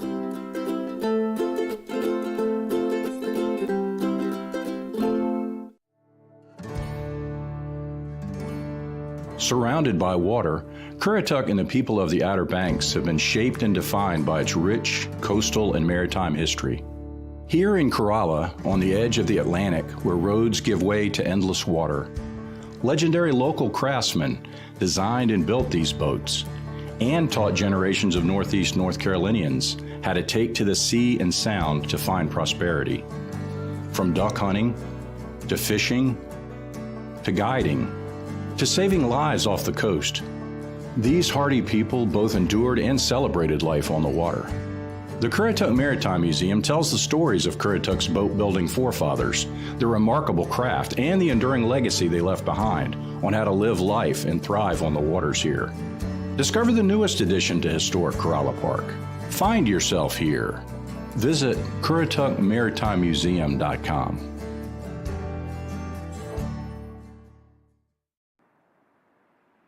We had 11 windmills on the Hatteras Island coastline at the onset of the Civil War.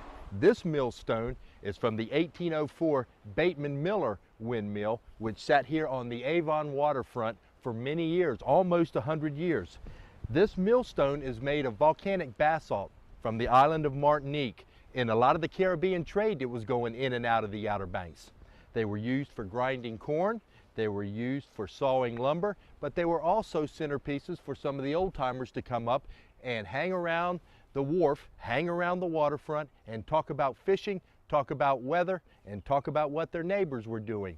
We have many artifacts and many yards here on Hatteras Island, just like we have here in one of the Gray family yards here in Avon, North Carolina. We are on the highest maritime ridge on Hatteras Island, approximately 43 feet above sea level.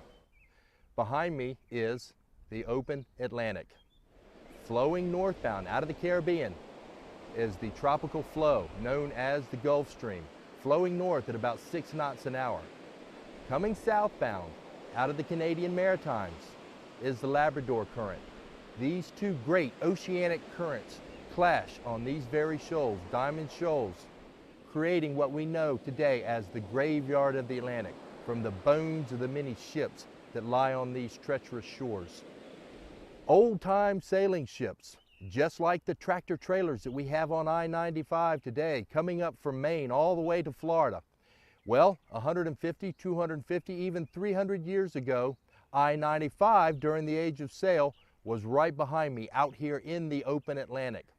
You had from a couple of hundred to a couple thousand ships a day appearing by here, traveling these great currents, delivering the commerce of the East Coast. It was a very lucrative profession called ship busting. When these ships came ashore during bad weather, coffee, tea, sugarcane, molasses, rum, lumber, clothes, furniture, paper, things we take for granted today. But when they washed up on these very beaches, the local people were stepping all over themselves to get out there and claim this stuff. It was like having a Walmart wash up.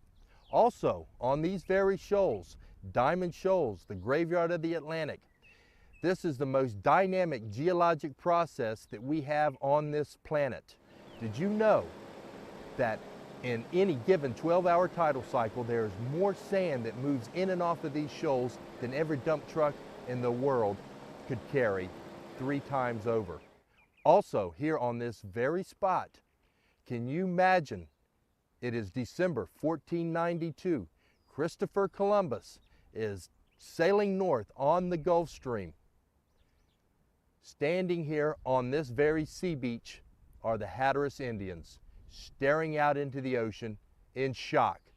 What is that? That was the first understanding from mainland Native Americans that there was somebody else out there. In 1590, John White returned from England and found, carved in the tree in the center of the fort at Fort Raleigh, Croatan. We are on the site of Croatan.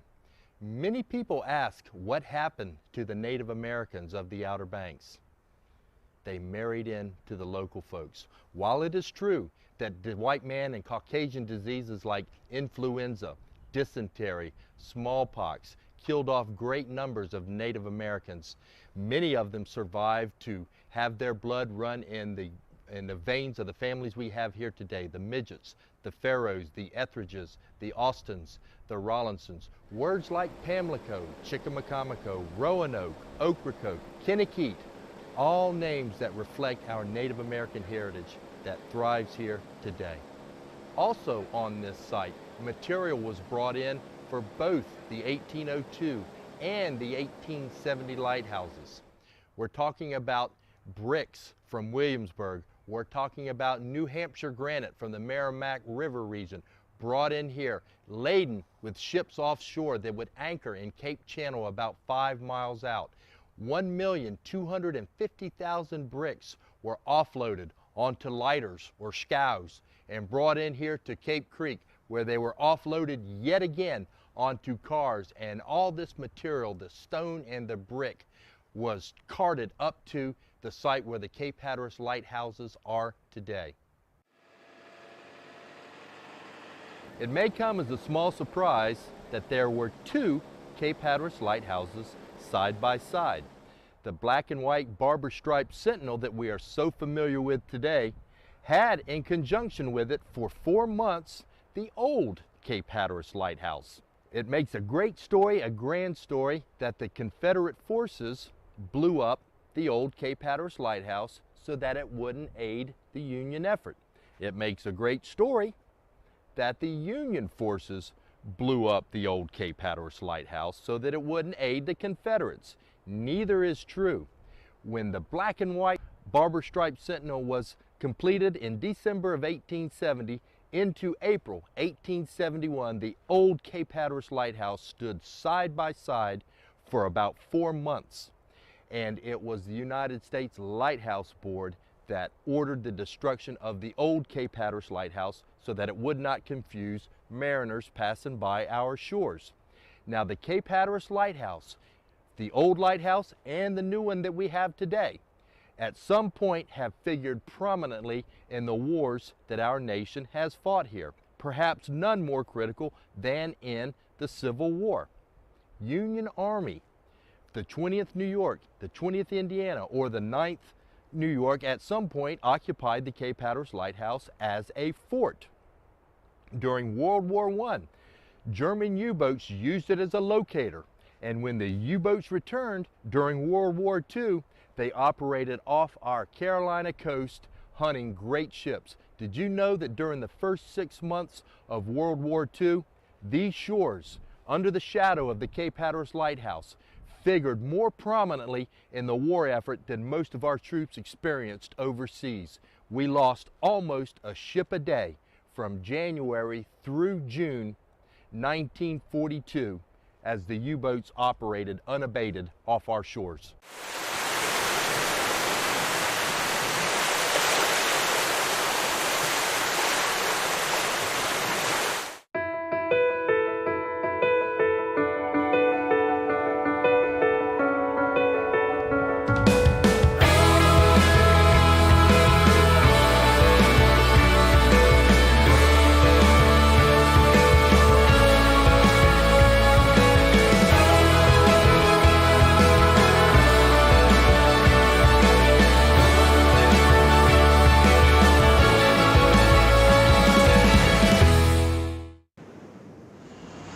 Yo, what's up?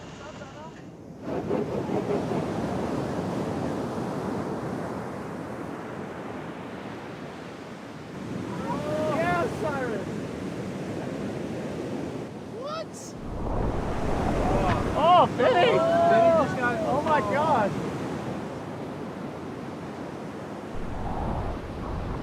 There's more to the story at rawobx.com.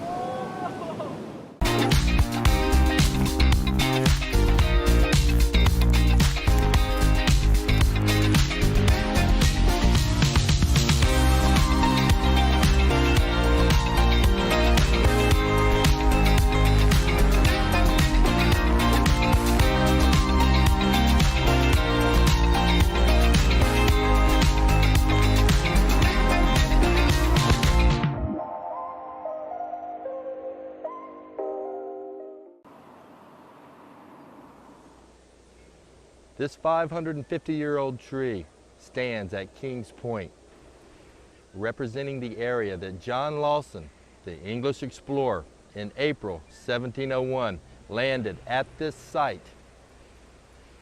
The significance of John Lawson is that he was the first person to put forth the theory that at least some of the lost colonists settled in with Manteo's people, the Hatteras Indians, down near Kings Point.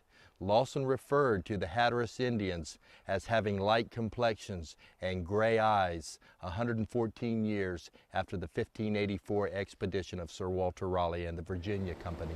This tree also represents the shipbuilding that went on in here for years, with great oaks, great cedars, and great pines supplying the ships that plied the waters of the Gulf Stream from the East Coast all the way into New England.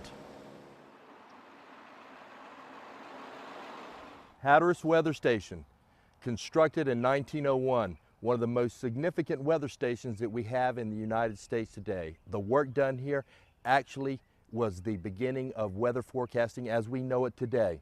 Case in point, 1901, a man named Sam Dozier, he was an attorney from Southport, North Carolina, down on the Cape Fear, was married to a Hatteras woman named Cora Gaskins.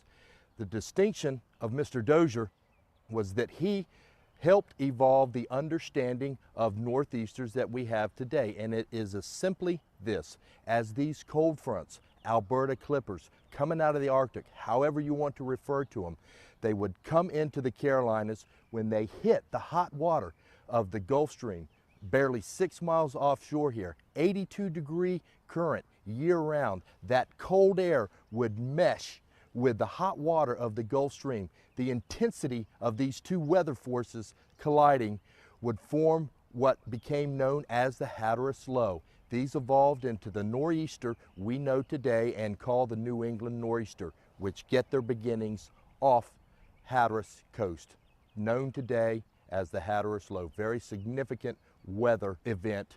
Knowledge of understanding of meteorology today occurred at this very station. Also in Hatteras, you'll find a number of Civil War monuments, including this one behind me, detailing some important Civil War events that occurred here on Hatteras soil. On August 29, 1861, to the utter dismay of the residents of Hatteras Village, appearing offshore was the Federal fleet of the Union Navy, determined to capture the nest of privateers operating in and out of Hatteras Inlet, causing great destruction and great anxiety for insurance and shippers of northern materials. There were a number of Civil War events that occurred here, a number of Civil War firsts that occurred here in the village of Hatteras. This was the first Union victory of the Civil War. This was the first amphibious assault of the Civil War, where naval and army forces combined. This was the first freedmen's colony, when free African Americans bolted across Pamlico Sound in their schooners to establish a base here under the protection of the Federal flag.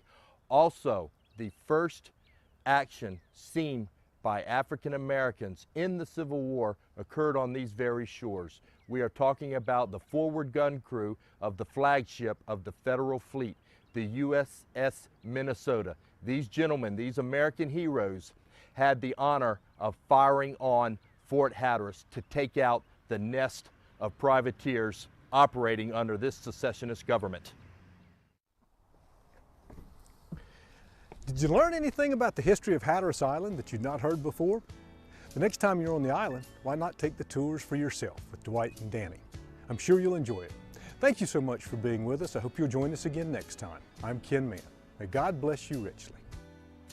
We have three maritime symbols in this country: the Statue of Liberty, the Golden Gate Bridge, and in North Carolina, the granddaddy of American lighthouses, the Cape Hatteras Lighthouse. Now, I know the half-mile move in 1999 was technologically fascinating, but I want to tell you about some more fascinating technology, and it's how they paint it. You've seen the Chinook helicopters that they use overseas in Afghanistan. Well, how they paint this lighthouse is this. Listen closely. They station one of those Chinook helicopters on top of the lighthouse. They run 10 8-inch cables around the circumference, and when the foreman gives a wave of his hand, they lift the lighthouse up 6 feet. They give one guy a white paintbrush, the other a black paintbrush, and they give it a spin. I sense some skepticism. In my sunny seaside, Carolina home.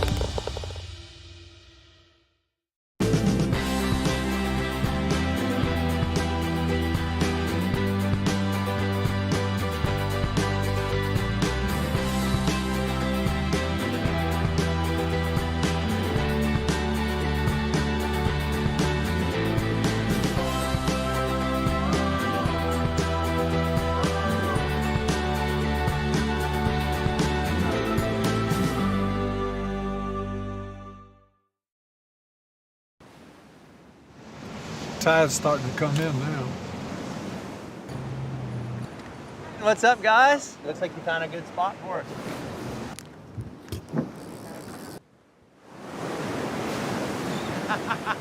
Yeah.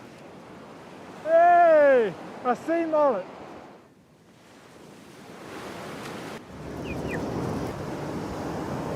There's more to the story at rawobx.com.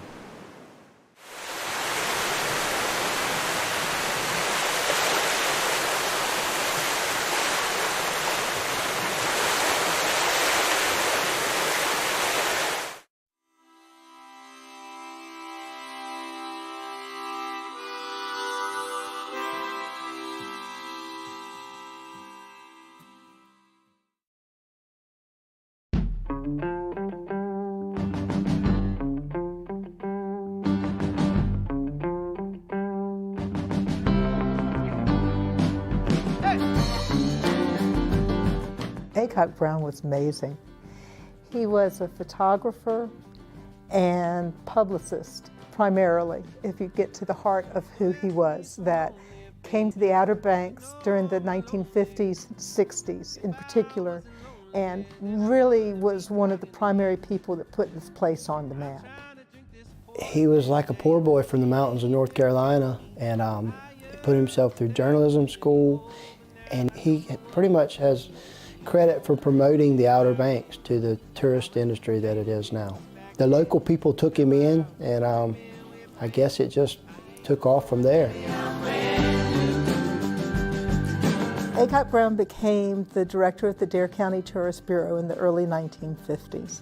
He knew that this was not a well-known area, and that if he was going to get the word out, that he was going to have to literally get the word out. He pestered the magazines and newspapers all over, everywhere, and to the point of aggravating them, but they would run his stories just to get him to get off their back, you know?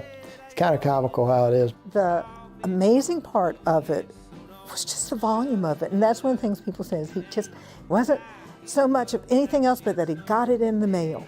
And that was what made him so good as the first director, because the original tourist bureaus and chambers of commerce here were kind of in competition with each other. And it was finally decided that if the area was going to be promoted, that it had to be one voice. And he was that voice.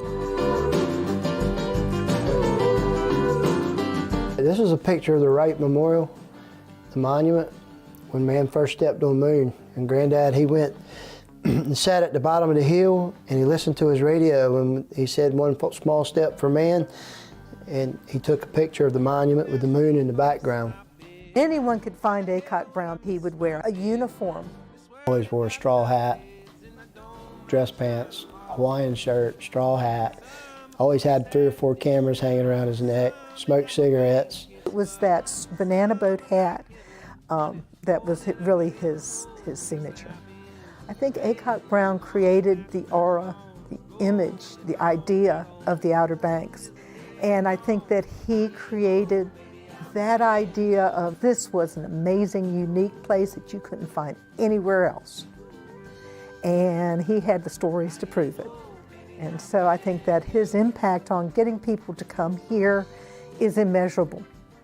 If Aycock Brown hadn't existed, I think the Outer Banks would have developed, but not the way that it did. And I certainly wouldn't have developed as quickly.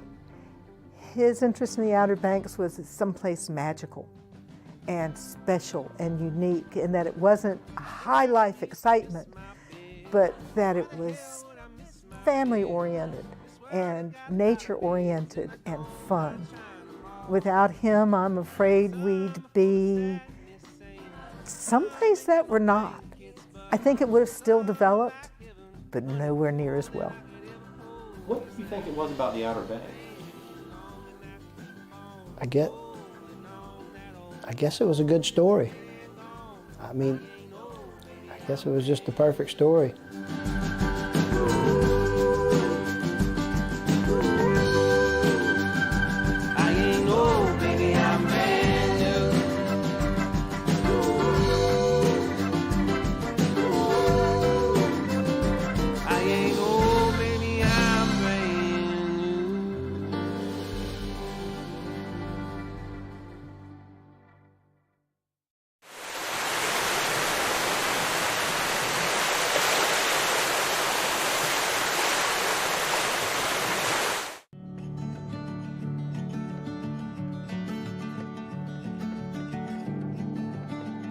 Some people say the Outer Banks has the best fishing spots. Some people talk too much. The Outer Banks of North Carolina, conveniently located just beyond compare. PlayOBXGolf.com is your gateway to a great golf vacation on the Outer Banks of North Carolina. Stretched between the Sound and the Atlantic Ocean, the Outer Banks offers a one-of-a-kind coastal golf experience. 5 award-winning courses and well-appointed golf accommodations in a picturesque setting make the Outer Banks the perfect choice for your next golf getaway. And fall is the perfect time to experience the best weather and the best course conditions of the year.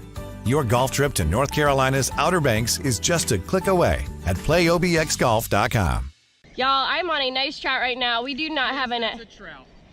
All right, here, give me your pole, and you just bear hug it. Okay. Woo, doggy. You guys, Christy and I, we just had an amazing day of wade fishing. And we about to show y'all what Christy and I did this morning. First light, right here.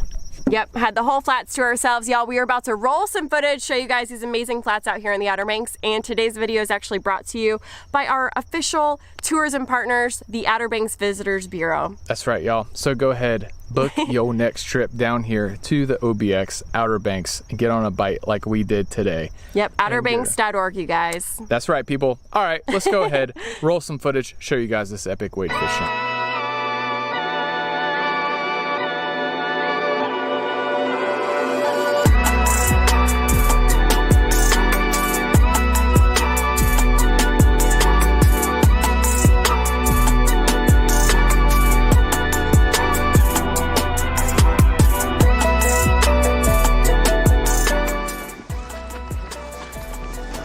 You guys, this is awesome right now. Christy and I, we are wading today. We are getting away from the crowds. Whoa. Getting away from the people and making our way. This is so crazy. So I was fishing topwater. I got blowed up by a nice sized trout. And it broke me off. But check it out. I actually was able to retrieve the topwater. Whoa. Whoa! Whoa! Whoa, huge school of fish around me.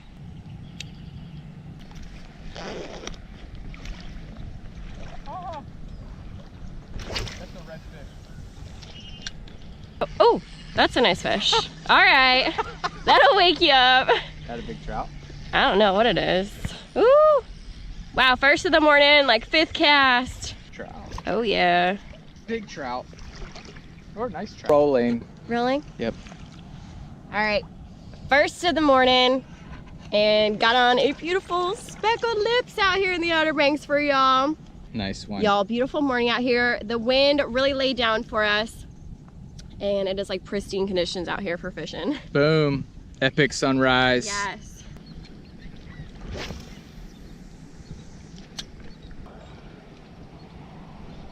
Oh, fish on. Oh, that's a nice one. That's a trout. Dang! Ooh. How are we gonna land this thing? Huh? How are we gonna land this thing? I don't know. Is it a trout? I think it is. Dang, it's gotta be a nice one. Y'all, I'm on a nice trout right now. We do not have It's a trout. All right, here, give me your pole, and you just bear hug it. Okay. Here. Oh my word. That's a giant. Bear hug it. He broke me off. Yeah. All right, people. Ay, ay, ay. There he is. Yee, yee. Okay, maybe it's my giant trout. It is hard without. Oh, bud. You are? I was. Oh, yeah. There it is. Sunrise redfish. Yep.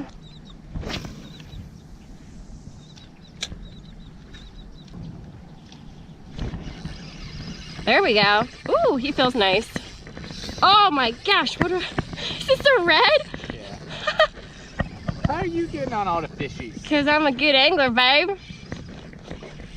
This is what happens when I brave coming out with all these yellow banana spider infestations. How do I want to land it? I don't know. With my bare hands. Bear hug it. Here, you're gonna land it solo. Solo? Yeah. Solo dolo? hard. How do trout anglers in the mountains do this? Oh, that's a nice one. I always watch them like hold it up like this. Yeah. Here, you want me to do it? Here, I'll do it. I lose my fish, yeah, he's a nice one. I know. What do you want me to do? I don't know. Here. Here, I'll hold your pole and you land him. This seems Here you dangerous go. though. I got it. Here.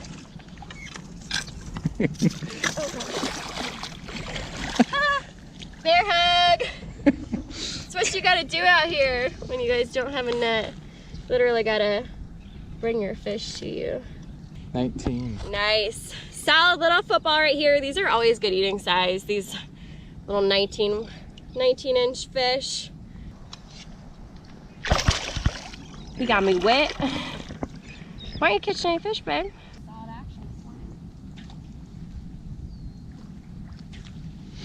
Let's go catch some drag scream. Whoa, there's a fish. I was just gonna say, let's go catch some drag screamers. Whoa, that's a good one. Oh, it's gator rolling. Really? Yeah. We're gonna need some assistance. Catch them. Nice. I'm gonna get good at bear catching these things like the Indians did back in the day, like just scoop them up with their hands. Nice. I'm show and telling your fish.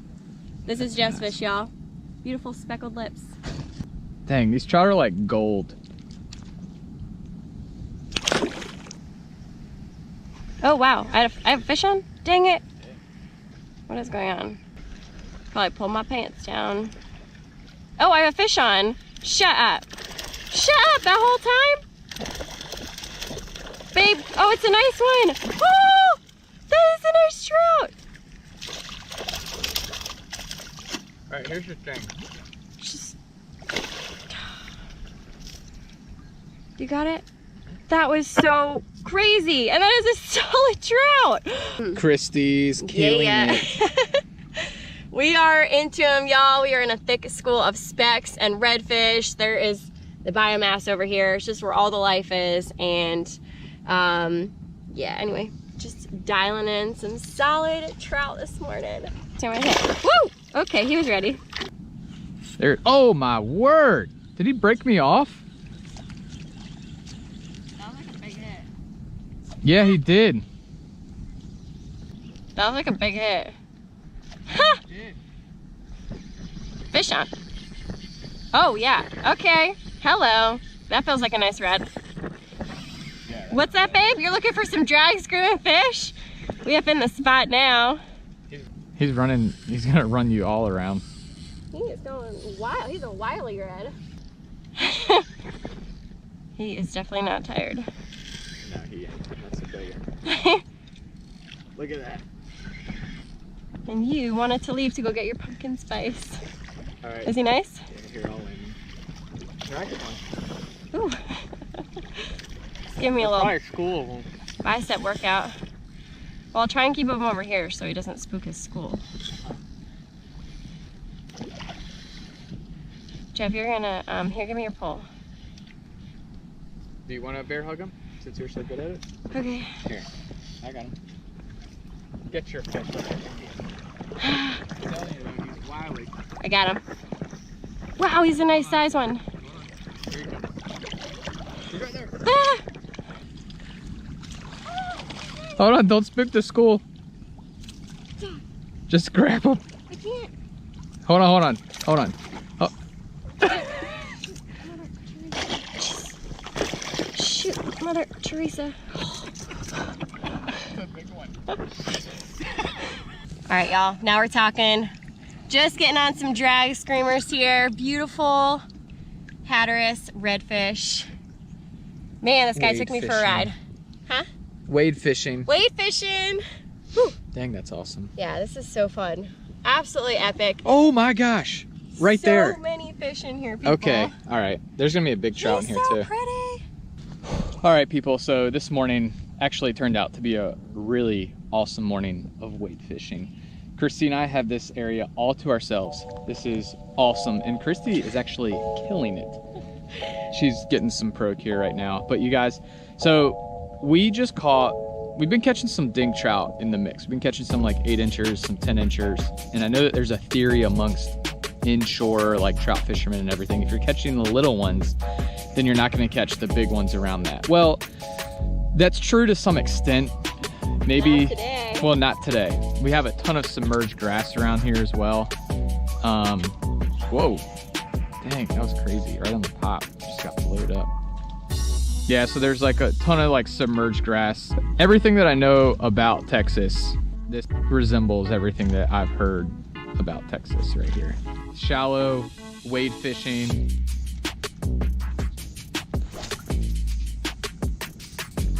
Look at that bird. Oh, wow, there's a good one. Yeah? Yeah, you could see the drum out of the water. You could see their backs out. I think that's a big trout. It is? Yeah, I think so. Okay, you let me know how you want to land it.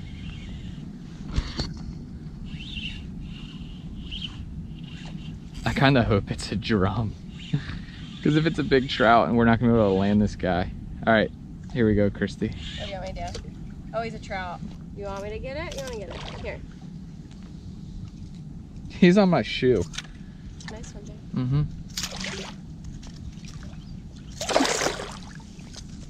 I'm going to use my skills. My Bear Grylls skills. Dang it. You got an aquarium around I know. you.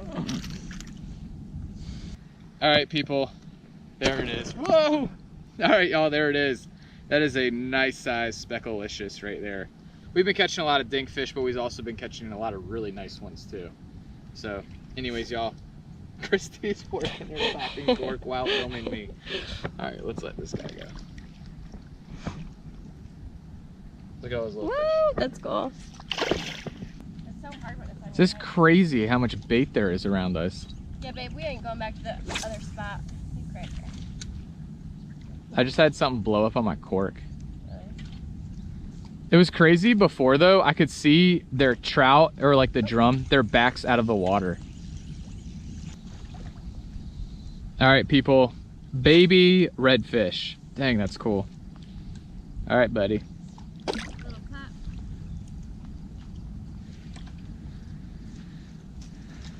Every time I cast, I get pulled.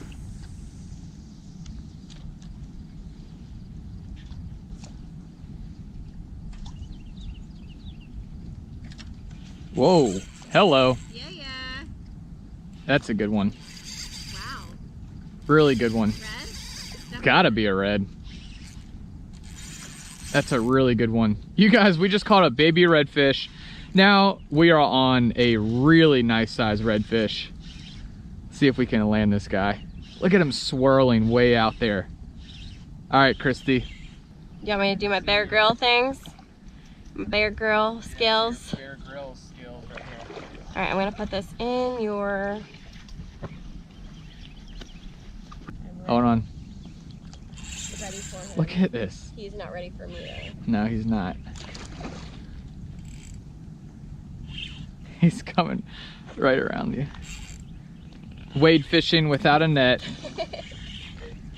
Okay, I'm gonna try and just get him on his belly, like turned over. Okay, here you go.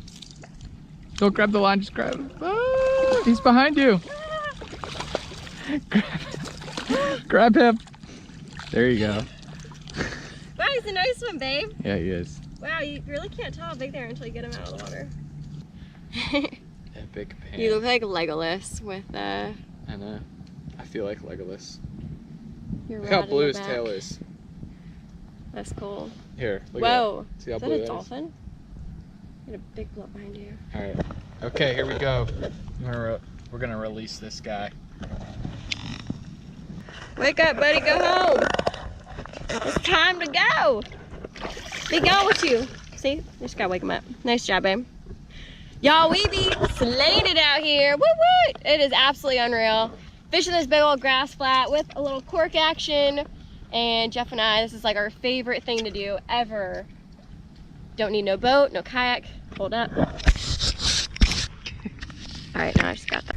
All right, y'all, that right there, that was an epic morning of wade fishing, and it's probably not even 9:30 a.m. Christy caught all the fish. Oh, y'all, my biceps are feeling good. Gotten a little workout this morning out there on the flats. Super fun this morning getting on all them fish. So anyway, That's right, Such people. a fun morning. That right there, that was awesome. And all we did was we just followed the birds and the bait, mainly the bait. There was a few birds out there towards the end, but there was just tons of mullet out there. We even saw some shrimp popping, but it was crazy because there was just everything. There was mullet, shrimp, there was small trout, and there were big trout too, right around there. So anyways, you guys, whoa, check out all those banana spiders up there. Wow. Yeah, tons of banana spiders. All right, y'all. So anyways, that's all we did. Got distracted. That's all There's we a did. bunch of banana spiders in the trees. But anyways, y'all, that's all we did was we just followed the bait, and there was like tons. There's a bunch of water out there. A lot of water. There's a bunch of water. Yeah. Duds, the sound. That's kind of the first thing that we do is find the biomass, find the birds, depth changes, all that good stuff. We are the biomass. That's right. All right, people, that's all I got for today. Peace out. Deuces.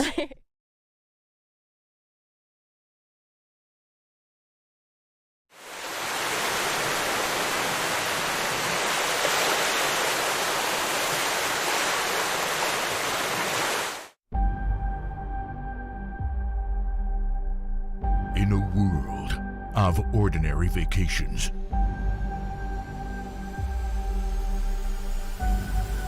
live the extraordinary.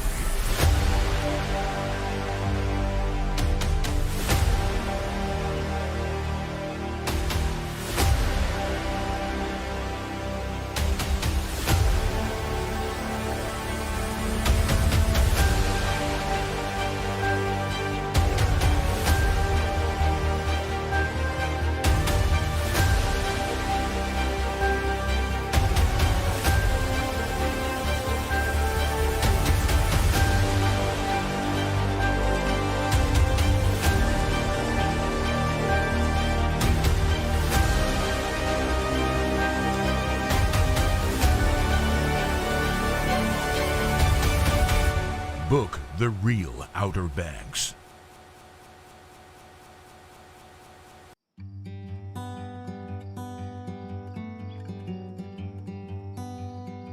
The proclamation declaring the live oak as Kill Devil Hill's town tree.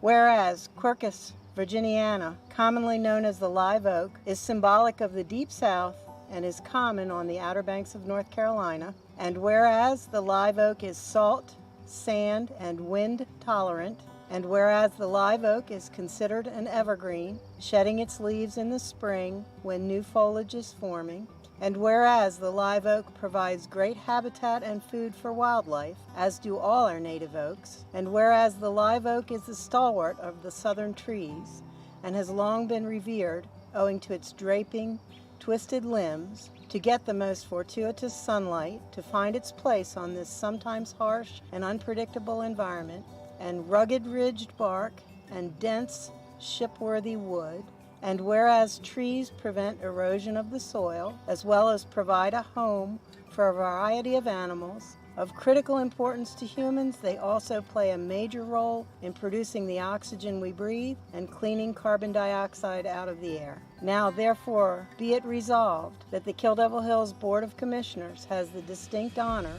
of proclaiming the live oak as the town of Kill Devil Hills' official tree.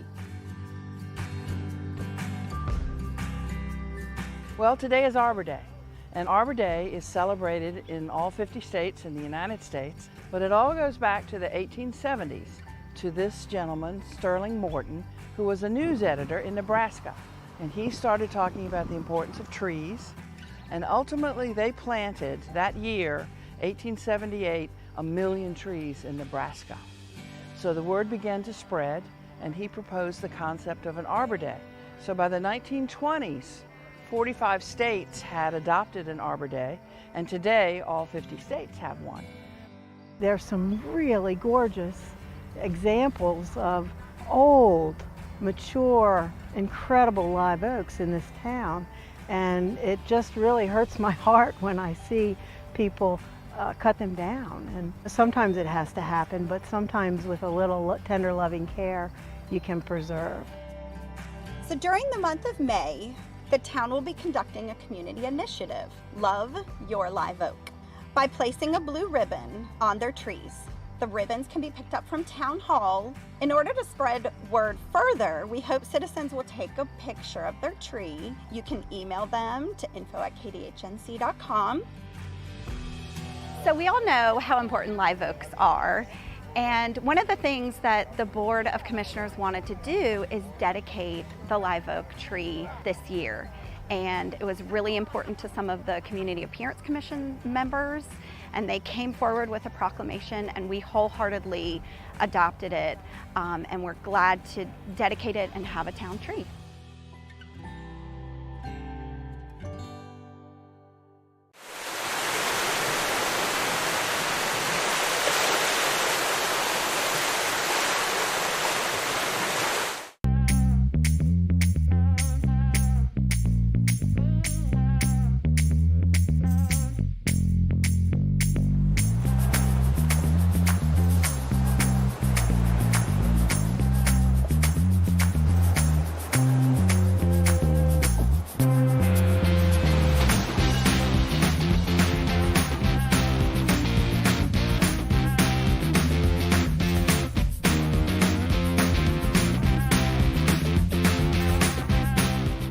Jewelry by Gail is celebrating its 47th anniversary this year.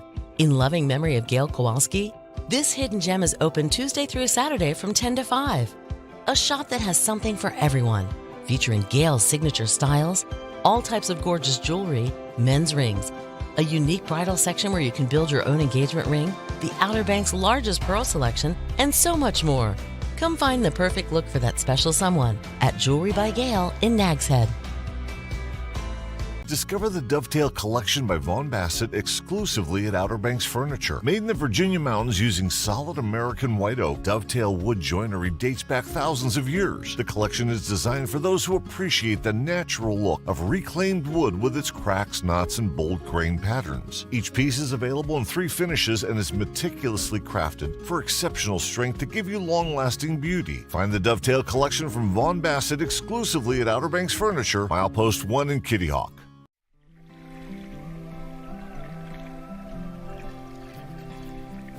Here in Currituck County, with the sound and the river on both sides of us, there's all sorts of paddling opportunities for anyone interested. Well, our nearest boat ramp is the Shingle Landing boat ramp, which is a wildlife resources ramp. And from that ramp, roughly 2 miles to the camping platform by paddle. What would make a camping trip here unique, and the reason why someone would want to spend the night or stay overnight, is we're in close proximity to Chesapeake and Virginia Beach, Virginia. This offers a paddler a chance to leave Hampton Roads area by paddle trail, by canoe or kayak, paddle southward into North Carolina, camp and stay, and they could either return or they can continue southward. One of the best attractive features about kayaking or canoeing is this: everything is so quiet. You get back into these peaceful waters, everything's calm, quiet, there's nothing going on except you and nature. You get a chance to get away, relieve your stress of the everyday life, and just get in contact with Mother Nature and see the sights that there to behold. Currituck's known for for being the sportsman's paradise, a waterfowling capital of eastern North Carolina. You have your bear, your deer, your squirrels, everything that goes along with swamp environments, and everything that of course goes along with marsh environments. Currently our kayaking platforms, our camping platforms, are located on the Northwest River Game Land, which is on the Northwest River up in the Moyock Township of Currituck County. Camping's something that I did when I was younger. I would imagine a lot of children have done. And so if you do have a family and you want to get them out in nature, all you need is either a kayak, canoes, or a small boat. The platforms are accessible with a small boat, and it is permissible. But sure, you could have your whole family out there, your spouse, your children, and it would just be a fun time. Well, what makes our platforms unique is it's a cluster of 3, so we can have a large group, 20 to 30 people, and they can come set up tents and camp together. There's a privy enclosure, which allows privacy for restroom use. Each camping platform has a bench as well as a cooking table, so that if you bring a grill, a propane small camping grill, you can set up and have you some facilities to cook on. Well, what we'd like to see, for anyone interested in staying on the camping platforms, of course, take what you brought. So if you bring anything that creates trash or garbage, please take it with you. We do not allow open fires on the platforms. They are constructed of wood, and for obvious reasons, we do not want open fire on them. But yeah, just be courteous, take care of the environment. If you brought it, take it back with you.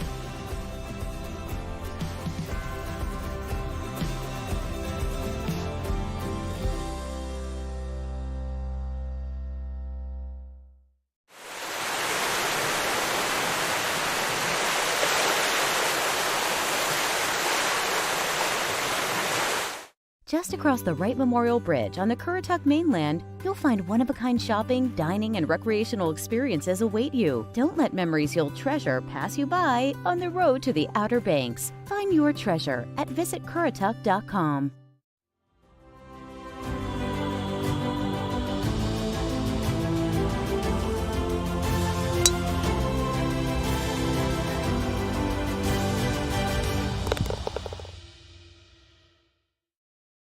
To take to the sky and fly like a bird, most everyone would like to try it at least once. And today, that's exactly what we're going to do, but not in an airplane. First, we're going to spend some time with a North Carolina businessman who had a dream and founded the world's most popular hang gliding school right here in the Tar Heel State.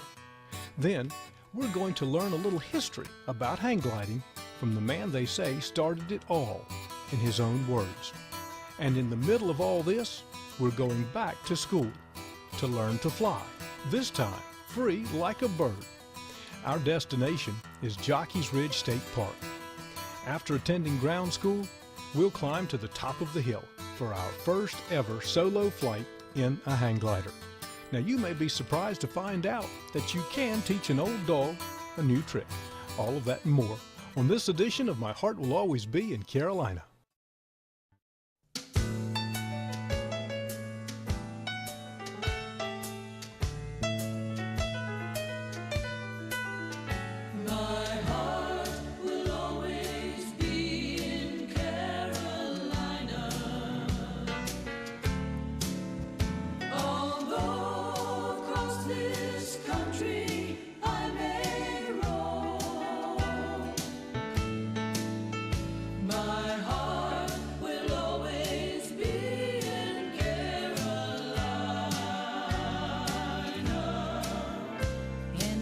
Sunny seaside, Carolina home.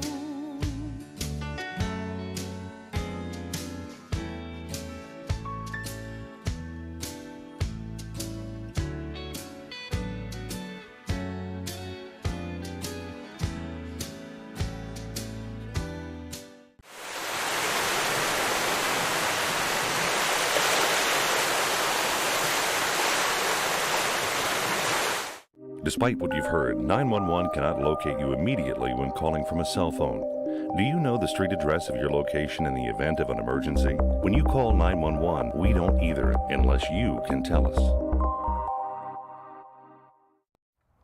Welcome to the program. Our special guest is Mr. John Harris. John is the president of Kitty Hawk Kites, the largest hang gliding school in the world. That's pretty big. Thank you, Ken. It's an honor to be here, and thank you for all you do for North Carolina and the Outer Banks. Well, John, we're just honored to have the opportunity to do that, and honored to have the opportunity to be here at your school and to learn about the sport of hang gliding. And I won't call you the father because we know that's Dr. Francis Regallo, but you've been at it a long time. When did you hang glide for the very first time and where? The very first time was 1973, and I was working in Winston-Salem for Western Electric, AT&T, and came across a shot in a Winston-Salem Journal of a hang glider, and I'd always been interested in flying, and that was it. When I saw the picture of the hang glider and the simple concept of a flexible wing that you could throw on top of your car, that was portable, that was cheap, that was it. I couldn't think about anything else. So I went to the library, tried to find information. I was going to build one. Couldn't find anything at the library. Finally tracked the person in the photo down through information. Turned out he was making gliders, so I ordered one from him. Sent me an 8mm film, which I watched over and over. And then came down with friends. Ralph Buxton was one of those friends, to Jockey's Ridge in '73. And we ran up and down the sand dunes on a hot day until we figured out how to fly the thing. Like the Wright brothers. Like the Wright brothers, that's right. We kept running down the hill with it until we figured out how to launch it and get it into the air and how to land it. Do you think that what brought you to Jockey's Ridge is the same thing that brought the Wright brothers here? Is that what makes this place special? It certainly is. Jockey's Ridge is the best learning site, training site in the United States now. And for exactly the same reason the Wright brothers came here at the turn of the century, you know. Great winds, great consistent winds off the Atlantic and off the Sound, and the sand dunes are high. They make a nice gliding slope, and if you make a mistake, the sand gives. When you hit the sand, it gives and absorbs the energy gradually. So it makes it very well, relatively safe compared to flying anywhere else. Sand dunes are the ideal place to fly, to learn to fly, and the Wright brothers recognized that, and that was one of the main reasons they came here too. And they were able to, you know, over 1,000 gliding flights, and they had very minor injuries when they were learning to fly here. Now, North Carolina also has mountains, and a few years back I saw you flying from the mountains of North Carolina. So are there other places in the state that you can hang glide? There are a number of other places in the state to hang glide, and Grandfather Mountain is one of my favorites because I had the good fortune of being the first to fly Grandfather Mountain years ago. Well, that was in 1974. When I saw this picture in the paper of a hang glider, you know, and I started getting into it, my first dreams were flying Jockey's Ridge because I'd been here, and the second one was flying Grandfather Mountain. Wow. So as soon as I felt I had enough skill, I started trying to work that out. I met Mr. Morton, who owned Grandfather Mountain, and he was a wonderful person, and got permission to fly. We flew during the Highland Games in 1974, and of course he was at that time probably the #1 photographer in the state and the #1 promoter in the state. And he circulated photos of that first flight around the world. We got clippings from Iceland, Greenland, Japan, everywhere. It was amazing. So the flight at Grandfather Mountain was very exciting for me. The first flight off, I chose a lower, easier launch, and that flight went beautifully. I had a beautiful gliding flight down to the golf course. I flew in, and there were these 3 golfers on the green. So I didn't want to scare them when I landed, so I yelled down at them as I was coming in over, because they were getting ready to putt, and they looked up in disbelief, you know, and I flew right over them and landed in front of them. But it was so funny because they could not believe. They said, "Where did you come from?" And I pointed up to the peak, you know, and they couldn't believe that I flew from there. They probably thought this giant bird had a man. Yeah, they'd never seen a hang glider before, so that was an exciting time. And another fun time, which was actually a few weeks before that, I was trying to make sure I had the skill to fly Grandfather Mountain because it is a cliff launch and it's pretty scary. And so we found this meadow on the top of Hump Mountain near Boone, North Carolina. And Hump Mountain is interesting because it was a nice meadow and the wind was coming straight up when we got there. So we took off, had a great flight down, and landed in this farm field down below. And you know, it turned out that the state line, Tennessee line, North Carolina line, ran right along the side of Hump Mountain. So it was the first intrastate flight. So that was a lot of fun too.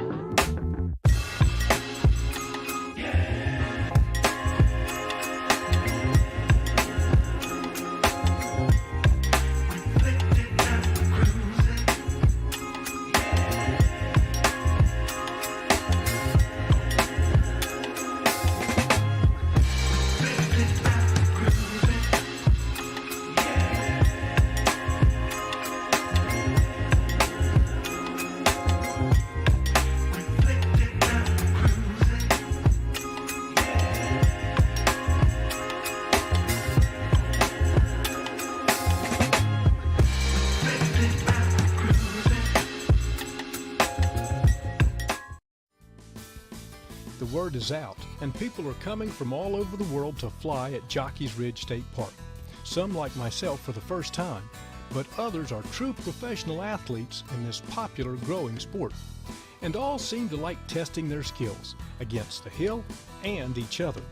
The ever-changing weather patterns on the coast of North Carolina help make flying at the hill even more challenging. Jockey's Ridge State Park is home to the annual Masters of Hang Gliding competition. It is the oldest continuously running hang gliding competition in the world. We do bullseye competition where a pilot flies down and tries to land in the center of a bullseye, and he gets points for how close to the bullseye he is. We do a slalom competition where there are cones along the ridge, and the glider has to fly down, and for every cone that he rounds, he gets points. We do like a heat competition, and they have a start line and a finish line, and the heat that finishes the fastest, that can take off and land, take off and land, take off and land in the shortest amount of time wins the competition. So that's a lot of fun to watch too. I was going to say, probably great for the pilots, but also a lot of fun for spectators. Yes. Yeah. We have the best for spectator hang gliding. Yeah, because here you can see it. The mountain competitions these days, everybody, in general, they fly away from the mountain and they may be gone for hours, and they go cross country. They may fly a 100-mile triangle in a cross country event and then come back. And so from a spectator standpoint, you don't get to watch that. But here you get to watch everybody's launch and how they maneuver down the slope and their landing, and it's really a lot of fun to watch.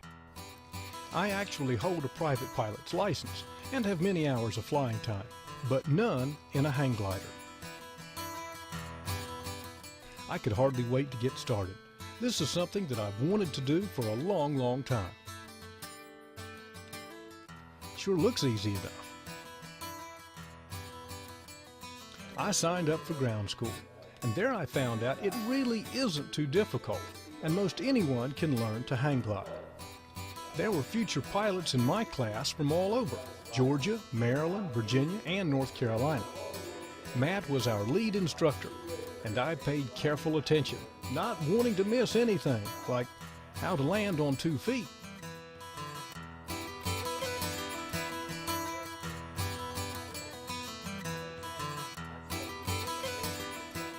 After ground school, we got our flight gear, consisting of a harness and a flight helmet.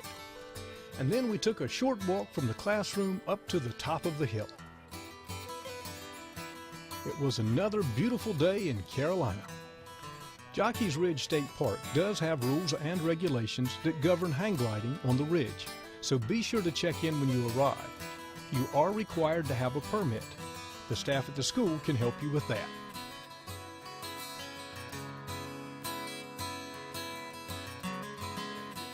Once on the top of the hill, we adjusted our harness and learned how to strap into the hang glider. Then we learned some basic glider control techniques. All right, Ken, we're going to have you lay all the way down in the harness. There you go.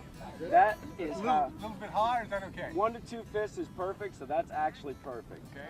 What we're going to want you to do is feel what that feels like to lay all your weight in the harness. When you're flying, you're going to know that you're properly in the glider if you can feel your shoulder straps filled out. In no time, I was ready for my first flight.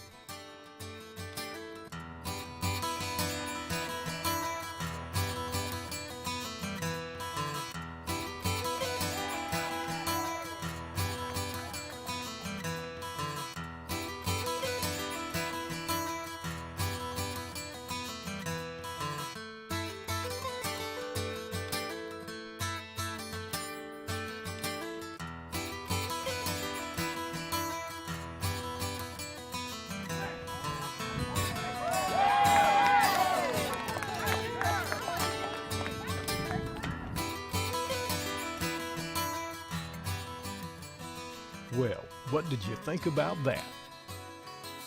Dr. Francis Regalo and his wife Gertrude designed the first flexible wing that all modern-day hang gliders are based on. When he was 96 years old, he told us how he learned to fly.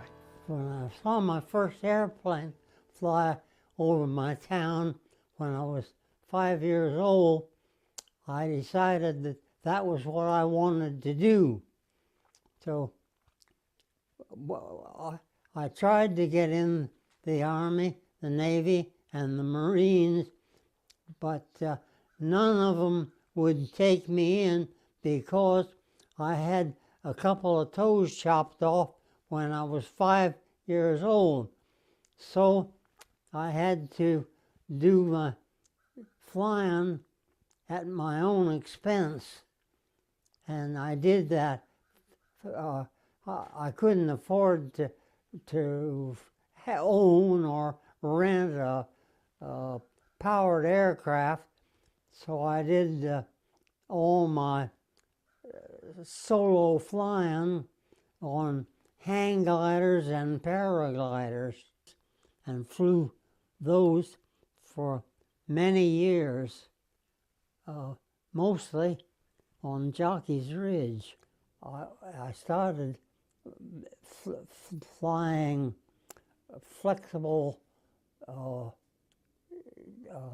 toy wings, and then made some that were big enough for me to fly, and I did a great deal of it myself until I was 80 years old, but I haven't done any solo flying since then. But I enjoy seeing other people doing it. He invented the wing in a homemade wind tunnel made out of cardboard and a window fan at home, and went through a number of prototypes trying to really come up with a simple, flexible wing that would carry a man. He was looking for an inexpensive way for man to fly, and you need to remember this is in the 40s, when all the emphasis was on how we can build airplanes to carry more bombs and fly them faster. And that's what he was working on at work, doing research at work. He was working on carrying more payload, flying it more efficiently, flying it faster. But at the same time, his mind was working in just the opposite direction. How can I fly a person inexpensively and slowly? And I mean, I think it's a true genius in that he came up with this concept, because he was able to create an airfoil that generated lift out of fabric, and something that could be produced very inexpensively. 300,000 people here, but how many around the world today? Millions of people around the world have flown hang gliders and paragliders.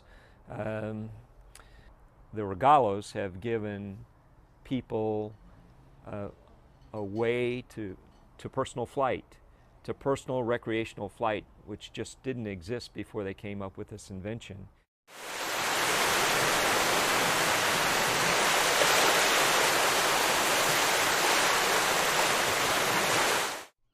Every place has a story. Stories of romance, drama, adventure, stories of life. Find your story at visitcurrituck.com. Did you know that weed slows reaction time and impairs motor skills and coordination? Weed also disrupts learning and problem-solving skills. Whether you're a basketball player, surfer, skater, or student with other life goals, Outer Banks Hope Coalition reminds you to live life in focus. Don't let weed blur your dreams.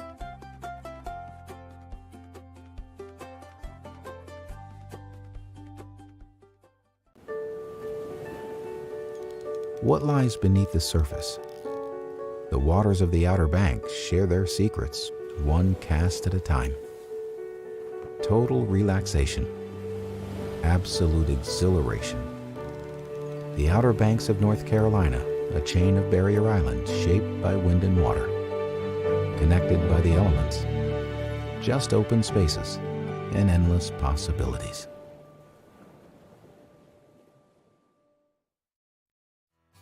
Dr. Regalo and his wife received a lot of recognition for their design of the flexible wing from their state of residence, North Carolina. and from organizations and government agencies around the country and around the world.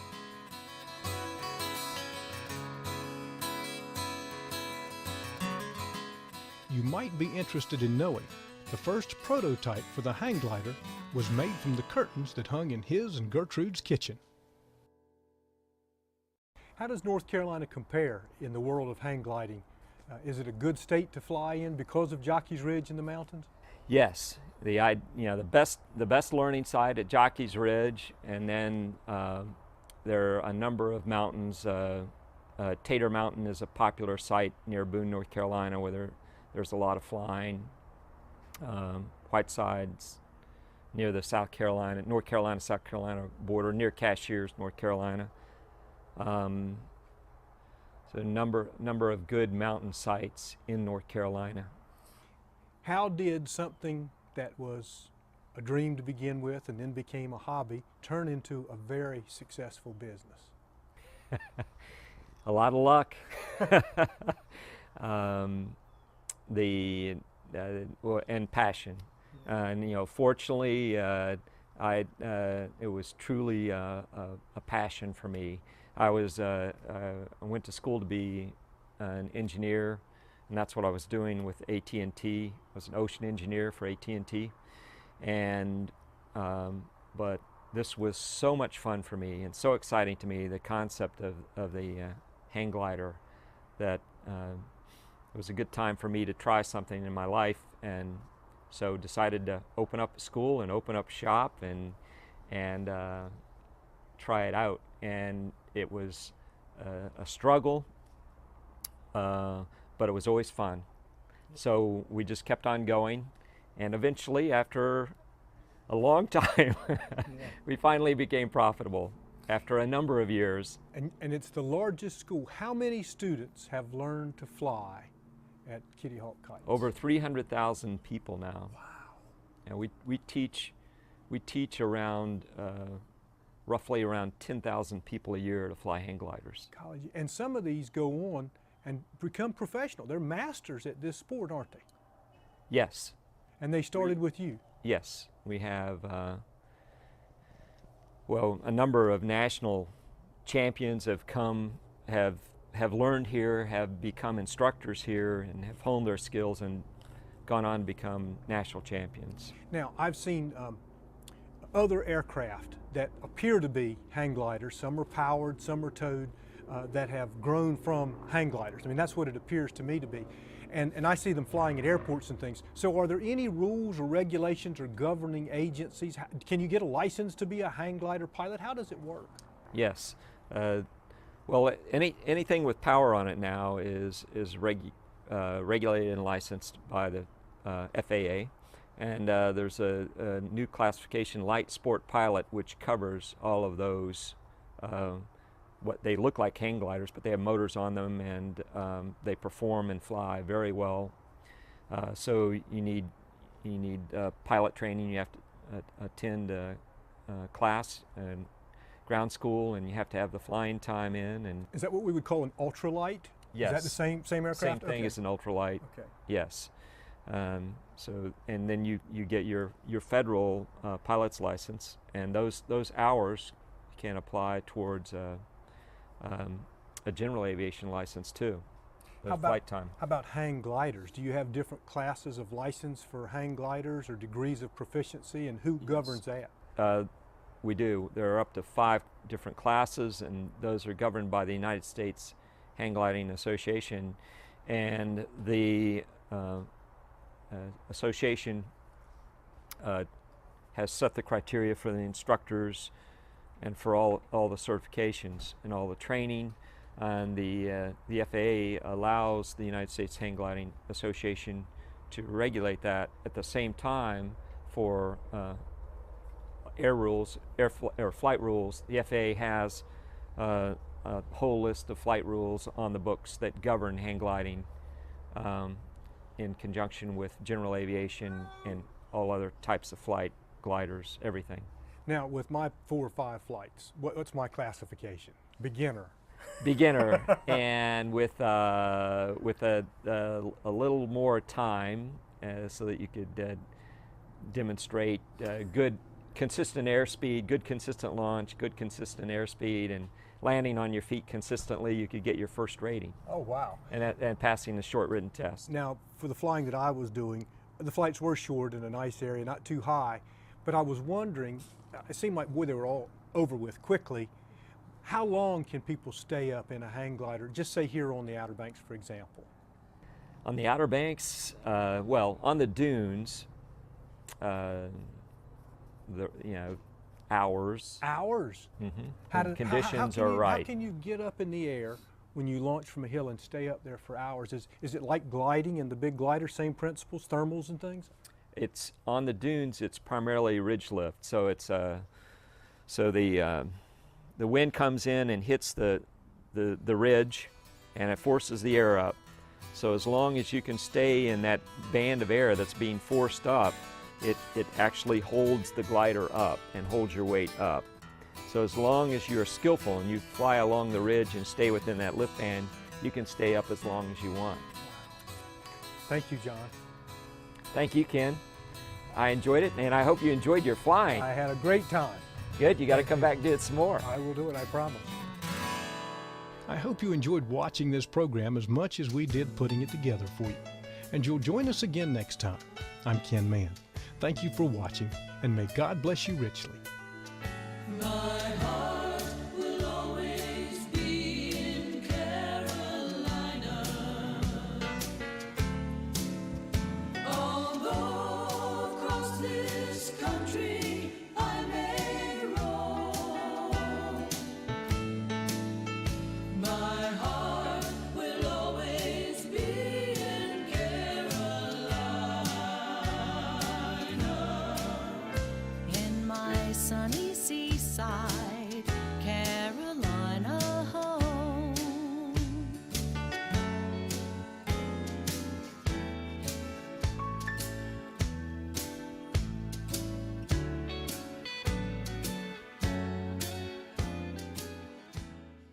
Oh, Santa here again for the Christmas shop and general store.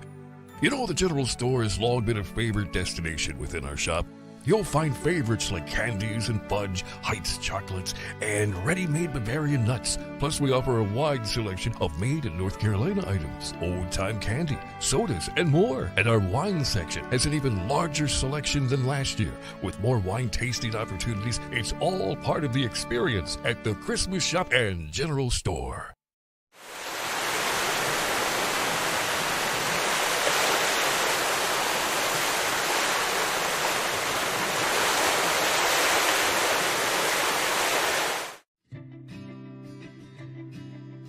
Welcome to the Ocracoke Light Station, part of Cape Hatteras National Seashore. Today we're taking you behind the scenes, touring the grounds, and climbing up to the top of the lighthouse, which has stood here for over 2 centuries. Over 200 years ago, in 1822, the federal government purchased this 2-acre plot for $50 from a man named Jacob Gaskill. Constructed by Massachusetts builder Noah Porter in 1823, the total cost of the lighthouse and the 1-story keeper's dwelling was $11,359.35. The keeper's quarters we're looking at today looks differently than it did back then. The original building was a 1-story brick dwelling with a small upper living level, which you can see from a picture taken in 1893. To provide more space for the keeper and his family, a 2nd story was added on top of the bottom dwelling in 1897. As duties at the light station increased, the Lighthouse Board added an assistant keeper position. To house the additional keeper and their family, another addition was built in 1929. There would have also been a storehouse and, of course, a privy built in 1823 as well. Throughout its entire history, the light station only had a total of 12 lighthouse keepers. When people got the job here, they stayed. It was a coveted position to have in the early days. Life for a keeper at this station wasn't as harsh as other locations along the Outer Banks. Although now Ocracoke is geographically more remote than Hatteras Island or Body Island, back in the early days, this light station would have been surrounded by a bustling small village and a port. The keepers and their families would have had a social life with other townspeople. They could shop and had quick access to food. There was a church they could attend, and their children had a school to go to. So, unlike the other Outer Banks lighthouses, they didn't suffer the loneliness and isolation that other keepers experienced at other stations. Ellis Howard was the longest serving lighthouse keeper from 1862 to 1897, 35 years. You can see him standing in front of the dwelling from that 1893 picture.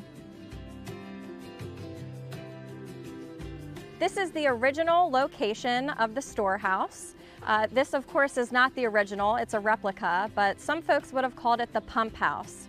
In 1899, Keeper Smith logged in his notebook that the heat was so unbearable in their house, they actually used this building as a second summer kitchen. And of course, in my background, you can see the privy. The following structures were added later. This behind me is a workshop or a carpentry shop where the lighthouse keepers would have stored their lawn equipment, their farming equipment, and their gardening equipment. The structure behind me would have been a chicken house, which is now a generator shed. This is the concrete oil house built in 1914 to house the kerosene. Now it is home to a backup generator. You'll notice many of the trees from that 1893 picture are still here today.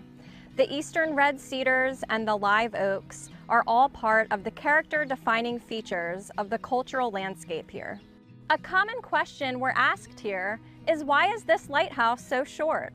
It's a great question, and the answer lies within the purpose of why it was built. Standing at 75 feet high, it is significantly smaller than its neighboring lighthouses. The Ocracoke Light is a channel lighthouse built to mark inlets, and they typically stand less than 100 feet tall. The Cape Lookout Light just south of us and Cape Hatteras Light just north of us are coastal lighthouses designed to warn of obstacles extending far out from shore, so they might reach upward of 150 feet or more.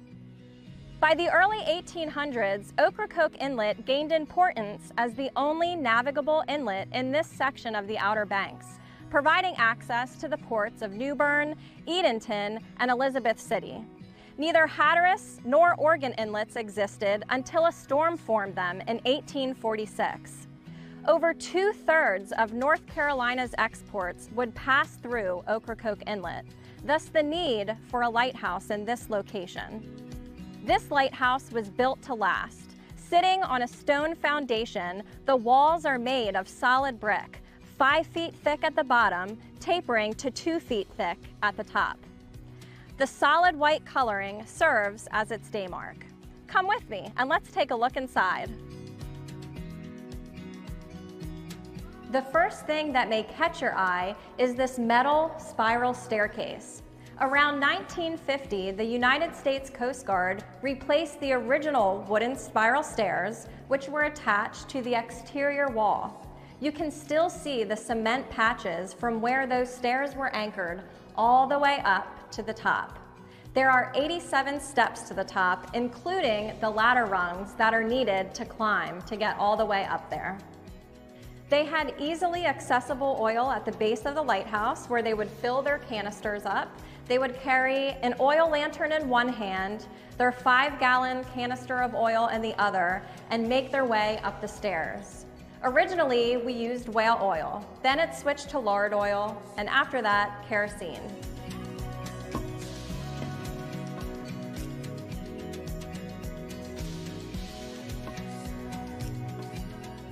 We're just about to get to the lantern room, where you'll be able to see the 4th order Fresnel lens.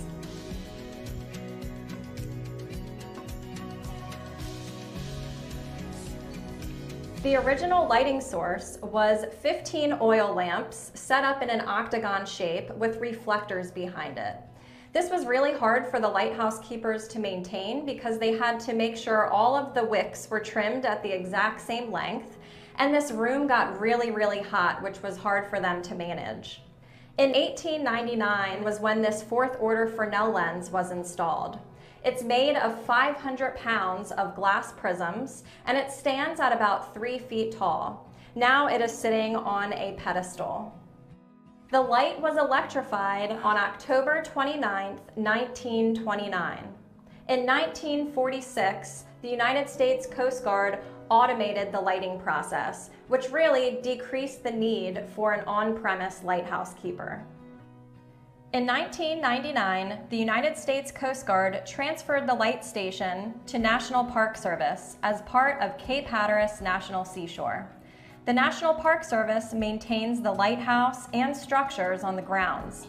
But since this light is still considered to be an active aid to navigation, the Coast Guard maintains the light. The light still shines today and has a constant, steady beam as its unique flash pattern. On a clear night, you can see it 14 miles out to sea. The last major hurricane happened in 2019 when Hurricane Dorian caused a storm surge that brought 18 inches of water into the keeper's quarters. In 2021, the National Park Service received disaster relief funding from U.S. Congress to mitigate the damages to the light station. The National Park Service is using this opportunity to repair and rehabilitate the keeper's quarters and to raise the building 5 feet above ground level to increase storm resiliency. The National Park Service preserves nearly 50 lighthouses.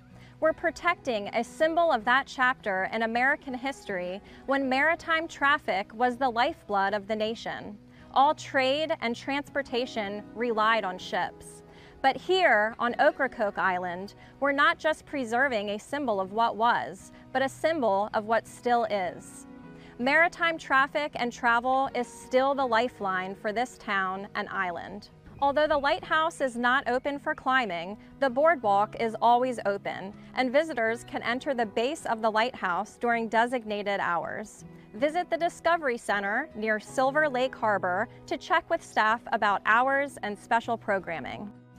Thanks for joining us today as we reflect on the past and preserve for the future.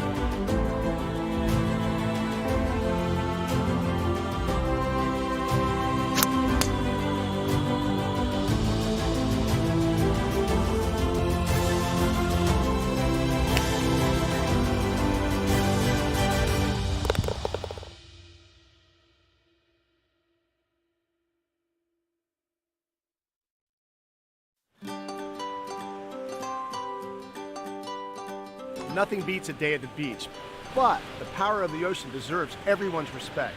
So if you plan on going for a swim when the surf is rough, why risk it? When in doubt, just stay out. But if you do decide to take a dip, warning flags are flying for a reason. Listen to the lifeguards. Stay out. Hey ladies, if you're an experienced swimmer and think you can safely handle the surf, even those experienced swimmers can get caught in a rip current and swept out to sea. Stay on the shoreline. If the waves are rough, be sure to take a flotation device, such as a raft or a bodyboard. Rafts and boards aren't designed to save your life. If the surf is rough, just play it safe and stay out. Well, there you have it. Make sure your Outer Banks vacation is a memorable one for all the right reasons. Know before you go by checking the daily OBX beach conditions forecasts. Watch for rip current warnings and listen to the lifeguard. When the red flags are flying, stay safe by staying on the beach and out of the water. Live like a local and love the beach, respect the ocean.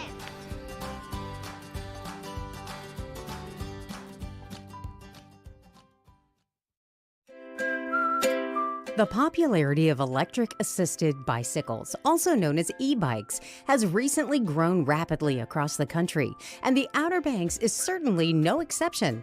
So what exactly is an e-bike? An e-bike essentially is a bicycle that has an electric motor that can drive it or help you pedal the bike.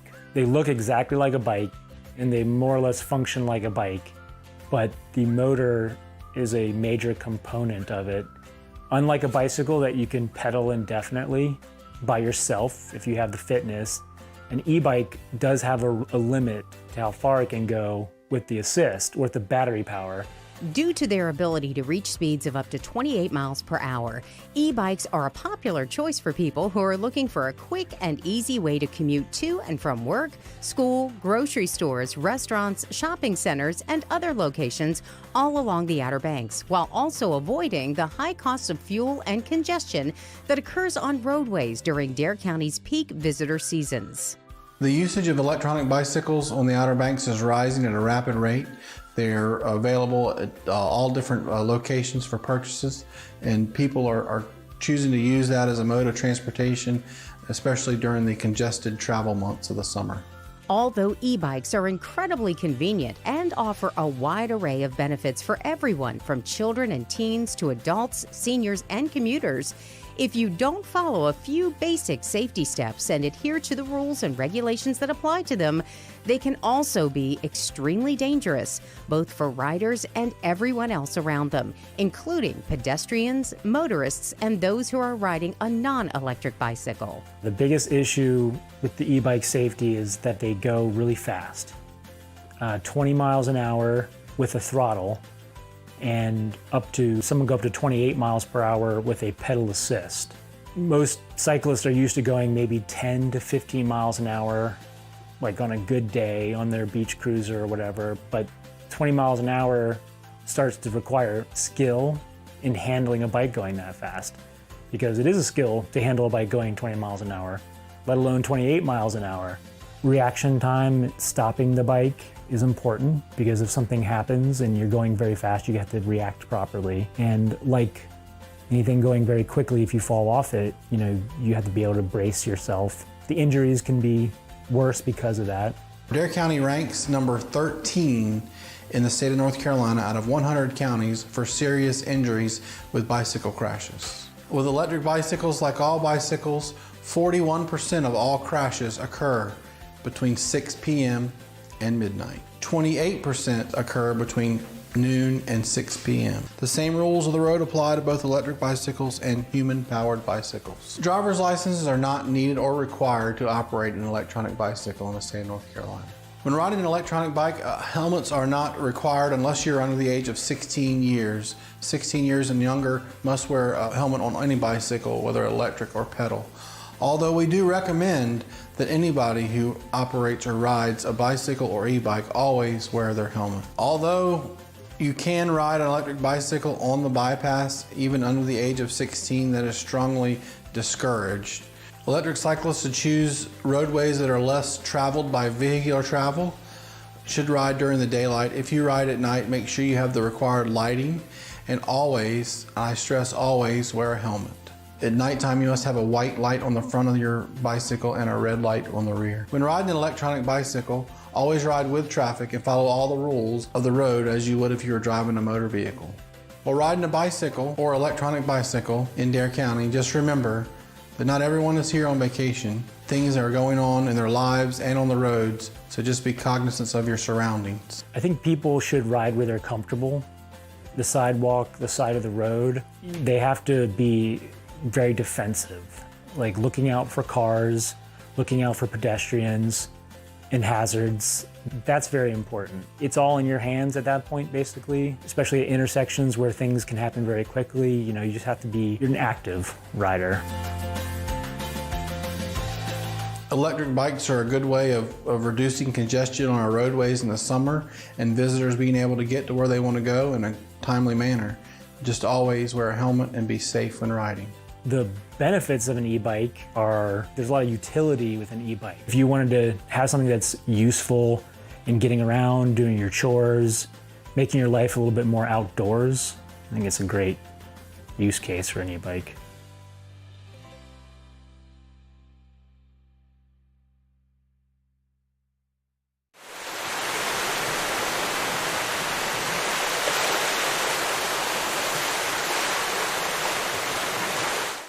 The Jolly Roger is bigger and better.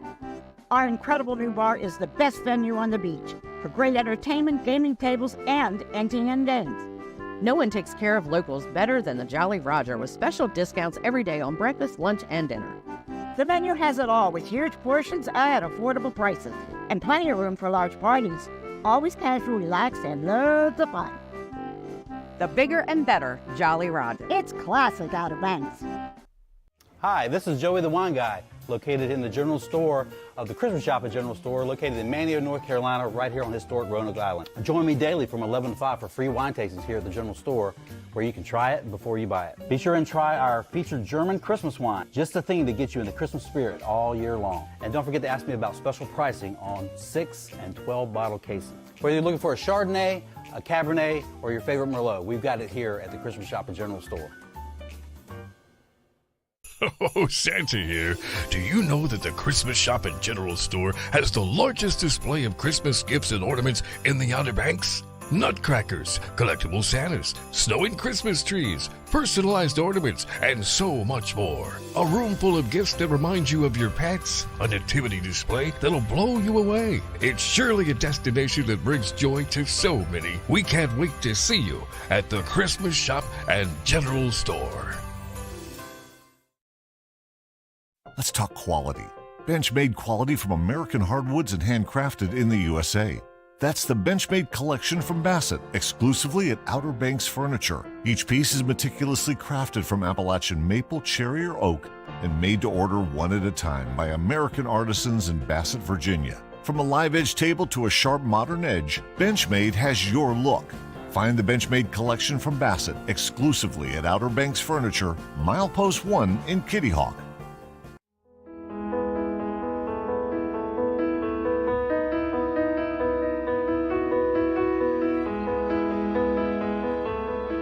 Whalehead was built by a wealthy couple from the Northeast, from Philadelphia, Mr. and Mrs. Edward Collins Knight Jr. They were here basically because they wanted to hunt. Corolla had an incredible reputation for the amount of wildfowl that was here. During the Civil War, a number of Northern soldiers were down here and saw how many birds were here and the incredible hunting opportunities, and word spread. Restaurants up in like New York and Philadelphia, so some of the things on the menus were Currituck duck. So it really got an incredible reputation for the hunting opportunities here. And we are on the Atlantic Flyway, so the birds, you know, at that time, definitely because of the water quality, there were so many of them. By the 1920s, a lot of the big time of the market hunting was already passed. They'd passed conservation laws by then. So they were here pretty much for sport. The northern Outer Banks were basically, at that time period, just hunt club after hunt club, interspersed with a few villages. Corolla was one of them. It was basically a kind of a government village in a way because there was government money there from the life-saving service and the lighthouse. There were a couple churches, there was a school. So it was just kind of a village. The landscape was very flat. The dunes were not built until later. So here at Whalehead, you would have been able to see the ocean and the sound. How did the houses end up getting here? There was no road here until 1984. So the area didn't really get developed till after that. So this gives you just much more of an idea of what this area was like, the old Outer Banks. The house is very elaborate. The building was incredibly an extensive build. It took 3 years. They didn't stint on anything. You actually will be incredibly impressed when you walk inside because the house looks a lot smaller from the outside than it is on the inside. There are actually 5 full floors. Whalehead is one of the best examples of Art Nouveau decoration in the country, or the decorative style. Probably the most famous Art Nouveau stylist was Tiffany. And in this house in Whalehead, we had Tiffany throughout the house. Art Nouveau looked to nature for its inspiration, and you can really see that in the house with carved leaves on the furniture. Our dining room, the water lilies are carved on the walls, into the furniture, into the Tiffany sconces. But it's just a very good example of that. We believe that Mrs. Knight just really liked Art Nouveau because it had gone out of style by the time they built this building. Mrs. Knight had a Steinway that was brought here. It was a custom-made Steinway for her, and it still is played, and that's one of the highlights in the house that you can see when you come into the library. The house had both indoor plumbing and it was electrified, which was very surprising, I'm sure, to the people who lived in the village at the time, because that was probably like 30 years at least before most people had either of those. Another fun thing you can see if you go in the kitchen, which is a bright candy pink, which we think the cook, Miss Rose, really liked that color pink. So the tiles are that pink color, most of them are original. And you can actually see in the kitchen the original Frigidaire refrigerator, which we thought had been melted down for the war effort in World War II, but it was actually found in a shed in Manteo and is on loan to us. So that's fun to see. They also built a boathouse, which is also on the National Register. It's a bright pink salmon-y color. Upstairs, they carved decoys, and then they even had a place where they could store corn. They also had a miller's lift that would bring the decoys from up the second floor down to the first floor. They had a boat area where they stored boats. They also had 2 bridges, one of which we have today still on the property, and that's also on the National Register. Well, I personally feel that coming to this property when you're on vacation actually kind of gives you a real understanding of the history of the area, of the culture of Currituck.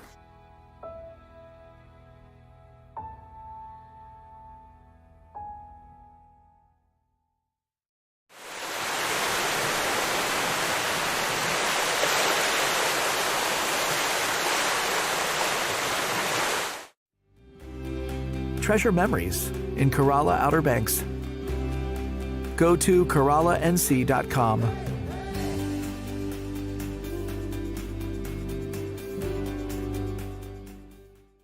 Take a tour of an Outer Banks icon and experience what life was like here in the Roaring 20s. Whalehead in historic Corolla Park is a beautifully restored Art Nouveau masterpiece and museum located on the Currituck Sound. For tour information, go to visitwhalehead.com. Connected to mainland North Carolina, yet seemingly a world away, Edenton is known as the prettiest small town in the South. Time passes slowly in the state's first colonial capital. The lure of historic sites, outdoor adventure, and friendly people draws visitors from near and far.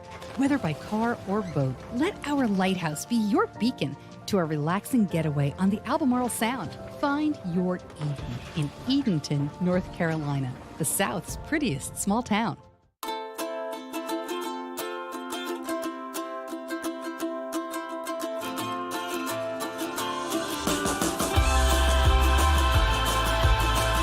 Whether you're here for a week or one long weekend, explore nature surrounded by the ocean and beside the ones you love. Welcome to the Currituck Outer Banks. Most golf courses try to take their design from their surroundings. Seascape Golf Links is no exception. What is exceptional, though, is how the sand dunes and maritime forest combine to create beautiful, playable coastal links with dramatic elevation changes and ocean views. Seascape Golf Links, an 18-hole championship golf course, milepost 2.5 in Kitty Hawk. Call for tee times and ask about midday specials. 261-2158. 261-2158. Seascape Golf Links, a must-play for those who love the game. The station original location is now out basically in the Atlantic Ocean. That's because of the changing tides, the Gulf Stream, all that. Mother Nature has moved the station a couple of times, and then man has moved it a couple of times to get it in a safer spot. This down here was where they would store their equipment. And then upstairs was where the dormitory was. And then the tower has been removed for safety purposes, but the tower was above there too. So the surfmen on duty would be up in the watchtower. When the 1911 station was built, this became their boat shed. If you look around, there are notches up in the ceiling of the original station. Those notches that are in the ceiling are from the surf boat. The rudder handle was hitting the top of the ceiling. So they had to notch it out to be able to get the surf boat in there. You can feel the history in there when you just look around. Just looking at the floor, looking at the walls. It is actually really amazing that it's still with us.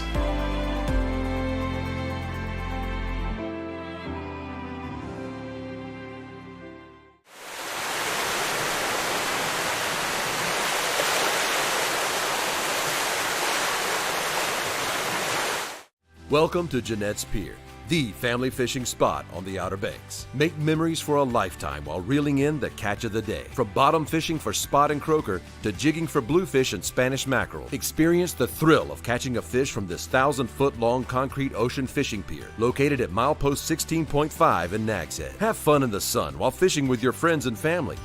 Surf, sun, fish, and fun. Experience it all at Jeanette's Pier, where fishing is catching.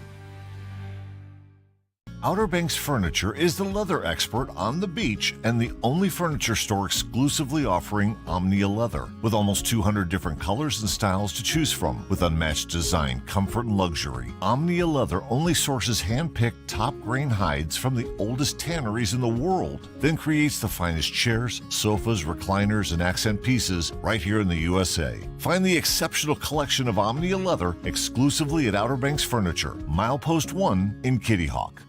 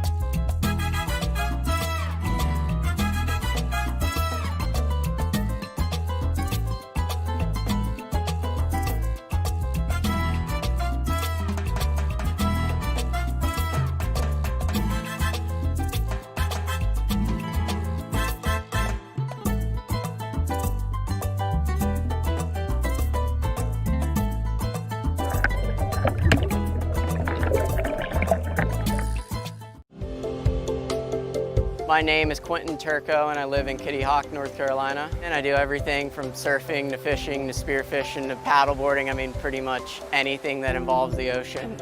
The power of the ocean deserves everyone's respect. The force of shorebreak waves can catch unsuspecting swimmers off guard, driving them into the sand, causing neck and back injuries, and in some cases, even drowning. Such incidents can easily be prevented with a few local tips. Know before you go and check local beach forecasts before you head out. Always swim near a lifeguard. Always be mindful of incoming waves even when near the water's edge.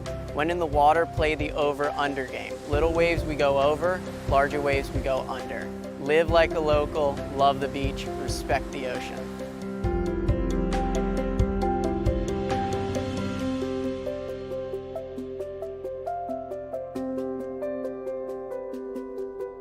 Despite what you've heard, 911 cannot locate you immediately when calling from a cell phone. Do you know the street address of your location in the event of an emergency? When you call 911, we don't either, unless you can tell us. Currituck County, on the Outer Banks of North Carolina, stretches from pristine coastal beaches across the breathtaking Currituck Sound into abundant farmland, rich with produce and our unique local flavor. Most families out here have a house. It took us a little while to settle in, but now it feels like home. We suggest you put on your best suit and pick out a little spot along the surf. Get to know your neighbors. Call the family together for dinner and maybe a movie. Always be on the lookout for new adventures and opportunities to try a new sport. Our beach is a place for big first steps and life-changing promises. We've preserved our rich history over the years, taking care of the land and the creatures who roam these shores before us.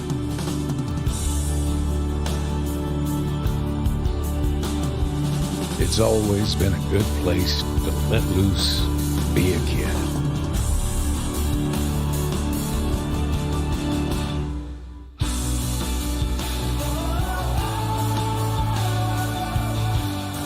The call of the wild is irresistible to our local artisans and athletes alike.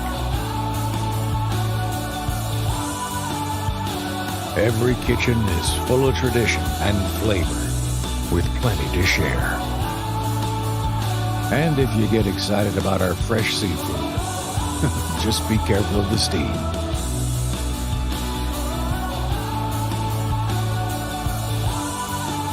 When you take life at our pace, you never know what might follow. Welcome to Currituck County on the Outer Banks of North Carolina. Relax and enjoy your vacation. We only ask for your help protecting all here that is wild and free. Come home as often as you'd like and build your tradition, one sunset at a time.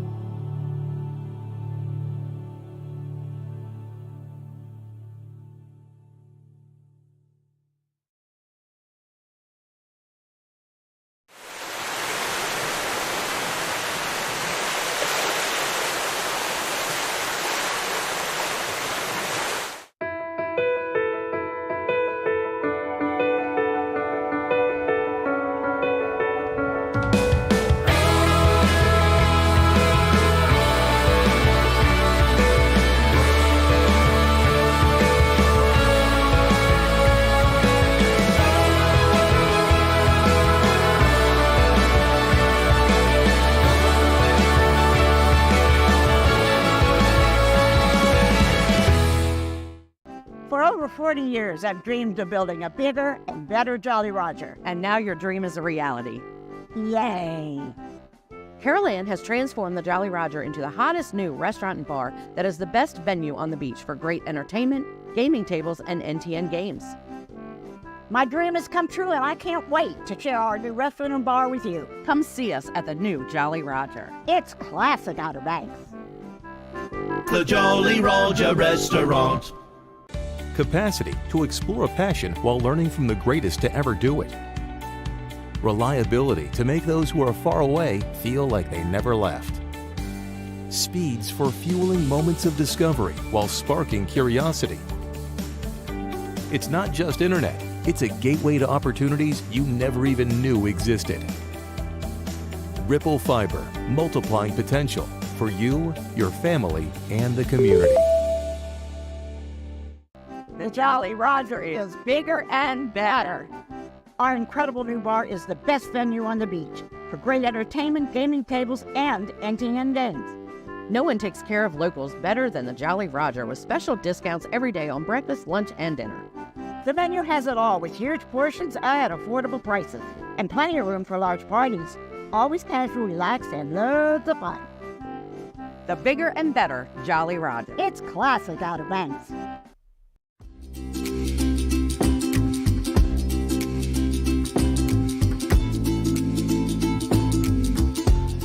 My name is Connor Hodge. I'm the executive chef here at Upside Restaurant in Corolla, North Carolina, and today I'll be showing you our take on a southern boil.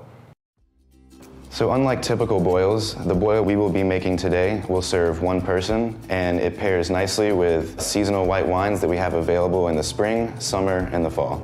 So to make the southern boil, you have stone ground grits here, Old Bay seasoning, heavy cream, marinated shrimp, house-made chorizo. Our seasonal whitefish today is going to be a halibut. We have blanched fingerling potatoes, flame roasted sweet corn, house pickled jalapenos, a little bit of parsley, and a French baguette.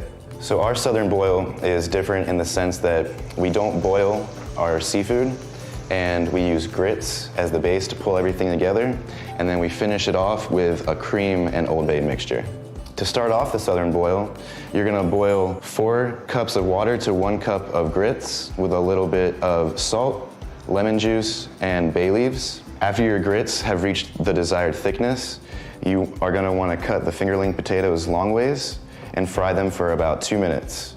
While those are frying, you're gonna season the halibut with salt and pepper and grill that at the same time as your marinated shrimp. And when your shrimp is almost done, you can grill your chorizo, which is already cooked, so it won't take very long.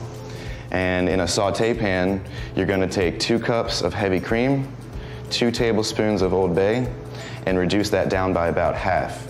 As soon as it's reduced by half, you can add your corn, and then you spoon the grits onto a plate, and then add all your proteins, your potatoes, and then the finished cream.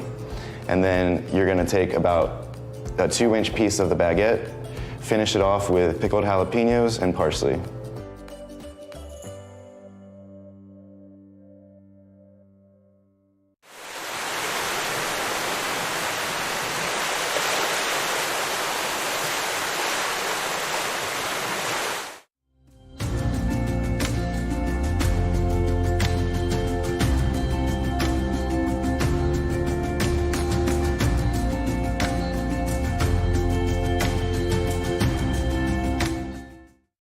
Just across the Wright Memorial Bridge on the Currituck mainland, you'll find one-of-a-kind shopping, dining, and recreational experiences await you. Don't let memories you'll treasure pass you by on the road to the Outer Banks. Find your treasure at visitcurrituck.com.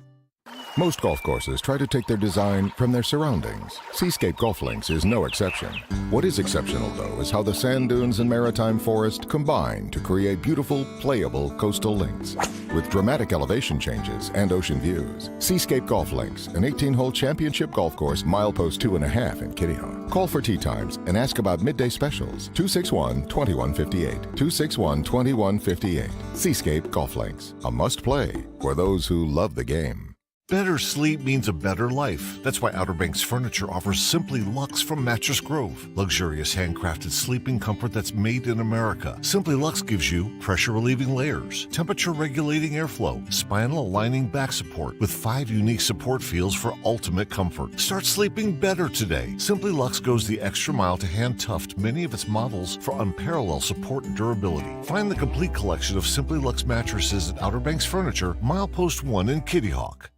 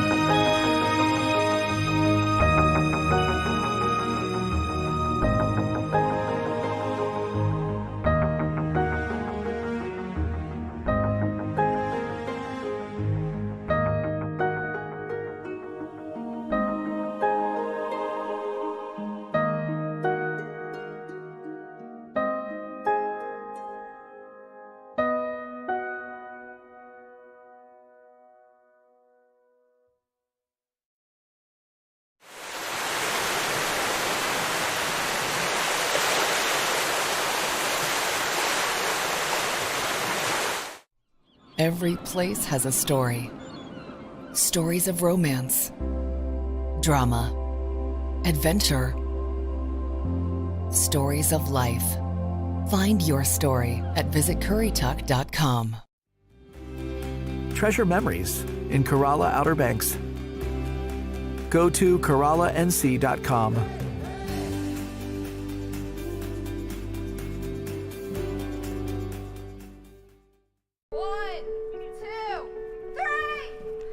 The Outer Banks is unique. When we come down here, we can just relax. When we were kids, we'd spend as much of the summer here as we could. It's a lot of fun and cool things to do. Yeah, I just like the area a lot. Always have. We've been here in the spring, we've been down here at Thanksgiving, we've been down here at Christmas. I have been coming here ever since I was a baby. Yep, and every year I love the Outer Banks. I mean, this is more home to me than where I grew up. The Outer Banks of North Carolina. Stir the soul.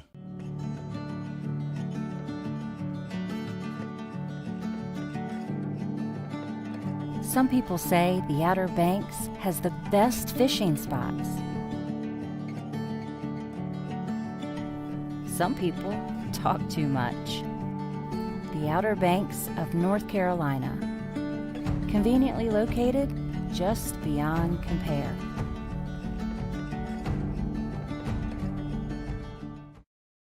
Around the corner from the Albemarle Sound, Edenton Bay provides a scenic backdrop to its namesake town. Once a port for North Carolina's first colonial capital, today the waters attract travelers looking for calm, not commerce. And Edenton welcomes boaters with free boat slips for 2 nights. Whether by sea or land, let our historic lighthouse guide you to a relaxing bay that's a world away. Find your Eden in Edenton, the South's prettiest small town.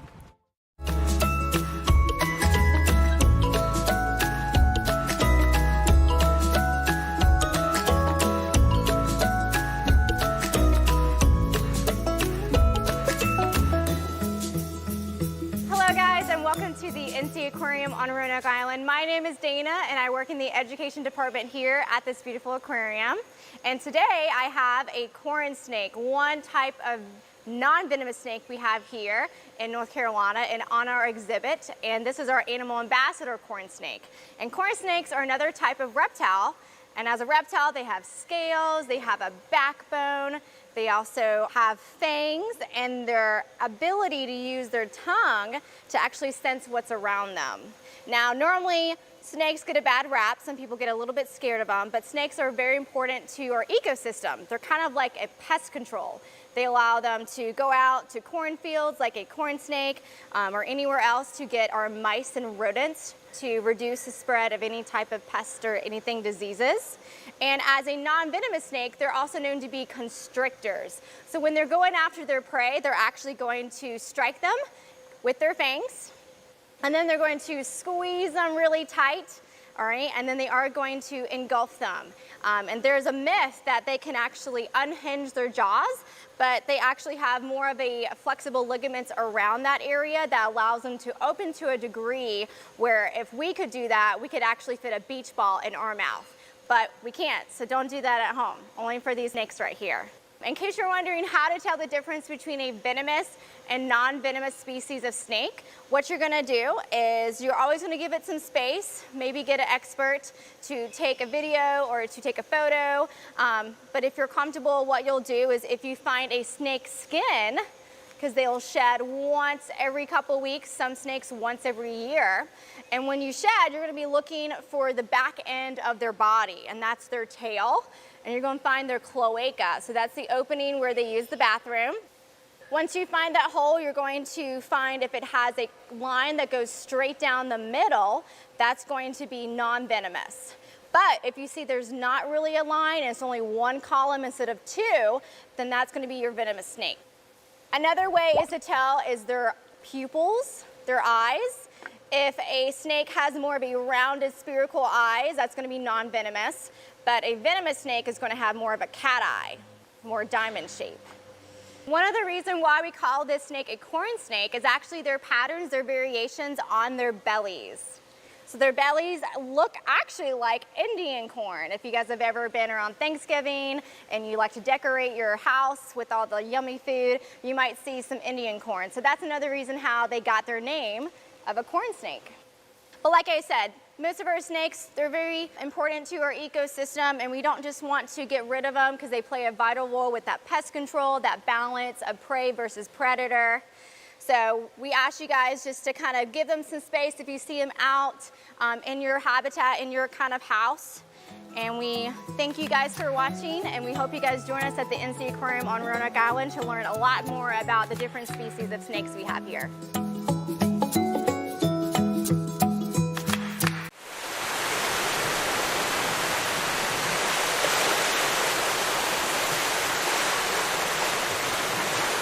My name is John Carter. I'm from Kitty Hawk, North Carolina. I am a surfer, surf photographer, environmentalist. The marine life found in our oceans deserves everyone's respect. It's important to remember that the ocean is home to many beautiful and sometimes dangerous marine life.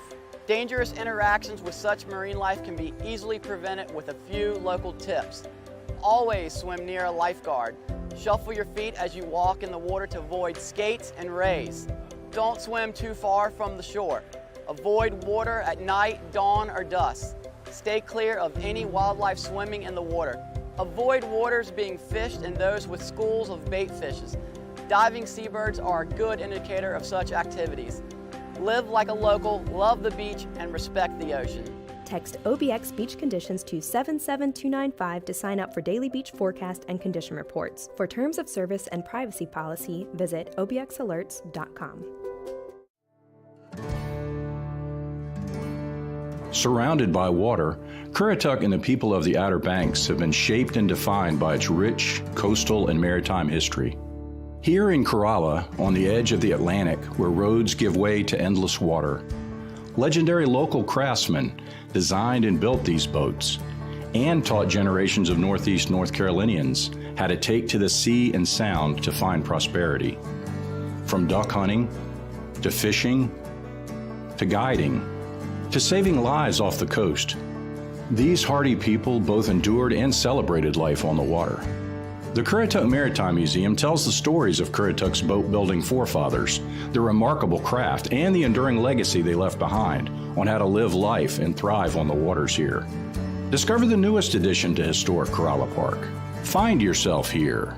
Visit CurrituckMaritimeMuseum.com. Take a tour of an Outer Banks icon and experience what life was like here in the Roaring '20s. Whalehead in historic Corolla Park is a beautifully restored Art Nouveau masterpiece and museum located on the Currituck Sound. For tour information, go to visitwhalehead.com. Welcome to Wright Brothers National Memorial. I'm standing outside the Wright Brothers Monument that sits atop Big Kill Devil Hill, one of the spots Wilbur and Orville Wright conducted gliding experiments in an effort to perfect their 3-axis control system, which would later be used on the Wright Flyer, the first powered, heavier-than-air manned airplane. The innate genius of the brothers, combined with their overall resolve and gumption, allowed them to beat the odds and accomplish what was thought impossible. To honor the accomplishments of these two, a monument was proposed by Representative Lindsey Warren of North Carolina and Senator Hiram Bingham of Connecticut in the late 1920s. After debate over the overall design of the structure, a contest was held with 33 submissions entered. Ultimately, Alfred Easton Poor and Robert Perry Rogers' design was selected. The cornerstone was laid on the 25th anniversary of the first flight on December 17, 1928, with Orville Wright in attendance. The monument would be completed in 1932, with Orville Wright and his extended family attending as well, and other prominent aviators and politicians of the time. The monument itself features an Art Deco style, with motifs highlighting aviation as a whole. On the side walls of the monument, abstract shapes represent wings and the prospect of flight. A quote is featured on the perimeter of the monument stating, "In commemoration of the conquest of the air by the brothers Wilbur and Orville Wright, conceived by genius, achieved by dauntless resolution and unconquerable faith." At the very top is a marine or lighthouse type beacon, which we'll see a bit later. Let's open the doors and take a look inside.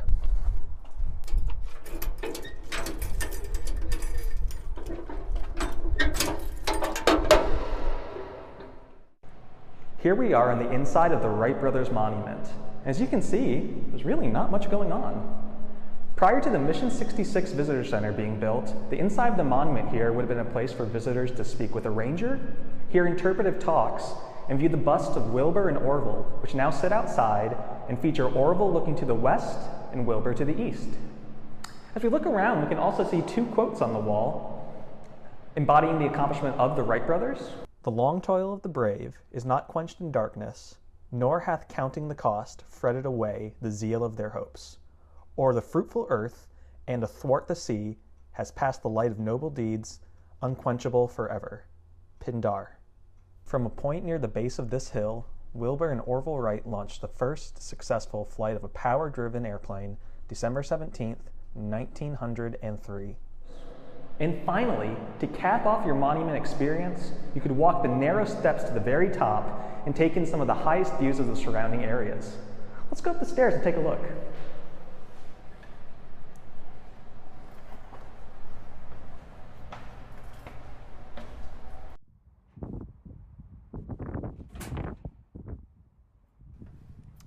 What a view! From here, about 150 feet above sea level, we can see the current visitor center, reconstructions of Wilbur and Orville's camp and hangar, and finally the site at which they conducted 4 flights on December 17, 1903. With the completion of the monument, greater access to the Outer Banks was an issue that would need to be addressed. Bridges were built in the 1930s connecting these areas to the mainland, and that led to a larger influx of people visiting the area and moving here. This was a stark contrast from the isolation the Wright brothers were looking for when experimenting. To this day, the monument standing tall behind me remains a testament to the Wright brothers' legacy. The symbol on top of Big Kill Devil Hill reminds us that 2 brothers from Dayton, Ohio, saw possibility where it seemed non-existent. Treasure memories in Corolla Outer Banks. Go to CorollaNC.com.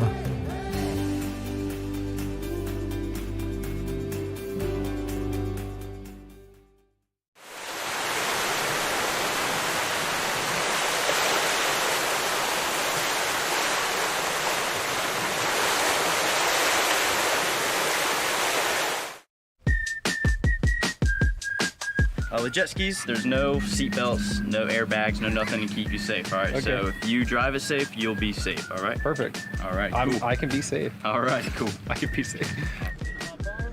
All right. Oh gosh. That's it? Yep.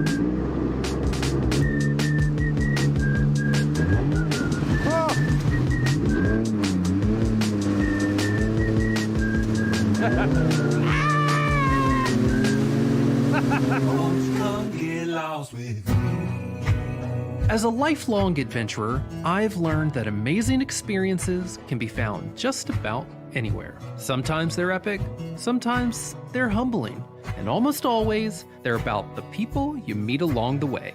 Whether it's air, water, or land, join me as I explore new places and help you find your next adventure.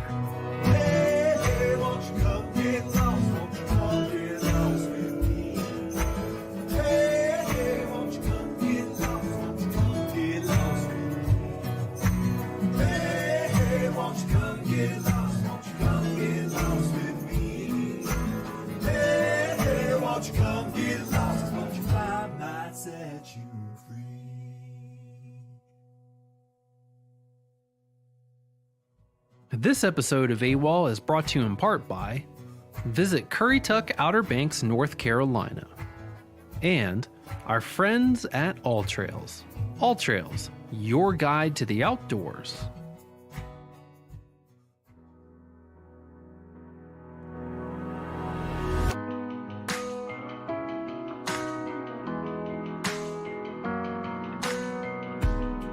Along the northernmost coastal region of North Carolina, you'll find yourself in Currituck County. Separated by an inland sound, the Currituck mainland, Knott's Island to the north, and its barrier islands on the coast are connected by a labyrinth of waterways, a handful of bridges, and only 2 main roads. This portion of the Outer Banks is known for sun and fun-filled vacations. And oh man, the beauty that surrounds the abundant nature preserves and protected game lands you'll find here, it kind of makes sense why Currituck has been a destination for travelers from all over the world. I'm here to uncover the adventures in the air, land, and sea of Currituck County, to find out what draws people here for a week or a lifetime, and to take in the salt-filled air and fleeting beauty before the wind and the sea reclaim this shifting landscape. You can easily drive to Currituck County from the west, north, or south. However, I'm choosing to do something a bit more unique to visits to the Outer Banks. I'm taking the ferry from Knott's Island across the Currituck Sound, where I'll get my first taste of what Currituck has to offer, and greet the new day on the water.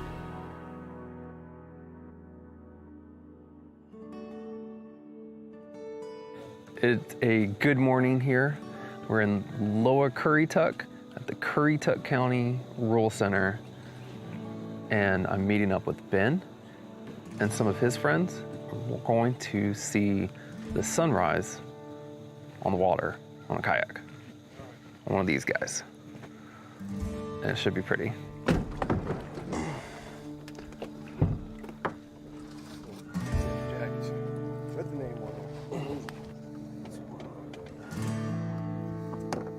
Thank you.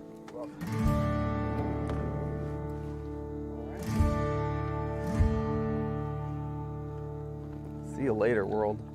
Good morning. Get that rhythm going.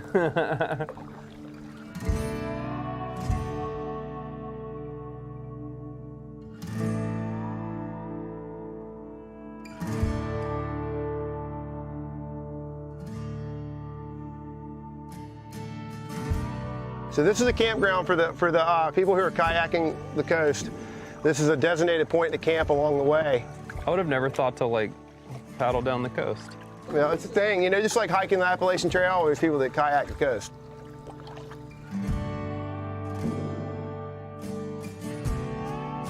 This area we're at right now is not known for fishing, it's known for duck hunting. Really? Yeah, and this is some of the most prized duck hunting land in all of North America. Huh. And that's really, the name Currituck is from the Native American term, which is Coratank, which means wild geese. That's why you don't see a lot of development in Currituck, because they're trying to protect these wildlands to keep the wildlife here so they can continue to hunt, fish, and have their farms.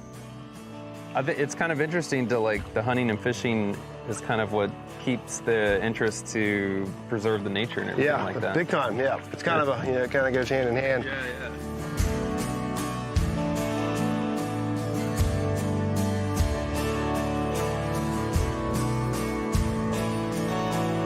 I do community outreach through the North Carolina Coastal Federation. Oh, that's awesome, yeah. We do. It's mostly more inland, at-risk youth. It's called Youth Rise Up. And that's where I was getting, where I have kids that have never been in the water in their life, total phobia, can't swim, kids that like never been in boats, come from just shattered homes, you name it. But it's all basically kids, and I say kids are all the way up to 21 years old, that have had their backs against the wall from day one.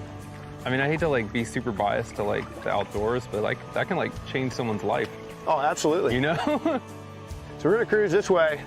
We just go around the island, just kind of cruise, let the winds. Once we get around the bend, I think the wind's just gonna kind of put us in cruise control.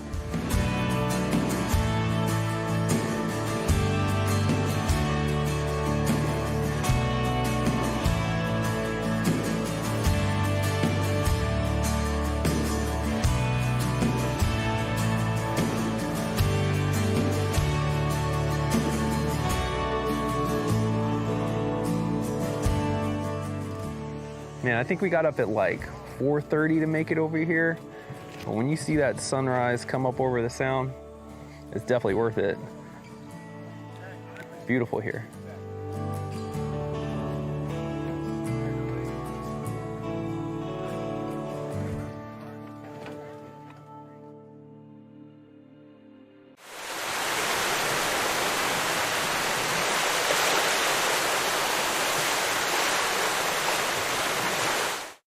Connected to mainland North Carolina, yet seemingly a world away, Edenton is known as the prettiest small town in the South. Time passes slowly in the state's first colonial capital. The lure of historic sites, outdoor adventure, and friendly people draws visitors from near and far.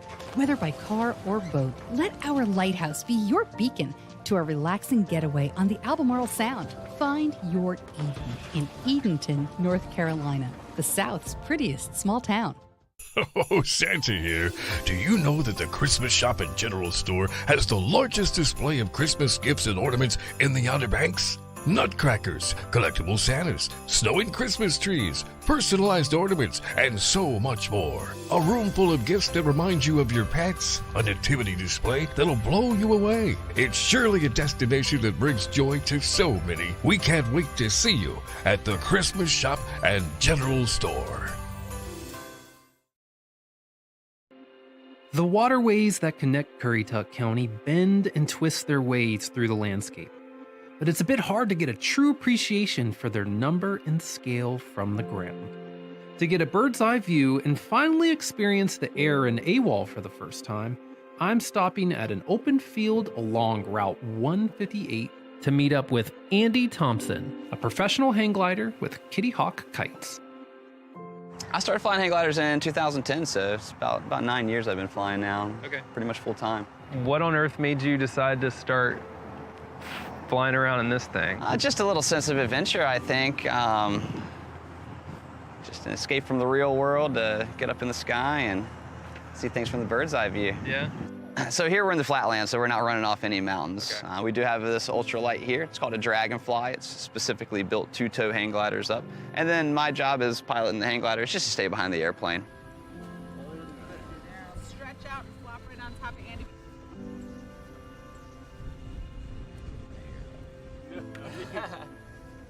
You ready? Yeah. All right, wind us up. Let's go. All right. Short roll across the ground. You can get some speed going. Ooh, weird. Oh, And we're out of here. oh, this is this is weird. Doesn't take too long to leave the ground behind, does it? All right, up and over the clouds. Sweet. Oh yeah, beautiful up here. Oh, that's so rad. Oh man. Awesome view down the beach, though. That's yeah, beautiful. it is. Really cool. 3, 2, and 1. Ooh. Watch him. Oh my gosh, these. Oh, that's nutty. He won't stop for a while. So let's see, why don't you put your hands right up here on these bars where mine are. Pulling in, moving weight forward, trying that. Don't be so gentle, a little more. There you go. Slowly relax the pressure, move weight back. Good, back to neutral. Excellent.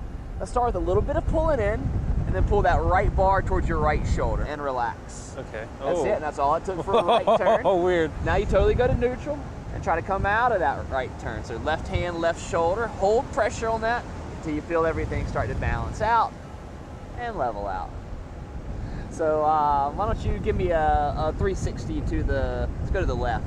Okay. Pull weight over to the left, we'll do a full circle all the way around. All right, full circle. There you go. Is that right? Yeah, now just relax.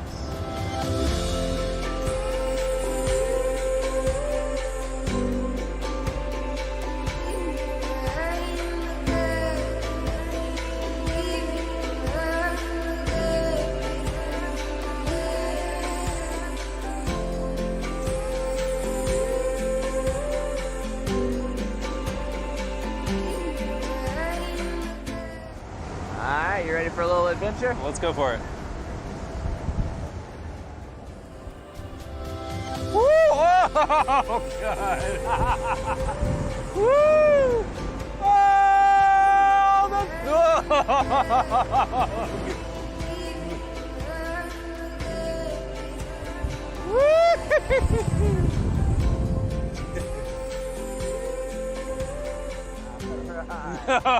that was nuts. Sorry, I couldn't resist. No, that was so good. That was so good. I've been waiting for that for a while. Oh, man. I wasn't sure what was happening.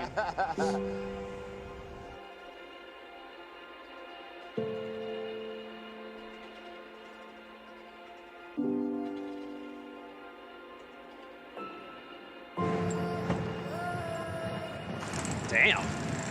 Nice. That was some soft landing. Thank you.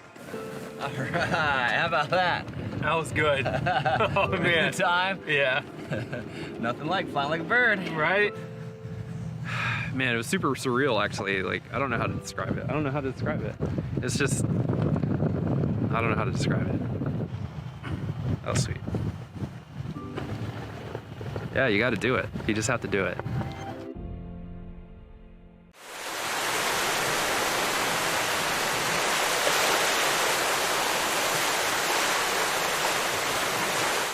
Let's talk quality. Benchmade quality from American hardwoods and handcrafted in the USA.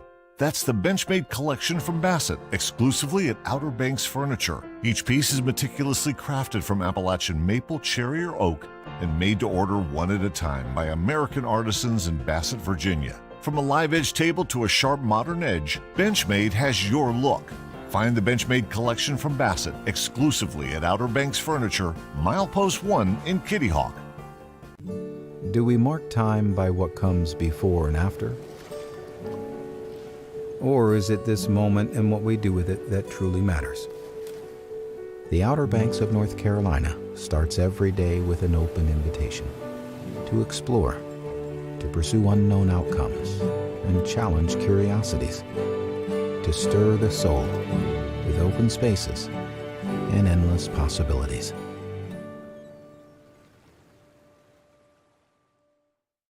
Oh, Santa here again for the Christmas Shop and General Store. You know, the General Store has long been a favorite destination within our shop. You'll find favorites like candies and fudge, Heights chocolates, and ready-made Bavarian nuts. Plus, we offer a wide selection of made in North Carolina items, old-time candy, sodas, and more. And our wine section has an even larger selection than last year. With more wine tasting opportunities, it's all part of the experience at the Christmas Shop and General Store. Did you know that weed slows reaction time and impairs motor skills and coordination? Weed also disrupts learning and problem-solving skills. Whether you're a basketball player, surfer, skater, or student with other life goals, Outer Banks Hope Coalition reminds you to live life in focus. Don't let weed blur your dreams.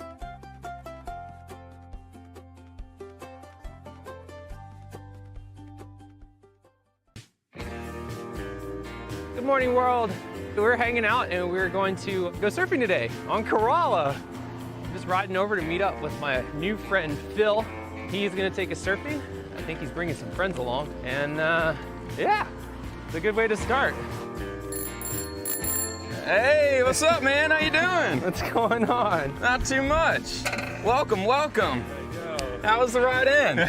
Pretty awesome. Nice. You guys ready to go surfing today? Yeah, man, I'm ready. We got a bunch of boards. We got some good swell coming in. We're gonna have a fun day. Awesome. Yeah. Well, let me park this bike and we can roll out. Cool, let's do it. I'm not articulate like you. We're just gonna keep driving here for a while and try to find a spot where nobody's hanging out so we can kind of have it to ourselves. That hopefully is right in front of, I guess, like a sandbar, and that's making sweet ass waves. Oops.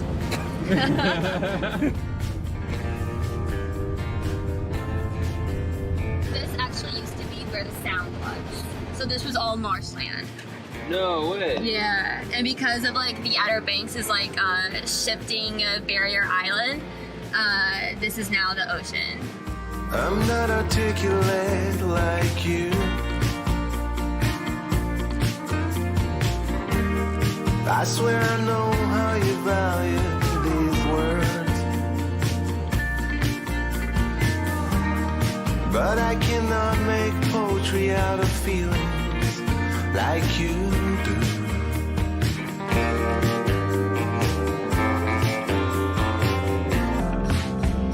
So here's the thing. I love to surf. I've just never claimed I was any good at it. I think it's best to hand it over to the locals.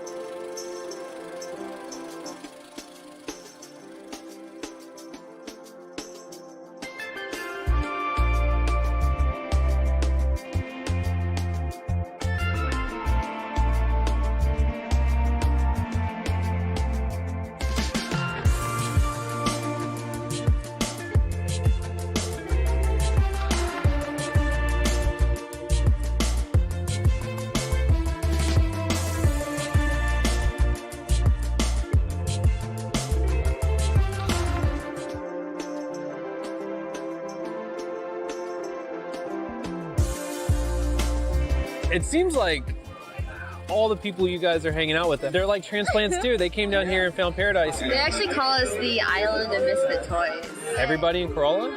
Kind of, yeah. I've had people on kayak tours this year that was already asking me if I would be back next year. They want to see you again. I guess. You're their friend now. I am. When people come here, like, y'all make memories for them. Yeah, live a week like how we live a week, you know? We like to try to be as positive and spread as much cool stuff as possible. Almost take this place for granted. Never. My aunt sent me this card, and on the front it was like, "Hope you found your happy place." And inside she wrote, "I know you did." That really pulled my heartstrings. It's like, yeah, I did.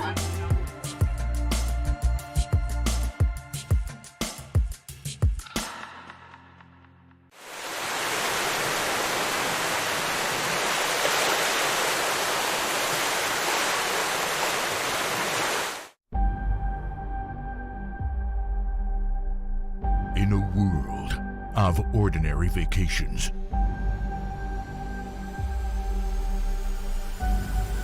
live the extraordinary.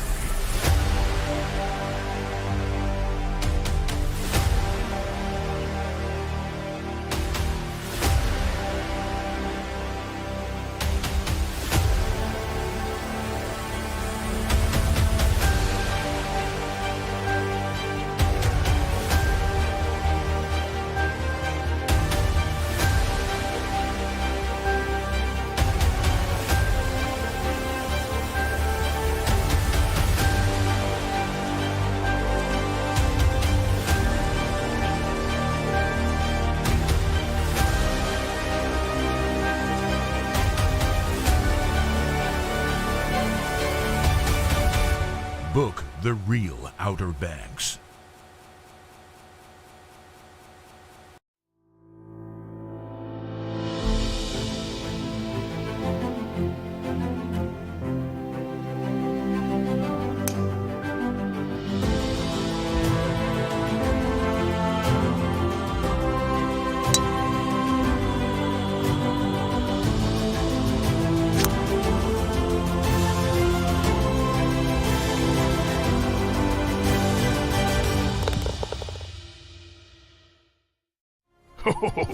Hello, Santa here at the Christmas Shop and General Store.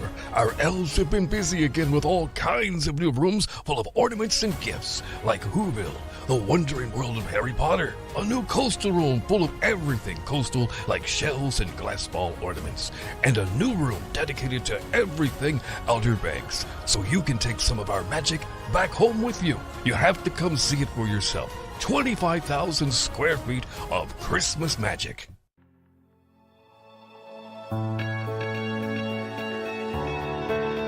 The sport of kiteboarding is unique among the board sports. It harnesses the wind to fuel the need for adventure in a complex symphony of gear and nature that takes years to master. I'd be lying if I said I wasn't enthusiastically terrified to try it out, which is why I'm trusting the small cadre at Corolla Kiteboarding, Steven, Matt, and Pat to show me the ropes.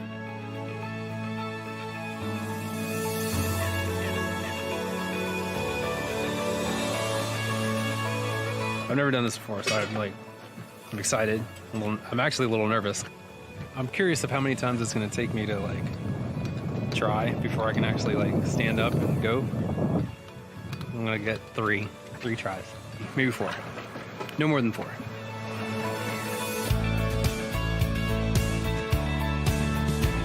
So what's the story? Are there a bunch of kiters up on this end of the beaches? No, it's me, my girlfriend, Matt, and then our main instructor, and that's it. There's so many surfers up here. You can wait a lot longer than you will be waiting for landing, because there's wind here all the time.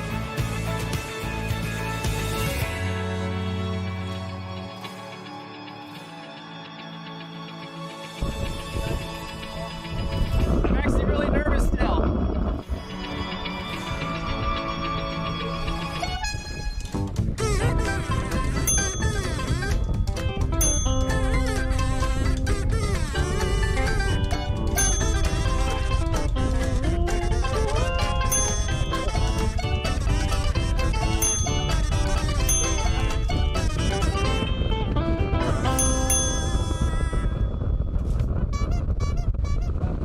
Got it now, bro. In the back, he's straight in the front of me and power stroke that guy. Yep, you got it. That's it. Yeah. Woo-hoo!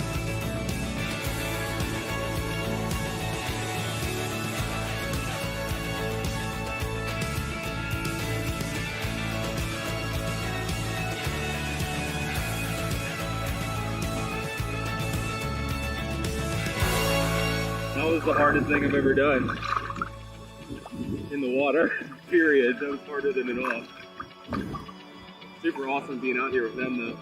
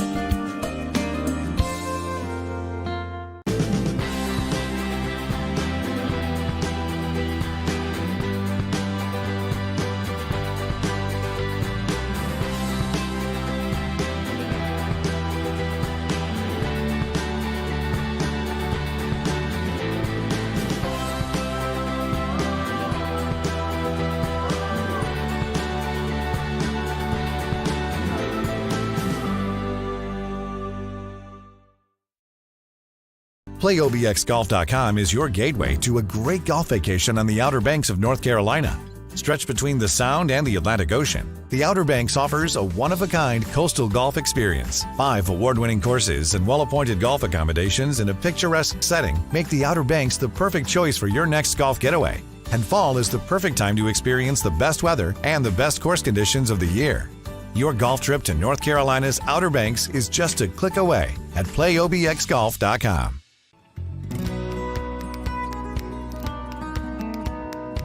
My time in Currituck isn't over just yet, but to make a filling end to my journey, I've planned a gathering with some of the new friends I've made. We're keeping the flavors local and fresh, from the fresh crabs, local craft beer, as well as fresh baked goods and other produce. It should make for a tasty thank you to toast the end of my adventure on the coast.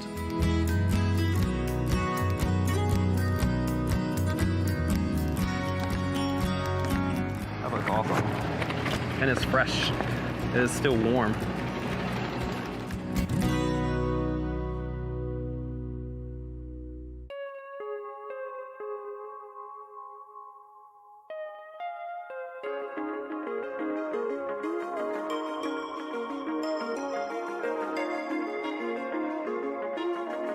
The Currituck Sound is 30 miles long, and I feel like I've barely scratched the surface.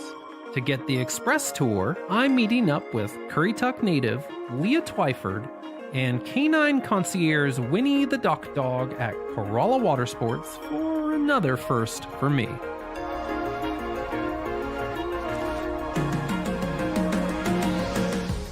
Cool. We sorted?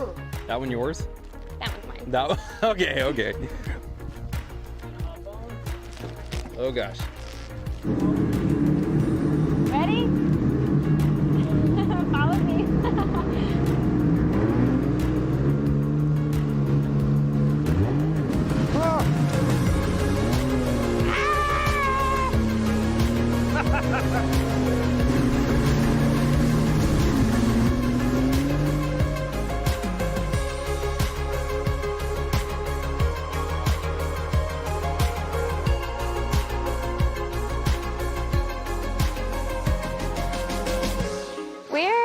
In Currituck County, you're at the Whalehead Club and the Lighthouse. Basically what the Whalehead Club is a historical house. A man built it for his wife when she wasn't allowed into one of the hunt clubs. And stories have been told that it's haunted. I myself I haven't witnessed anything. You haven't seen any of the ghosts? No, I've heard about them, that's about it. Yeah, in the Lighthouse, 214 steps. Climbed it when I was in 4th grade. Went there on a field trip.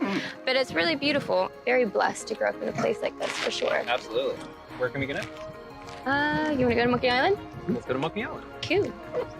Monkey Island. Monkey Island.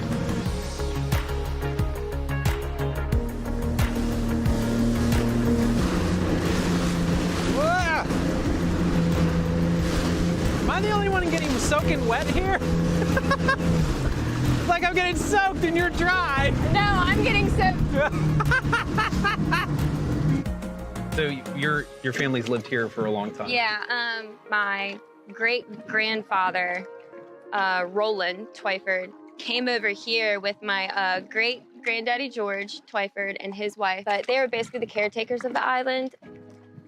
They would take people duck hunting, fishing.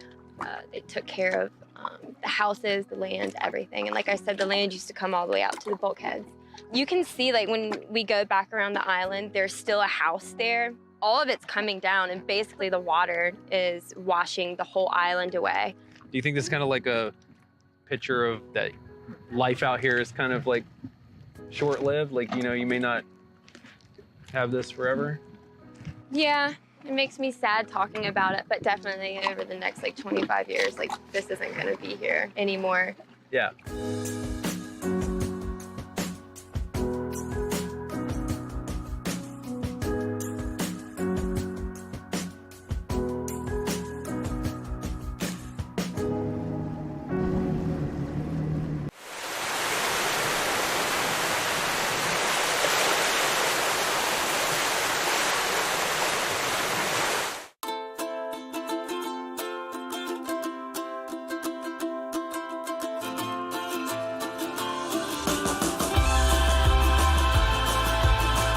Whether you're here for a week or one long weekend, explore nature surrounded by the ocean and beside the ones you love. Welcome to the Currituck Outer Banks.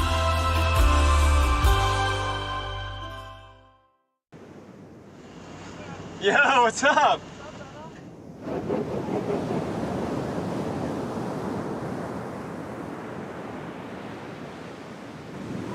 Yeah, Cyrus. What? Oh, Vinny! Vinny just got. Oh my gosh.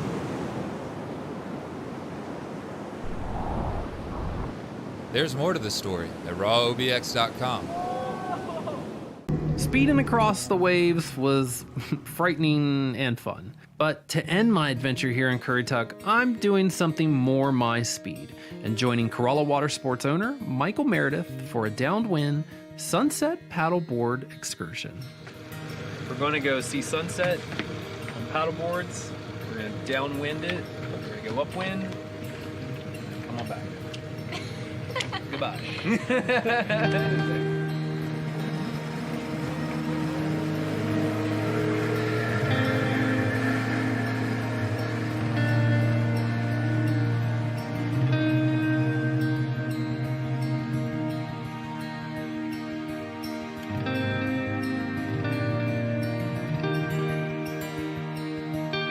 See, I know how to use one of these. That jet ski thing? Yeah. I was pretty sure it was gonna kill me a few times.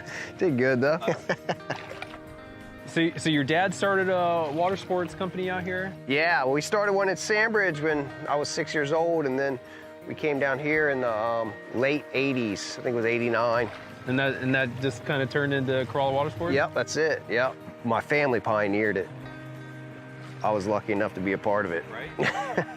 A lot of the bulk of our business is the motor sports, the jet skis, the boat, pontoon boats and stuff like that, but the paddle sports are, especially stand-up paddleboarding, has taken off a lot recently. And it's cool to come up here in these marshes and stuff because most people don't see this side of it.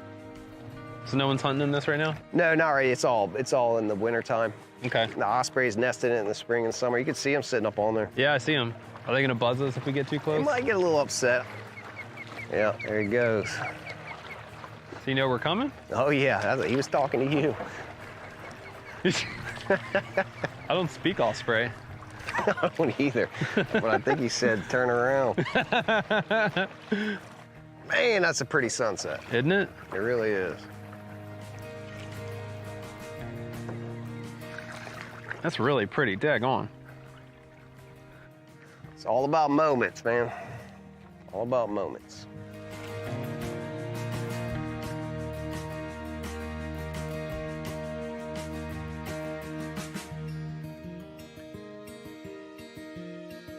Currituck County, North Carolina is split in two by an inland sound.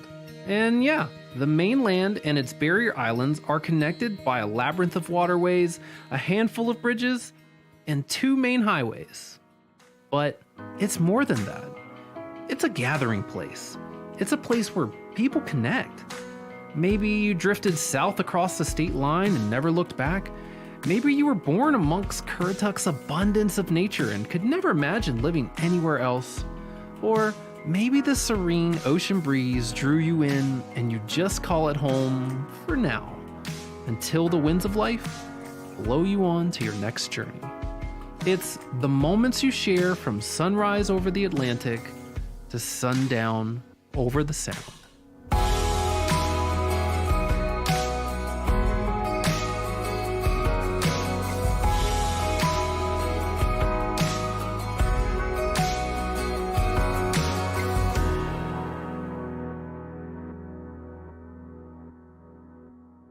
Oh, won't you come get lost with me?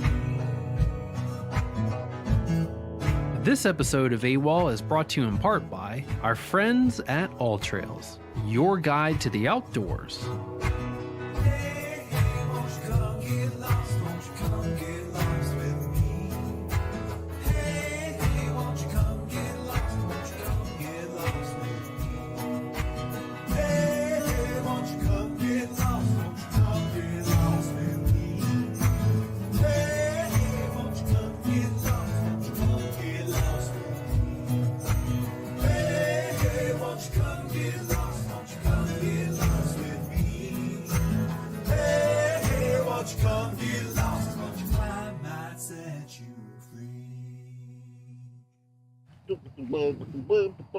Hey, hey, won't you come get lost? Won't you come get lost with me? Hey, hey, won't you come get lost? Won't you come get lost with me?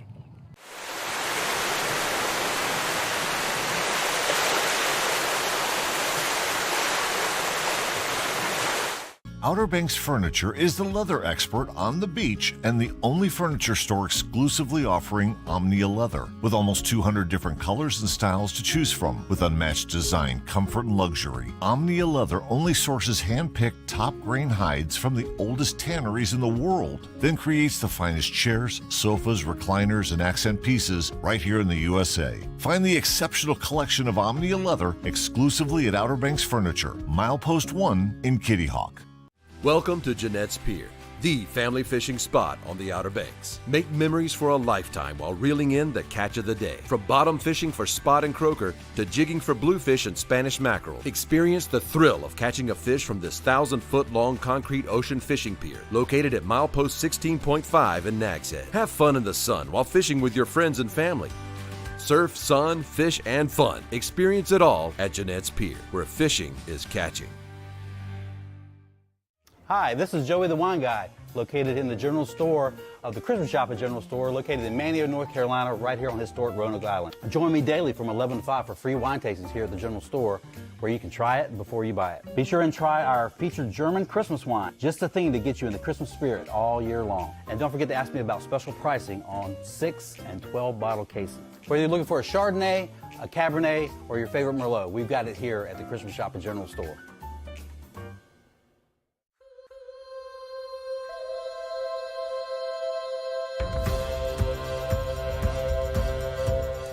Officially known as the Land of Beginnings, Dare County, North Carolina has become home to many firsts over the course of the past several centuries. Virginia Dare, the county's namesake, became the first English child to be born in America when she was welcomed to the world on Roanoke Island in August 1587. In December 1903, Dare County became forever famous for being first in flight when the Wright brothers achieved the first successful powered flight from high atop a sand dune in Kitty Hawk. Cape Hatteras National Seashore, the nation's first national seashore, was established in 1937 to preserve a significant stretch of the pristine Barrier Island beaches. And in 1986, Dare County made history once again when the Land of Beginnings became the site of the very first microbrewery in the state of North Carolina, the Weeping Radish Brewery, which was established by a Bavarian trailblazer by the name of Uli Benowitz. Every single one of us owes it to Uli, because he's the one who started it all, and he made it easy for the rest of us. It was something no one had ever done. Brew beer and sell it from the same location. Never happened in the state of North Carolina. He was the perfect guy at the perfect time. The fact that he did it way ahead of the curve in a very Bavarian village kind of way, absolutely outstanding. Perfect for the Outer Banks. It's cool how it's grown, but I think the seed in the earth is old Uli over there at Weeping Radish. The beginning, the Land of Beginning, here we go. This is the beginning of microbrewing, and isn't that what we still have on our license plate?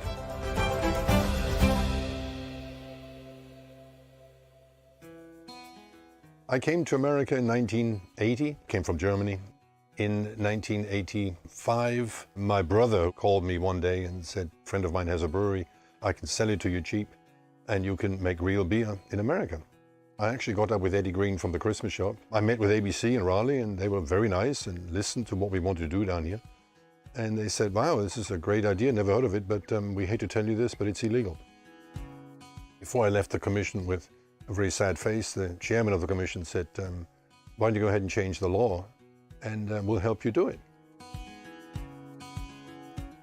At that time, Manteo was well represented politically in Raleigh. We had Mark Basnight in his first years in the Senate. Mark said, whatever, if you want to do it, we'll get it through. In less than 6 months, we had a bill allowing brew pubs to come to the state of North Carolina, which was a fabulous process. On July 4th, '86 is when it all happened. Now everybody knows microbrewed beer, it's no big deal. Thanks to his efforts to break down the legislative barrier that blocked a craft beer industry from beginning on the Outer Banks, Benowitz not only paved the way for his own successful business, he ultimately made it possible for several other entrepreneurs to follow in his footsteps and build the craft brewing industry that is booming both in Dare County and throughout the entire Tar Heel state today. And now it just keeps on growing, keeps on booming. And never would have happened if it wasn't for Uli. He really paved the way. Weeping Radish was #1 in 1986 in North Carolina. We opened up in 2001, 15 years later, and we were 17, you know? So you got about one a year. And now it's 300 something. I stopped counting at 250. In 2011, I told my wife that I wanted to brew beer for the restaurant. We couldn't keep up. So we decided that we would ask Uli over at the Weeping Radish for some help. And he was incredibly generous to us. He was incredibly nice. He allowed an up-and-coming brewery to come on in and rent space and start brewing beer from him. Now we've had 2 breweries that have started in Manteo. Despite the rapid growth of Dare County's craft beer industry and the establishment of several new breweries over the past few years, the sense of camaraderie that exists among their founders far outweighs any rivalries among those who are operating within the local craft brewing community. It's a very welcoming community. We're all in it for the same reasons. We all have the same interests. It's just kind of natural. We all kind of flock together and help each other out. It's not a competition. That whole thing about competition doesn't really exist here. Everybody here is so busy living, they're not really worried about trying to snatch up your customers. Really, no one's stepping on anybody's toes. We went from 80 gallons beer at our original location to 1,000-gallon batches here, and we just distribute Dare County. We're busy enough as it is. We're 150 taps up and down the Outer Banks, plus the grocery store, so we're happy. We do have a tasting room over on the Nags Head Causeway. You can go through, taste all our beers in there. The Outer Banks Brewing Station ends up being truly unique because of our wind turbine. We derive about 8 to 10% of our overall electrical needs from our wind turbine. A brewery is a melting pot, and it's kind of a center point, a little meeting place. From day one, we've made it an objective to make people feel welcome here, and what better way to do that than to give back. Well, we work with the SPCA weekly. We're doing it's all Mondays. A portion of beer sales is going towards them. And then we've joined 1% for the planet. Basically 1% of our total sales go towards Outer Banks Forever, which works with the national parks in the area. Local beer has become the thing. So we need to appreciate how the change has evolved. It did start right here. We put it on the map in North Carolina. That's the real beginning of it.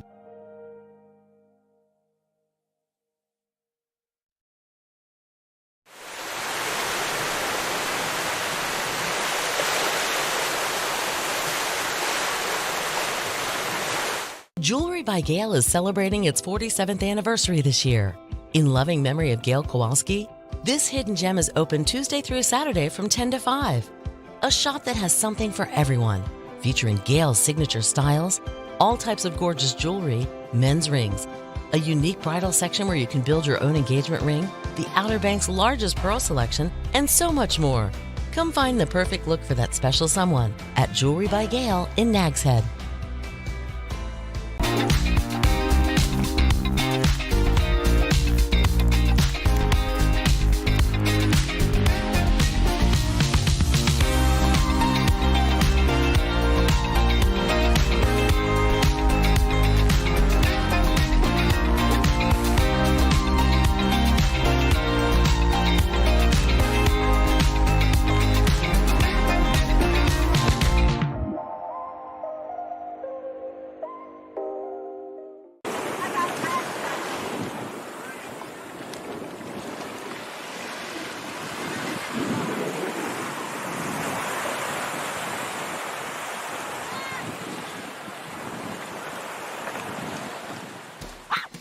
Strap in, folks. We're headed to Ocracoke Island. It's North Carolina's not-so-secret paradise. And if you're interested in going to Ocracoke, the first thing you have to do is hitch a ride on one of these ferries. You can get to the island from several different ferries. Some of them are free, some of them are not free. But the big secret with the ferries is making sure that you go at the right time.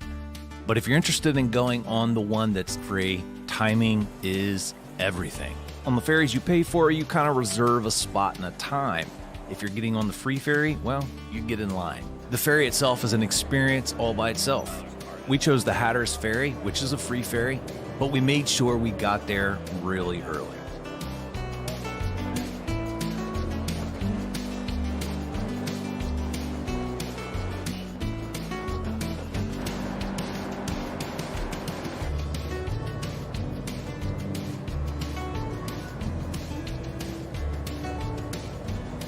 However, when we got off the ferry, it was a whole different story. You could see all the people that were lining up to get on the ferry and get off the island. It was just car after car after car. It was insane. So trust me, timing is everything when using the free ferry, whether it's going to the island or getting off the island.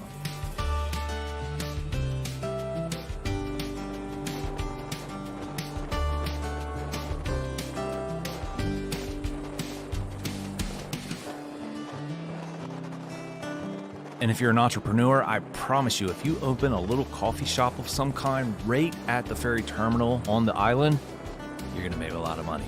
All these people are looking for a cup of coffee or a place to hang out.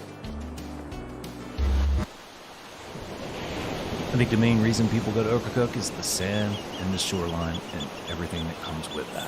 One of the great things I've experienced about Ocracoke is the beaches aren't crazy busy. They can be windy, but not crazy busy. I'm from Delaware, and when you go to a beach in Delaware, it is insane in the summertime. It's way too busy. In Ocracoke, it's a different ballgame because you got to work to get to the island. And so the masses don't really come, although it is getting more crowded. But the beach, it's just peaceful. Now, if you want to take your beach game up another level, well, rent a boat and then take your crew out to one of the isolated islands. It's an experience that I can't really describe with words. You truly have to experience it.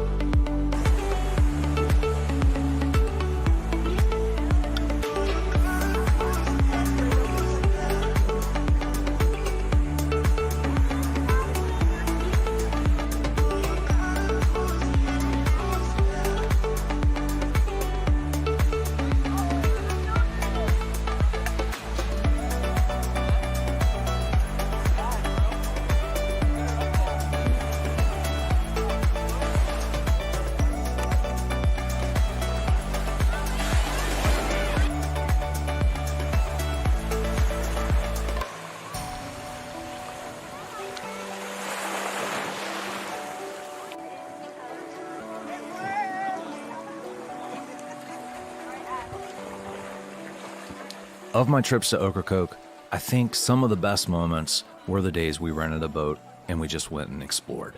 Had no real schedule, no set time, just go out into the ocean and see what you can find. Now, being from Delaware, I'm very fortunate in that we have our own ocean and our own bays and we have our own sandbars. And truth be told, that's one of the more popular things to do in the summertime, especially for locals in the Delaware area. But if I'm being very honest, when you get out of the water in Delaware, you kind of feel like you need to be rinsed off and get all the dirt and nastiness off of you. It's much different in the Outer Banks, and the waters are just clear and beautiful.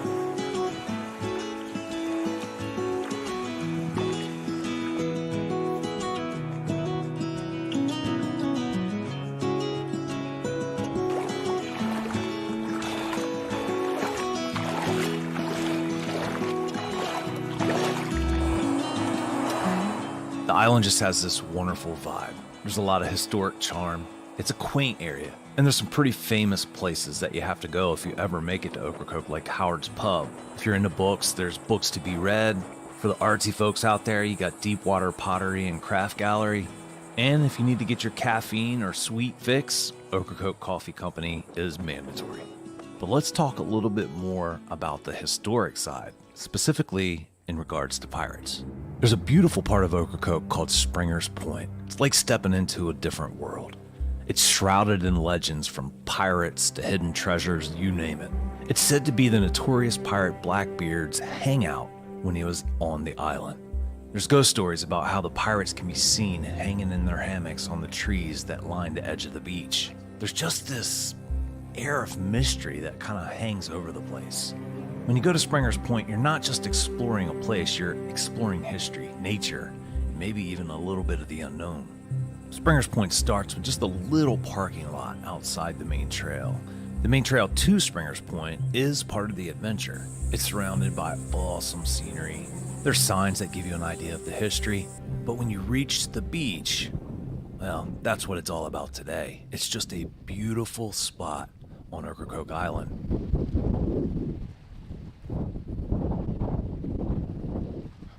Back to my YouTube channel. Thanks for 2 subscribers. If you visit Ocracoke in the summertime, there's going to be people parasailing. They say the view up there is amazing. Our kids this year wanted to verify, so we booked them a trip, and up they went.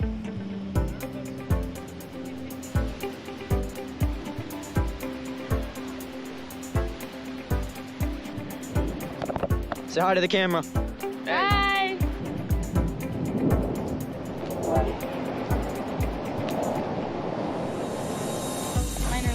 Oh my gosh. Woo! So many bug bites.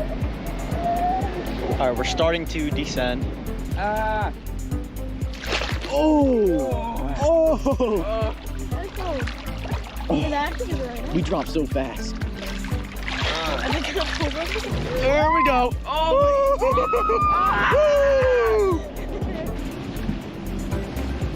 The wind is drying me off fast.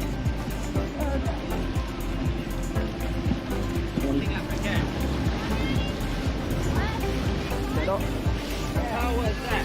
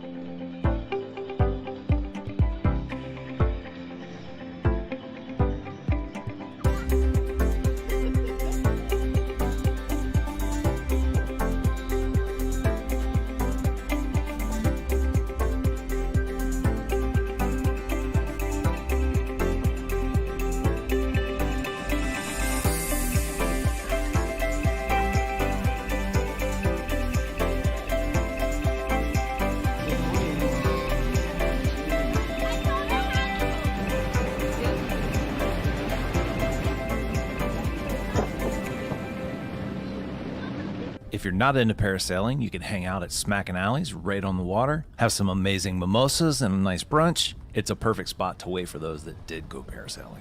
Ocracoke has a fig festival that happens in early August, and we just happen to be there at the right time. You can go and listen to some live local music, buy some knickknacks or some souvenirs from the vendors, and have some baked goods that are all centered around Ocracoke's famous figs. You can get your very own fig tree from one of the vendors there at the festival.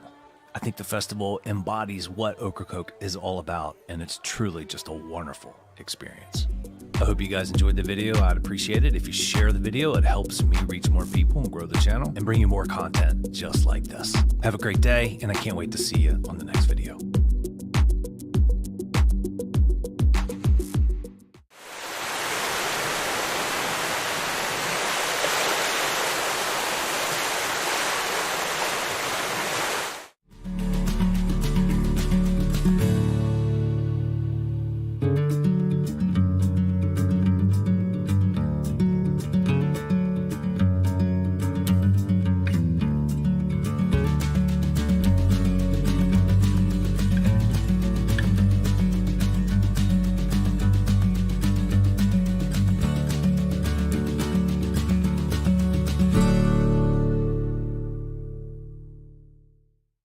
Discover the Dovetail Collection by Vaughn Bassett exclusively at Outer Banks Furniture. Made in the Virginia mountains using solid American white oak, Dovetail wood joinery dates back thousands of years. The collection is designed for those who appreciate the natural look of reclaimed wood with its cracks, knots, and bold grain patterns. Each piece is available in 3 finishes and is meticulously crafted for exceptional strength to give you long-lasting beauty. Find the Dovetail Collection from Vaughn Bassett exclusively at Outer Banks Furniture, Milepost 1 in Kitty Hawk.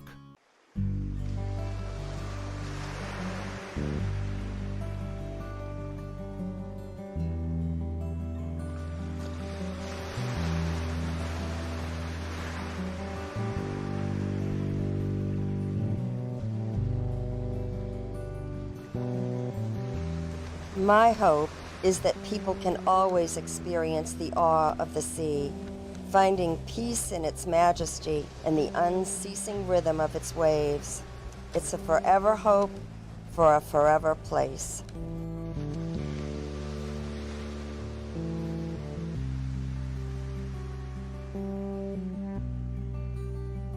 The Little Red Mailbox is here to provide hope to others.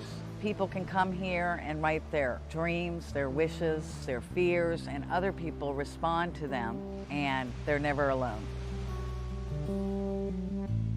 The idea of the Little Red Mailbox came about last July 19, 2014.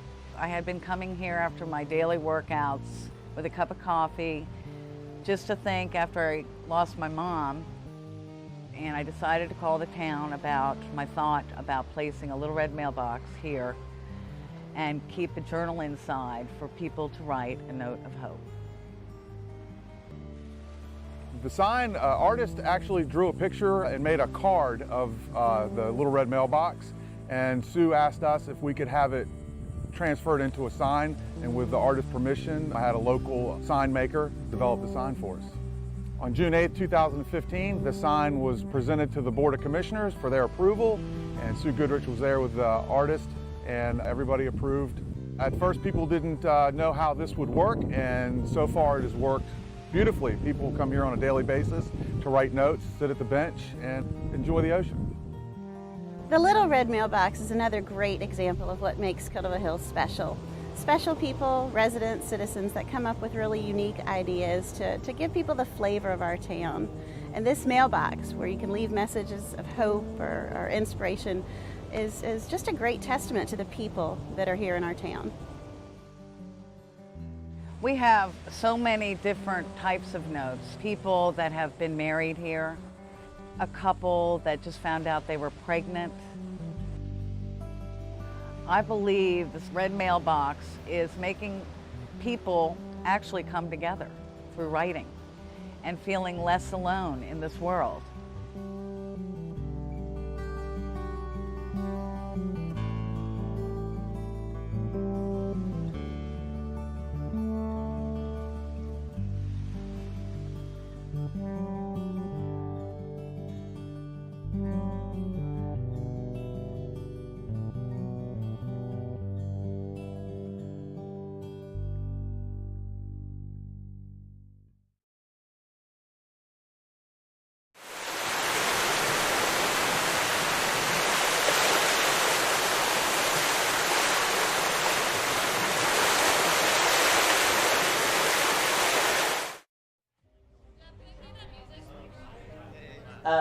Can you do the top of the scene music, Mary? I'm happy to be here. I'm so honored to be a part of the legacy that is The Lost Colony. I'm a director and choreographer from New York City. Lucky to work on lots of Broadway shows, Big Fish, Scottsboro Boys, Young Frankenstein. I tend to mostly work on big musicals. I've done a lot of shows for Disney. It's a legacy here. The Lost Colony is a long-standing production. And yeah, we do have a lot of new fun things, planned changes for the production, which I think will be fun. The biggest thing I think is that we have enhanced what the show is known for, the largest outdoor symphonic drama. So we have brought in a wonderful composer, Mr. Sam Davis, who is a a wonderful Broadway composer. You know his work from Beauty and the Beast, the film that was done last year. And the other thing is I've tried to blow up the visual aspect of the show. So many opportunities where, you know, big visual gestures can happen in this vast space.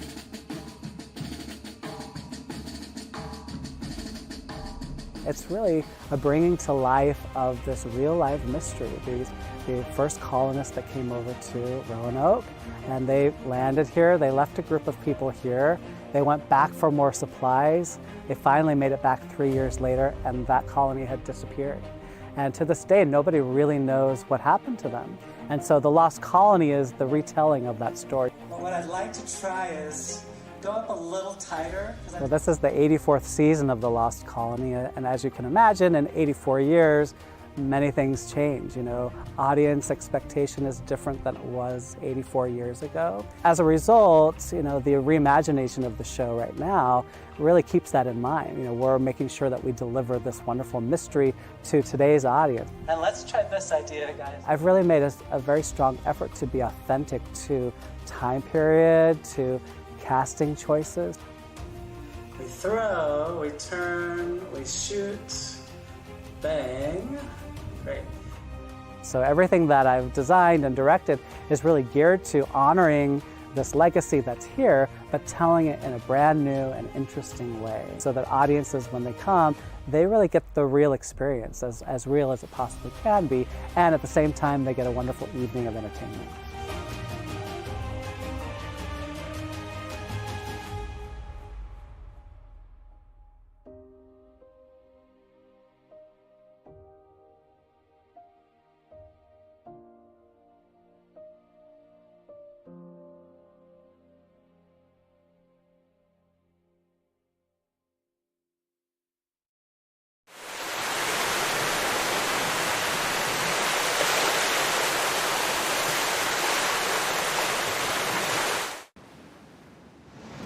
Tide's starting to come in now.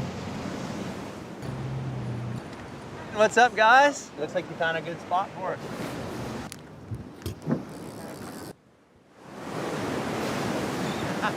Yeah! Hey! I seen on it.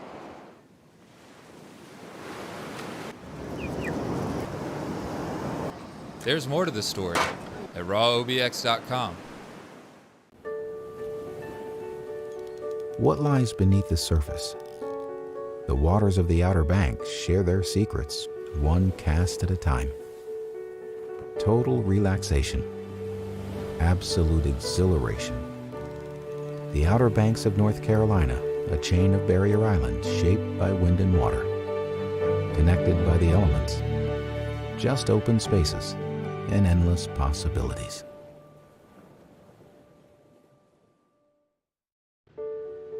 We have a basic human need to feel connected to nature, to the idea of something bigger, to one another.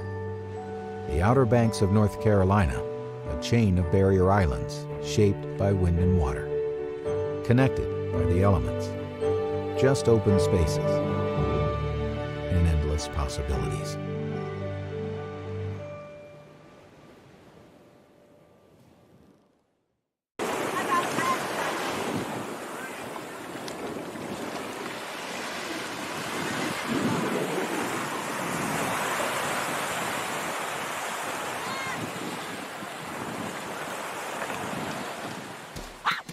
Strap in, folks. We're headed to Ocracoke Island. It's North Carolina's not-so-secret paradise. And if you're interested in going to Ocracoke, the first thing you have to do is hitch a ride on one of these ferries. You can get to the island from several different ferries. Some of them are free, some of them are not free. But the big secret with the ferries is making sure that you go at the right time.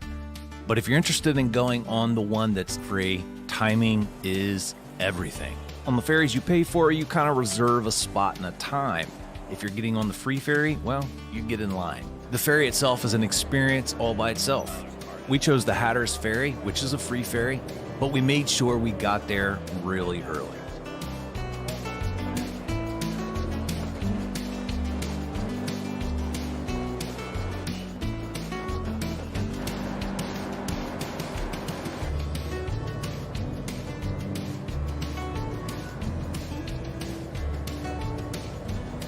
However, when we got off the ferry, it was a whole different story. You could see all the people that were lining up to get on the ferry and get off the island. It was just car after car after car. It was insane. So trust me, timing is everything when using the free ferry, whether it's going to the island or getting off the island.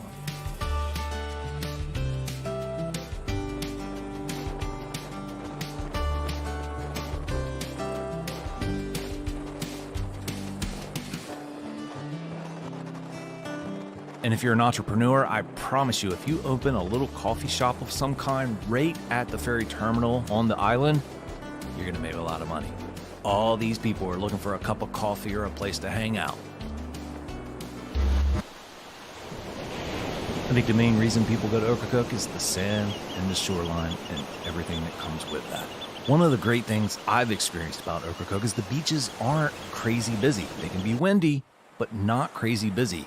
I'm from Delaware, and when you go to a beach in Delaware, it is insane in the summertime. It's way too busy.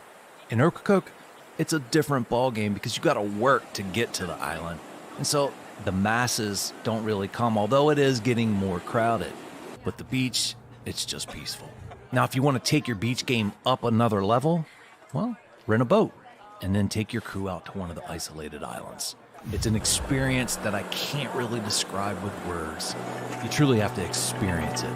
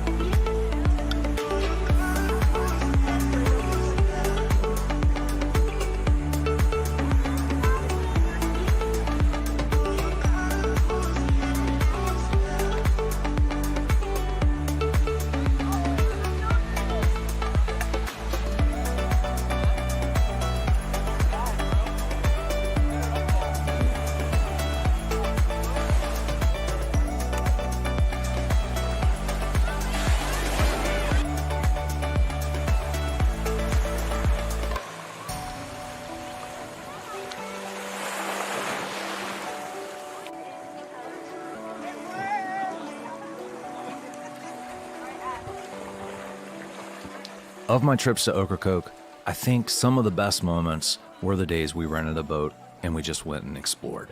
Had no real schedule, no set time, just go out into the ocean and see what you can find. Now, being from Delaware, I'm very fortunate in that we have our own ocean and our own bays and we have our own sandbars. And truth be told, that's one of the more popular things to do in the summertime, especially for locals in the Delaware area. But if I'm being very honest, when you get out of the water in Delaware, you kind of feel like you need to be rinsed off and get all the dirt and nastiness off of you. It's much different in the Outer Banks, and the waters are just clear and beautiful.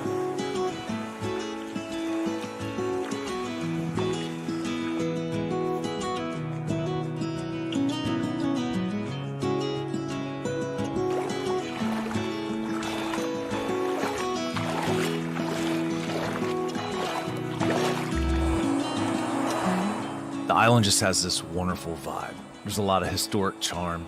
It's a quaint area. And there's some pretty famous places that you have to go if you ever make it to Ocracoke, like Howard's Pub. If you're into books, there's books to be read. For the artsy folks out there, you got Deepwater Pottery and Craft Gallery. And if you need to get your caffeine or sweet fix, Ocracoke Coffee Company is mandatory. But let's talk a little bit more about the historic side, specifically in regards to pirates. There's a beautiful part of Ocracoke called Springer's Point. It's like stepping into a different world. It's shrouded in legends from pirates to hidden treasures, you name it. It's said to be the notorious pirate Blackbeard's hangout when he was on the island. There's ghost stories about how the pirates can be seen hanging in their hammocks on the trees that line the edge of the beach. There's just this air of mystery that kind of hangs over the place. When you go to Springer's Point, you're not just exploring a place, you're exploring history, nature, and maybe even a little bit of the unknown. Springer's Point starts with just a little parking lot outside the main trail. The main trail to Springer's Point is part of the adventure. It's surrounded by awesome scenery. There's signs that give you an idea of the history, but when you reach the beach, well, that's what it's all about today. It's just a beautiful spot on Ocracoke Island.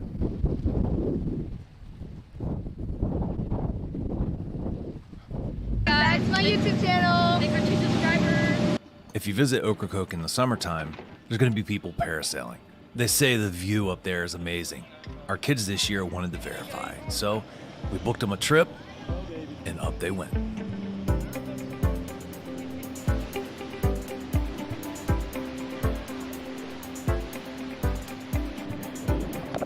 Say hi to the camera. Bye.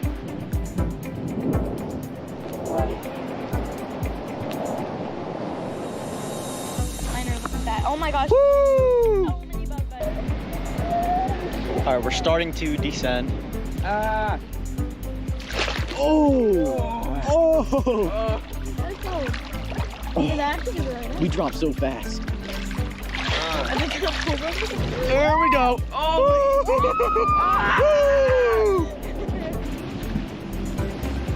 The wind is drying me off fast.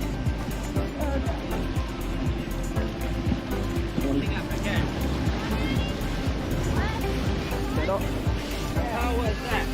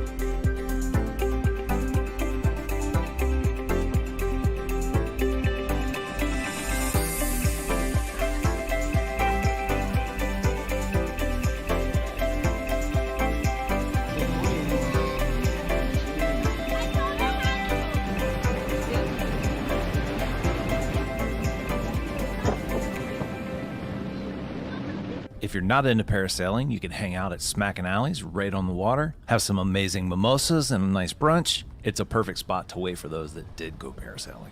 Ocracoke has a fig festival that happens in early August, and we just happen to be there at the right time. You can go and listen to some live local music, buy some knickknacks or some souvenirs from the vendors, and have some baked goods that are all centered around Ocracoke's famous figs. You can get your very own fig tree from one of the vendors there at the festival.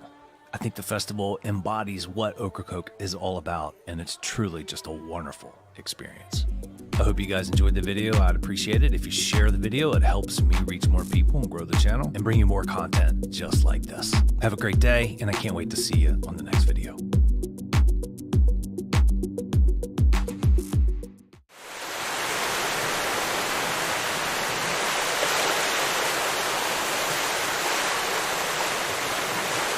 Just across the Wright Memorial Bridge, you'll find one-of-a-kind experiences await you.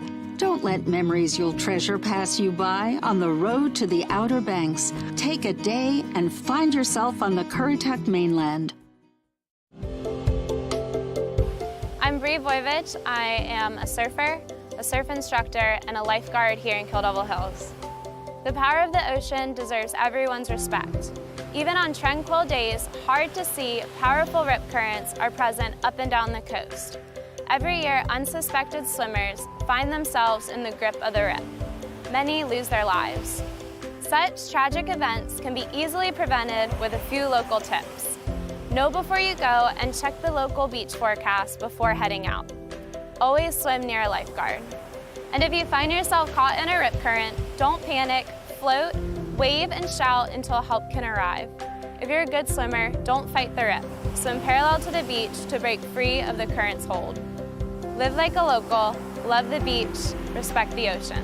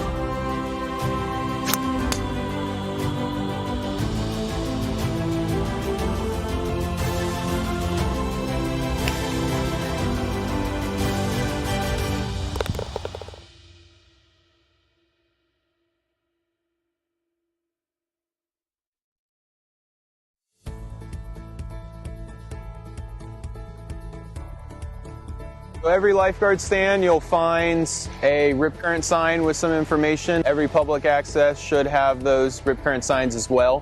Rip currents account for about 80% of our rescues, and we can see approximately 200 to 300 rescues due to rip currents every season. A rip current is a long, narrow, strong current of water flowing out to sea. So basically, as water comes in and waves come in, those waves are going to break on the shallow sandbars, and you're going to see them white cap and that water moving in. All that water and all that energy coming in has to make its way back out. So it's going to find these deep pockets, these breaks in the sandbar where all that water can collect and funnel back out. So you might see it's deeper, it's a darker discolor. You might see foam pulling back out, and it'll kind of look like a river flowing back out to sea when it's strong.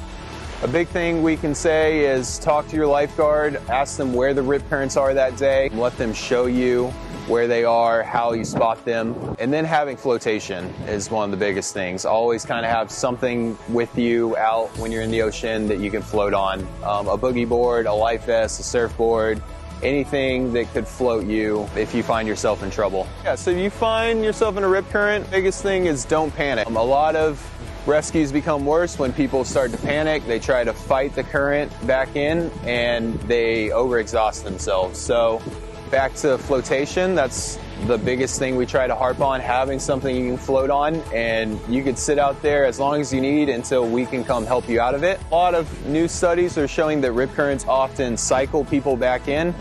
So you might find yourself drift out of that rip and be able to catch a wave back in, or you might find it cycle you back to a shallow spot where you can walk on in. And then the other thing we've always used to say is swim parallel to shore.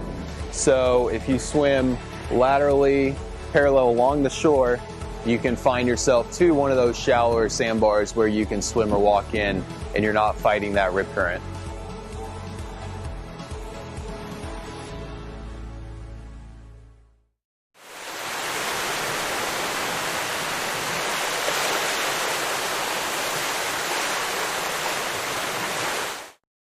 Around the corner from the Albemarle Sound, Edenton Bay provides a scenic backdrop to its namesake town. Once a port for North Carolina's first colonial capital, today the waters attract travelers looking for calm, not commerce. And Edenton welcomes boaters with free boat slips for 2 nights. Whether by sea or land, let our historic lighthouse guide you to a relaxing bay that's a world away. Find your Eden in Edenton, the South's prettiest small town. 1, 2, 3! I think the Outer Banks is unique. When we come down here, we can just relax. When we were kids, we'd spend as much of the summer here as we could. It's a lot of fun and cool things to do. Yeah, I just like the area a lot. Always have. We've been here in the spring, we've been down here at Thanksgiving, we've been down here at Christmas. I have been coming here ever since I was a baby. Yep, and every year I love the Outer Banks. I mean, this is more home to me than where I grew up. The Outer Banks of North Carolina. Stir the soul.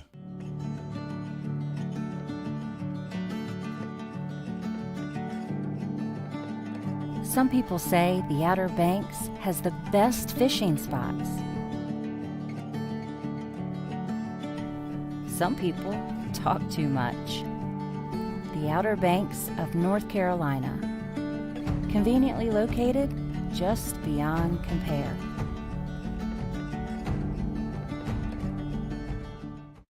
Most golf courses try to take their design from their surroundings. Seascape Golf Links is no exception.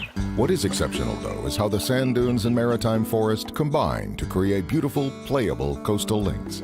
With dramatic elevation changes and ocean views. Seascape Golf Links, an 18-hole championship golf course, milepost 2.5 in Kitty Hawk. Call for tee times and ask about midday specials. 261-2158. 261-2158. Seascape Golf Links, a must-play for those who love the game.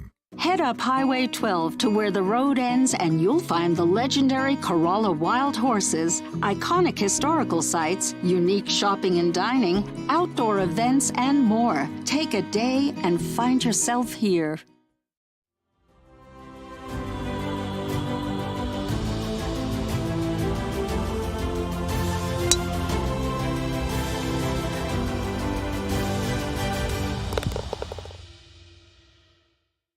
Did you know that digging holes at the beach can be extremely dangerous or even deadly? New Jersey's beaches just had a fatality. A boy from Maine on vacation was visiting and lost his life, and that is a very unfortunate thing. We want everybody to understand that digging holes is okay. It's a fun pastime for America's beaches. We want you to do it safely. No deeper than knee deep is a safe way to dig a hole and have a good time. The towns have spent a great deal of time and effort making the beaches safe for beachgoers. This is kind of a little bit of a new thing because suddenly we're talking about the beachgoers helping us keep the beaches safe for each other and us as well. The dangers to people digging holes are, as they're digging it, as they're getting in and out of it, cave-ins, depending on the size of the person, the depth of the hole, it might involve airway, life management, or it just might be a crush injury that still can be quite grave. Especially considering they've been out here all day long, they've been exerting themselves digging this hole. You're gonna have cave-ins, you're gonna have basically a landslide, and then you're also gonna have flooding, as swells come in. The impacts of digging holes and leaving them unfilled on the beach reach much farther than the general public. They also affect first responders, those patrolling the beach, and endangered wildlife. This is especially true for lifeguards on ATVs.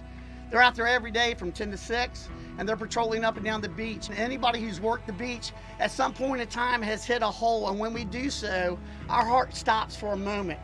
Because one of the first question we always ask ourselves is somebody in that hole? And luckily, knock on wood, it wasn't. But in that same token, what is the damage I've done to my vehicle?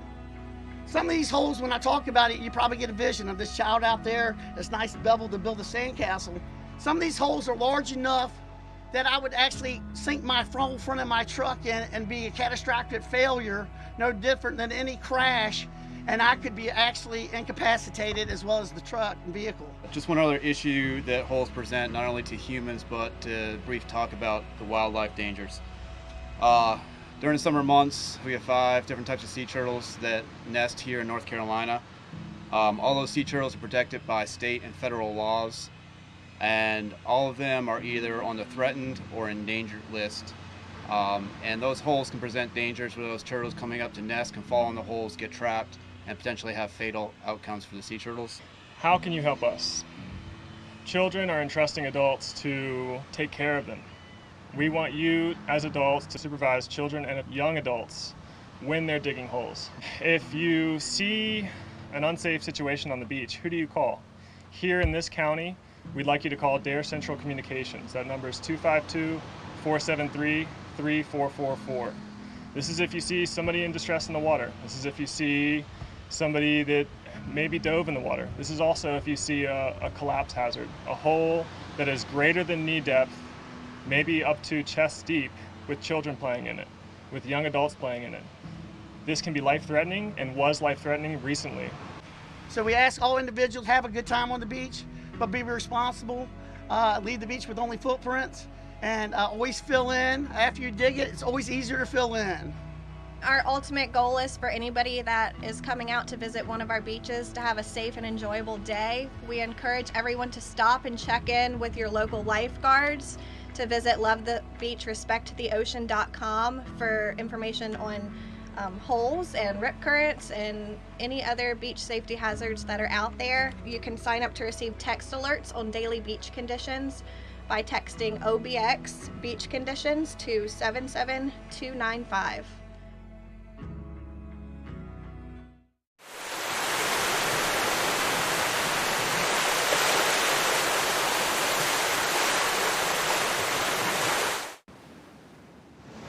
Tide's starting to come in now. What's up, guys? Looks like you found a good spot for us.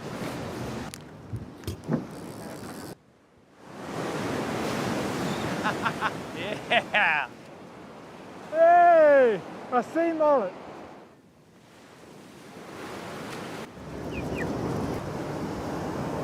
There's more to the story at rawobx.com. We have a basic human need to feel connected to nature, to the idea of something bigger, to one another.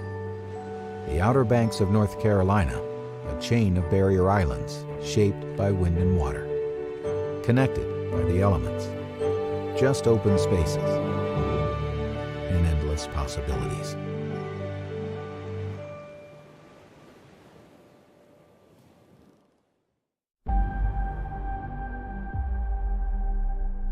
In a world of ordinary vacations,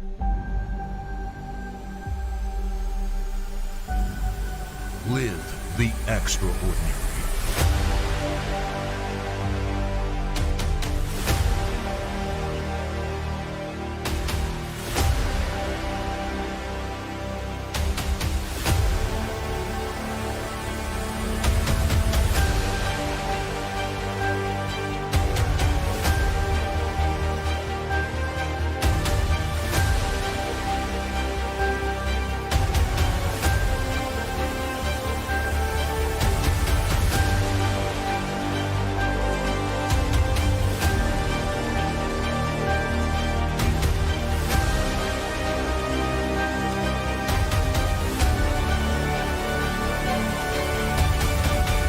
Book the real Outer Banks.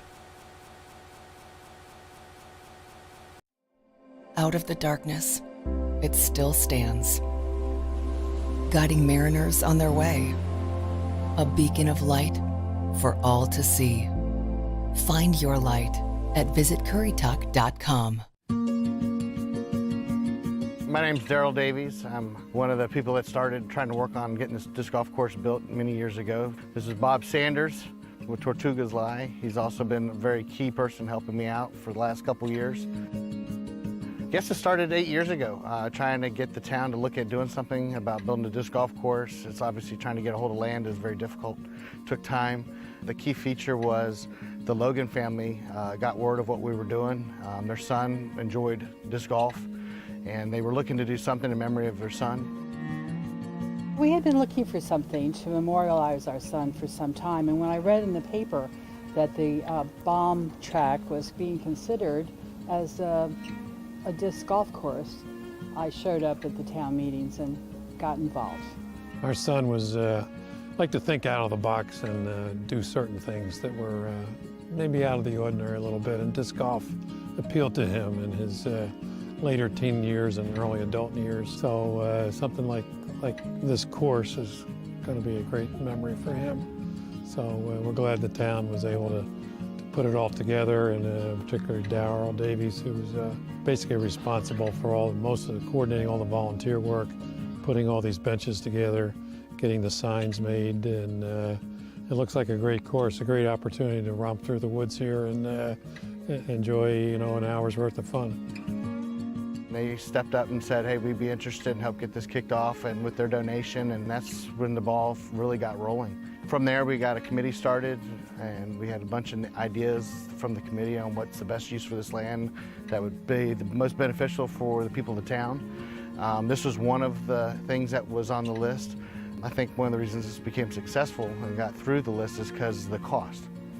We figured out a way to do this where it didn't cost necessarily the citizens of the town tax dollars to do it, and I went out and started raising money and finding sponsors, and the sponsors are what paid for the course. One of my sponsors, this gentleman, quickly jumped on board and helped us out.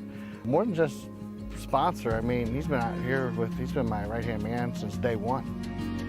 For the last 2 years, I've been coming out here and helping Daryl about every morning with a lot of sweat and a lot of hard work, but it's a labor of love. It's been a lot of fun.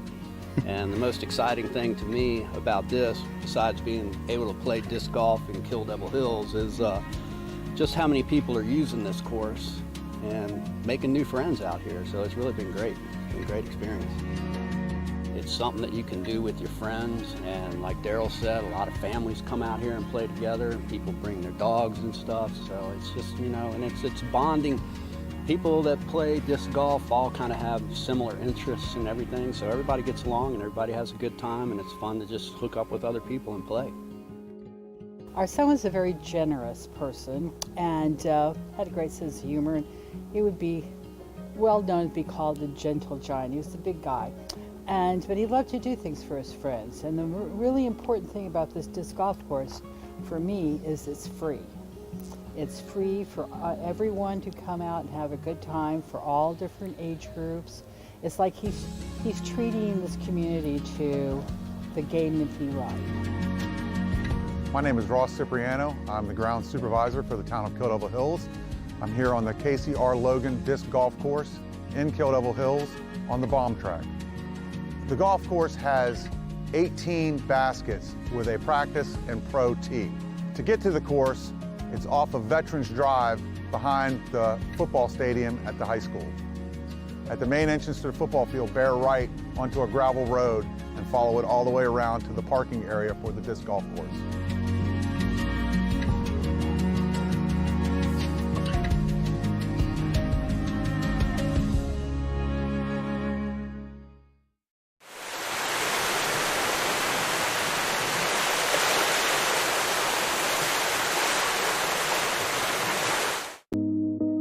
My name's Nathan Loudermilk. I'm a surfer and fisherman from the Outer Banks of North Carolina. I'm a lifeguard here for Kill Devil Hills Ocean Rescue. This is my 9th year. Drowning deaths occur when people are pulled offshore by a rip current. They're unable to keep themselves afloat due to exhaustion or fear, lack of swimming, and eventually they'll end up inhaling water, going unconscious. If you do find yourself in a rip current, first thing, you're going to want to remain calm, and you're going to want to swim parallel to shore until you are out of the current, and then make your way to the beach. If you do see somebody struggling in a rip current, please do not attempt to rescue them unless you are trained for it and you have a flotation device. Remember, many people drown trying to save someone else from a rip current. Be safe, be seen, and always swim near a lifeguard. Love the beach and respect the ocean.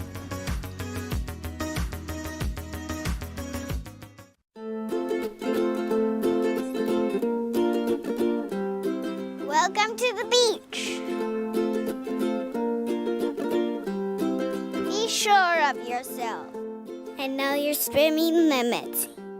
Don't go out too far without your mommy and daddy. Do what floats your boat. Always is afloat when you go in the ocean. Come out of your shell and talk to a lifeguard. They can help you. See life's beauty. Watch out for animals in the ocean. Don't get tied down. And watch for shore breaks. It can knock you down. Love the beach. Respect the ocean.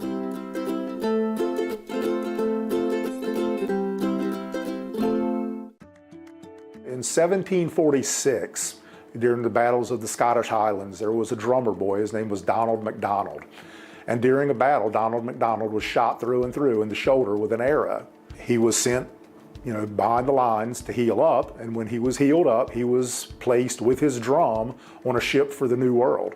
That ship ran aground and sank off Rodanthe. And he used that drum as a flotation device to float to get himself ashore. He was found by the Payne family here in Rodanthe, and spent the rest of his life right down the road. When we switched to the Gregorian calendar, it changed Christmas from the first Saturday after the New Year to December 25th. Rodanthe is one of the few places in the world where they still celebrated Christmas on the first Saturday after the New Year.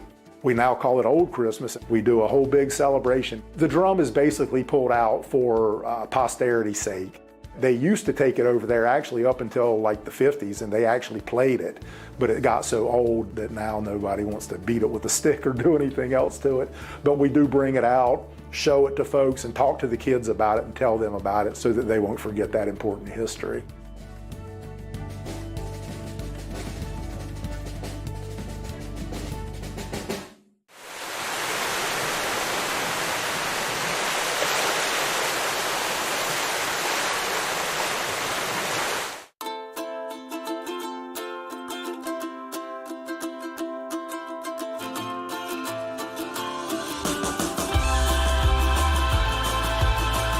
Whether you're here for a week or one long weekend, explore nature surrounded by the ocean and beside the ones you love.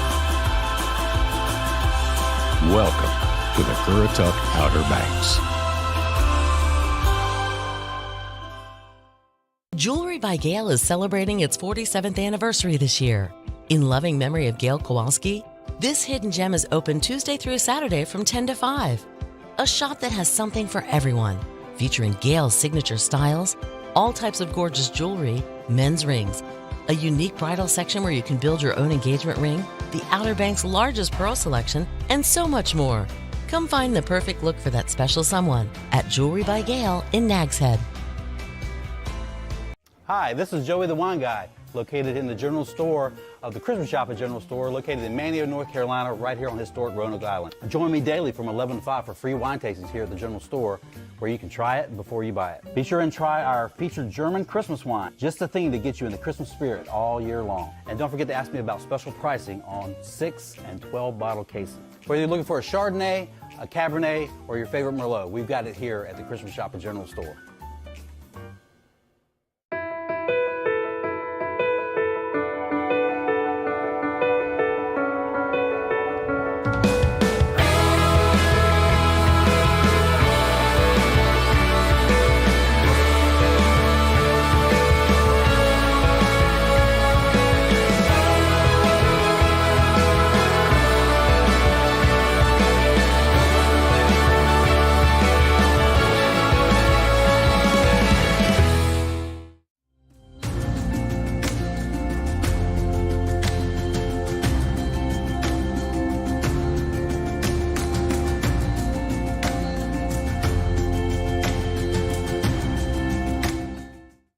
Just across the Wright Memorial Bridge, you'll find one-of-a-kind experiences await you. Don't let memories you'll treasure pass you by on the road to the Outer Banks. Take a day and find yourself on the Currituck mainland.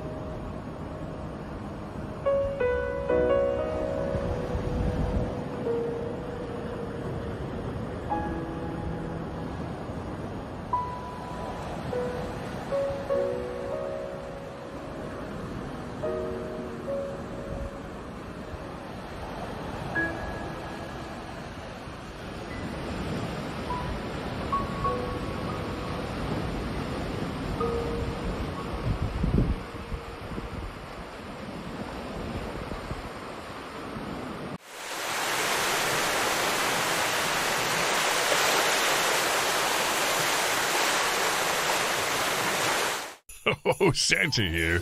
Do you know that the Christmas Shop and General Store has the largest display of Christmas gifts and ornaments in the Outer Banks? Nutcrackers, collectible Santas, snowing Christmas trees, personalized ornaments, and so much more. A room full of gifts that remind you of your pets, a nativity display that'll blow you away. It's surely a destination that brings joy to so many. We can't wait to see you at the Christmas Shop and General Store.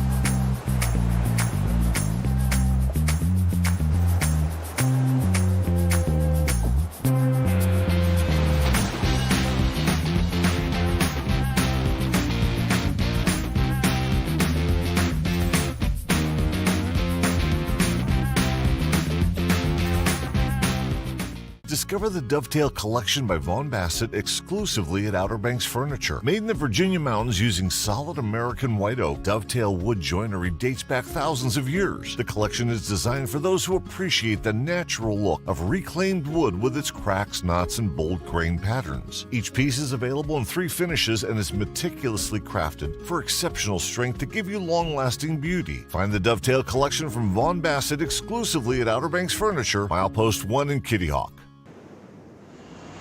Yo, what's up?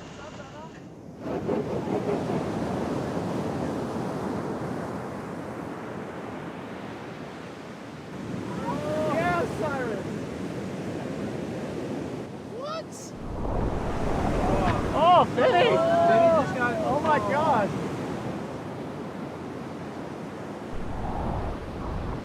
There's more to the story at rawobx.com.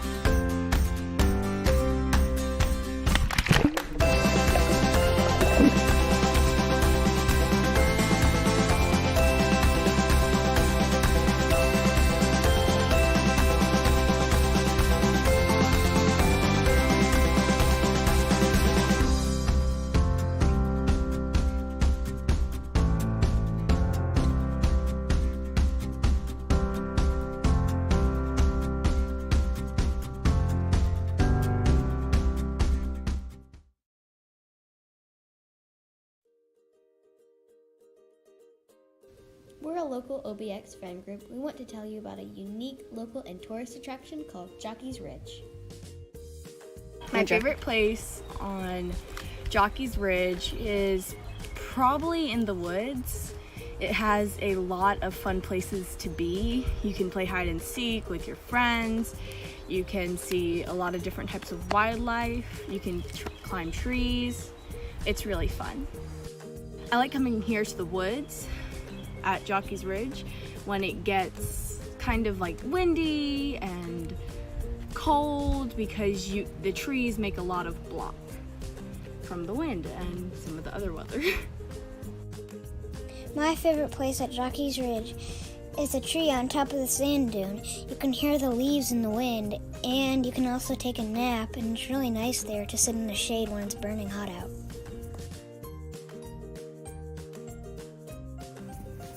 You can see the ocean and the sound at the top.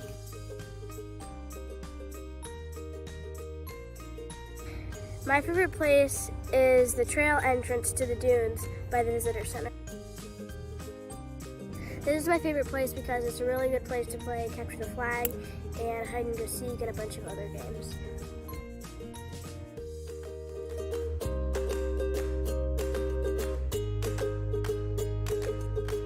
Favorite seasons to come is spring and fall, but any time is a really good time to come.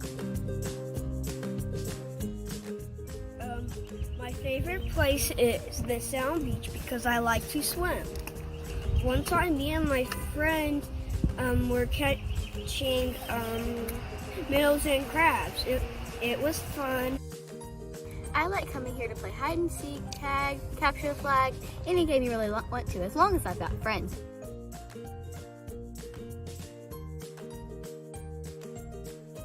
Favorite place is some small sand dunes near the entrance to the Sound Beach access. Did you know that a putt-putt course is beneath the sand dunes?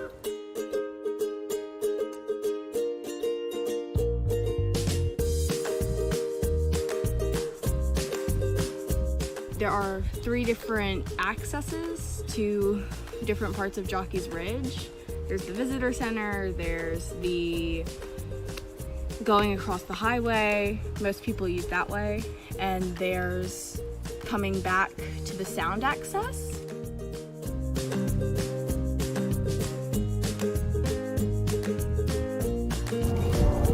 As you can see here is a controlled burn that the park rangers have created because there was so much pine straw that if lightning struck, it would burn.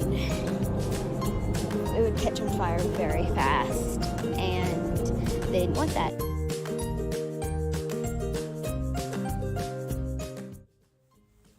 Don't leave trash in the park.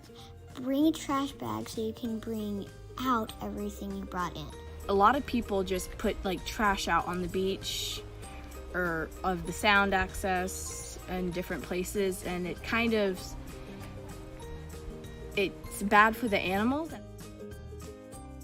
Make sure you bring bug spray because coming in the summer with mosquitoes, you can get a lot of mosquito bites. If the sand burns your hand, it's gonna burn your dog's paws too. Be careful. Make sure you wear sunblock because you can get really sunburned.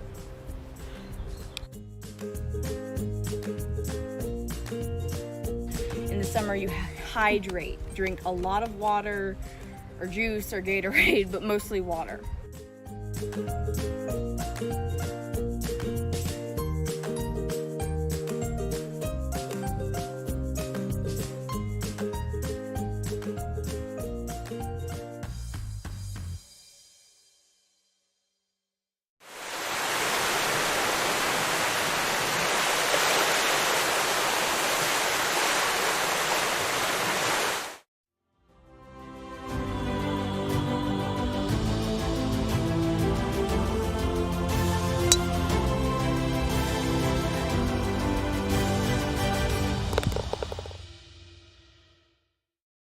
Oh, hello, Santa here at the Christmas Shop and General Store. Our elves have been busy again with all kinds of new rooms full of ornaments and gifts, like Whoville, the wondering world of Harry Potter, a new coastal room full of everything coastal like shells and glass ball ornaments, and a new room dedicated to everything Outer Banks, so you can take some of our magic back home with you. You have to come see it for yourself. 25,000 square feet of Christmas magic. Do we mark time by what comes before and after? Or is it this moment and what we do with it that truly matters? The Outer Banks of North Carolina starts every day with an open invitation to explore, to pursue unknown outcomes, and challenge curiosities, to stir the soul with open spaces and endless possibilities.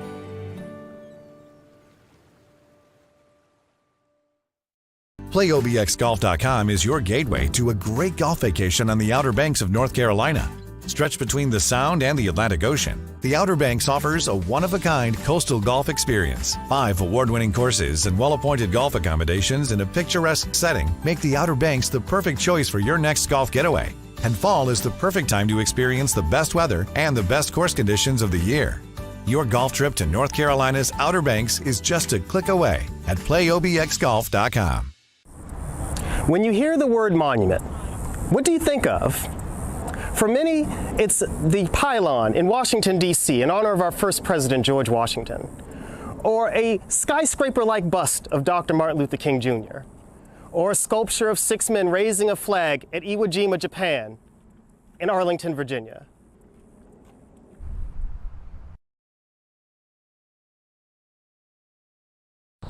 Greetings. My name is Adonis and I'm a seasonal ranger at the Wright Brothers National Memorial. And we're standing on top of what was a 27-acre moving sand dune, which now has been placed an everlasting memorial in honor of American brothers, Wilbur and Orville Wright, who pilgrimaged far from home to find their solution to powered flight. Talks for a permanent monument on the Outer Banks began slowly and spread through community efforts. Later, the call was heard by Congress and passed into law March 2nd of 1927 and signed by Calvin Coolidge to site a memorial on Outer Banks grounds of where the historic first 3 flights took place. There was much disagreement about the design and function of a monument here. But think of it. How would you go about honoring this kind of achievement? It was decided that a design competition would bring us the structure. 45 entries were submitted. In October of 1928, the design of Alfred Eason Poor was chosen.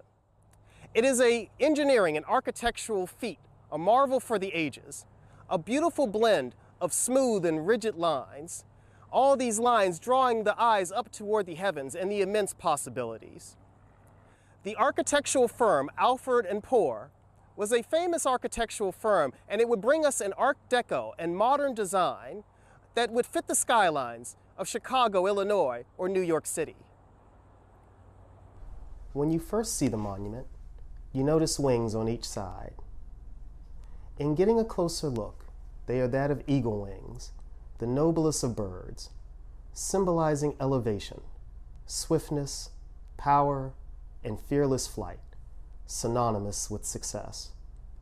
Massive in size, they help guide the eyes toward the heavens, further reinforcing the ideas of forward motion and the brothers' conquest of the air. From distance, it gives the pylon the impression of a large bird set to jump from the top of the former sand dune. The entire stone stands atop a concrete 5-pointed star base, like that of the Statue of Liberty's base, and represents the star emblem seen at military bases. At the base of the monument are doors that lead to a small room inside the pylon. They are of 8 panels and describe man's efforts to become airborne. A light was placed at the top of the monument to light the way for aviators. It's 1,000 watt and automatically lights 15 minutes after sunset and stays on to 15 minutes after sunrise. Light in the visible world is truth in the intellectual world, and in symbolism represents mind, beauty, truth, sun, civilization, and goodness. So what do you think? In looking at it, from what the other rangers have told you, do you think the monument fits? What catches your eye first? For me, what caught my eye was the inscription written along the side. It reads, "In commemoration of the conquest of the air by brothers Wilbur and Orville Wright, conceived by genius and achieved by dauntless resolution and unconquerable faith. We have honored with immortality sports heroes taken in the moment of their greatest triumph, military leaders set to look at their own prestige on horseback. We have honored libraries, street names, churches, and other facilities to give reference to the great victory and virtues, be it diligence, temperance, prudence, and courage." So think of it. What would you memorialize today? Would it be a pylon? Would it be a street name? Would it be in honor of your teacher or parent, a leader, or even a park ranger? Many things in which to consider when visiting the Wright Brothers National Memorial. Connected to mainland North Carolina, yet seemingly a world away, Edenton is known as the prettiest small town in the South. Time passes slowly in the state's first colonial capital. The lure of historic sites, outdoor adventure, and friendly people draws visitors from near and far, whether by car or boat. Let our lighthouse be your beacon to a relaxing getaway on the Albemarle Sound. Find your Eden in Edenton, North Carolina, the South's prettiest small town. For over 40 years, I've dreamed of building a bigger and better Jolly Roger. And now your dream is a reality. Yay! Carol Ann has transformed the Jolly Roger into the hottest new restaurant and bar that is the best venue on the beach for great entertainment, gaming tables, and NTN games. My dream has come true, and I can't wait to share our new restaurant and bar with you. Come see us at the new Jolly Roger. It's classic Outer Banks. The Jolly Roger Restaurant. Capacity to explore a passion while learning from the greatest to ever do it. Reliability to make those who are far away feel like they never left. Speeds for fueling moments of discovery while sparking curiosity. It's not just internet, it's a gateway to opportunities you never even knew existed. Ripple Fiber, multiplying potential for you, your family, and the community. The Jolly Roger is bigger and better. Our incredible new bar is the best venue on the beach for great entertainment, gaming tables, and NTN games. No one takes care of locals better than the Jolly Roger with special discounts every day on breakfast, lunch, and dinner.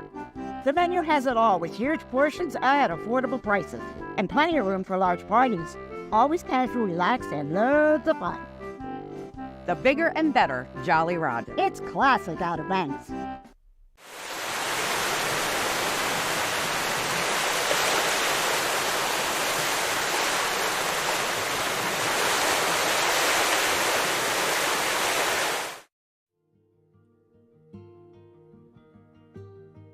If you came to Manteo and you got to meet Cora May, you're lucky, because the woman was up to date on everything, great fun, and ready to entertain. She was a wonderful person and light years ahead of herself. She was a Renaissance woman if there ever was one. Cora May loved Manteo. We never took vacations because we had everything here. For much of Mom's life, she was a single mom. Her first husband had died and left her with 4 children, and her second marriage didn't last. So she had us to raise all alone. I think Mom's love of the arts was just a gift from God, because she didn't really have heavy training in that. That was not something that was trained here. One of Mother's favorite things in life was that she was in the Lost Colony. The Lost Colony is a story about the first colonists from England that came here in 1584. Cora May played Agona for 27 years, playing the same role longer than any other actress in American theater. Agona was a Native American that was here when the colonists came, and she became, and they feel she was a single lady, maybe widowed, or because she was a little older, and she fell in love with old Tom, the drunk, the town drunk that came with him. And that love just, it showed that thing of how blind love is. She just thought he was everything wonderful, and Mom just paid it to the hilt. When she looked and smiled and tilted her head and looked at him with those good blue eyes, you felt, this woman loves this man. Mom put everything she had in playing the role of Agona. I had seen many Agonas play when I was in it, and Mother was by far the best. If there ever was someone who worked against type, that was Mother. Mother had 2 husbands, and she was never a fonding person. She was never someone that just fell out over somebody. But she knew how to play it, and she could do it to the hilt, and she changed. It wasn't just a natural thing. She changed to be Agona, and it was wonderful. She changed her walk. She changed everything about herself. It was really a terrific performance. Her one line was tee-hee. She brought the house down with it every single night. Mom was the happiest person I ever knew. It didn't take much to make her happy. A good story, going to see a good friend. Mama was a woman's advocate. She really felt that women should be independent. Now, she never left the island much, but she really encouraged it for everyone else. And she maintained, well into her 60s, friends that were in their 20s, because she was so forward-thinking. was always up on public events, up on what we needed to do. And when people would say, oh, I don't want them to change that, I don't want them to change this, oh, no, we got to keep it the way it was, Mama was like, no, we've got to move forward. The town started to rename everything after the Lost Colony, characters and places like Devon Street. And they wanted to name, and did name, her street right out here, Agona, after the character she played in the Lost Colony. She loved it. And then some years later, when we were revitalizing downtown Manteo, and a bridge had to be built, Mark, her son, who by then was Senate Pro Tem of the state of North Carolina, was helping with the funding for this project. And he said, Mama, we're going to name the bridge after you. And Mom went, oh, no, no, don't name the bridge after me. I'm not important enough. I haven't done enough to have the bridge named after me. She got the bridge named after her, and it was her pride and joy. When Mom passed away, at her funeral, there was standing room only. Mama's funeral was remarkable in lots of ways. One of them is an 88-year-old woman that packs a church for a funeral. That doesn't happen much this day. And Mama had some really personal friends that we wanted to put on the right-hand side. Andy Griffith was one. Governor Jim Hunt was another. It was really a wonderful homage to an old woman.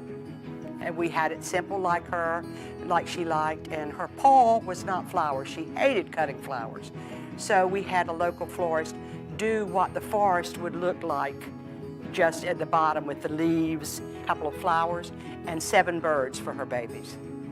And Mark said, let's give her one last run over her bridge. And we went over the bridge and turned around and came back, and we felt like this was the best end. She got one last trip over her bridge.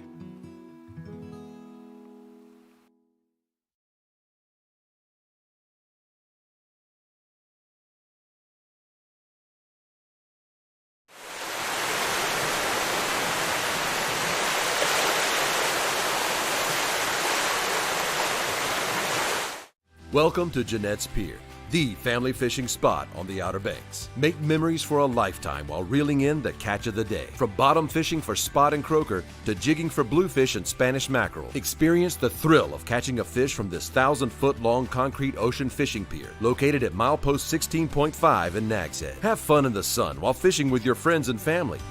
Surf, sun, fish, and fun. Experience it all at Jeanette's Pier, where fishing is catching.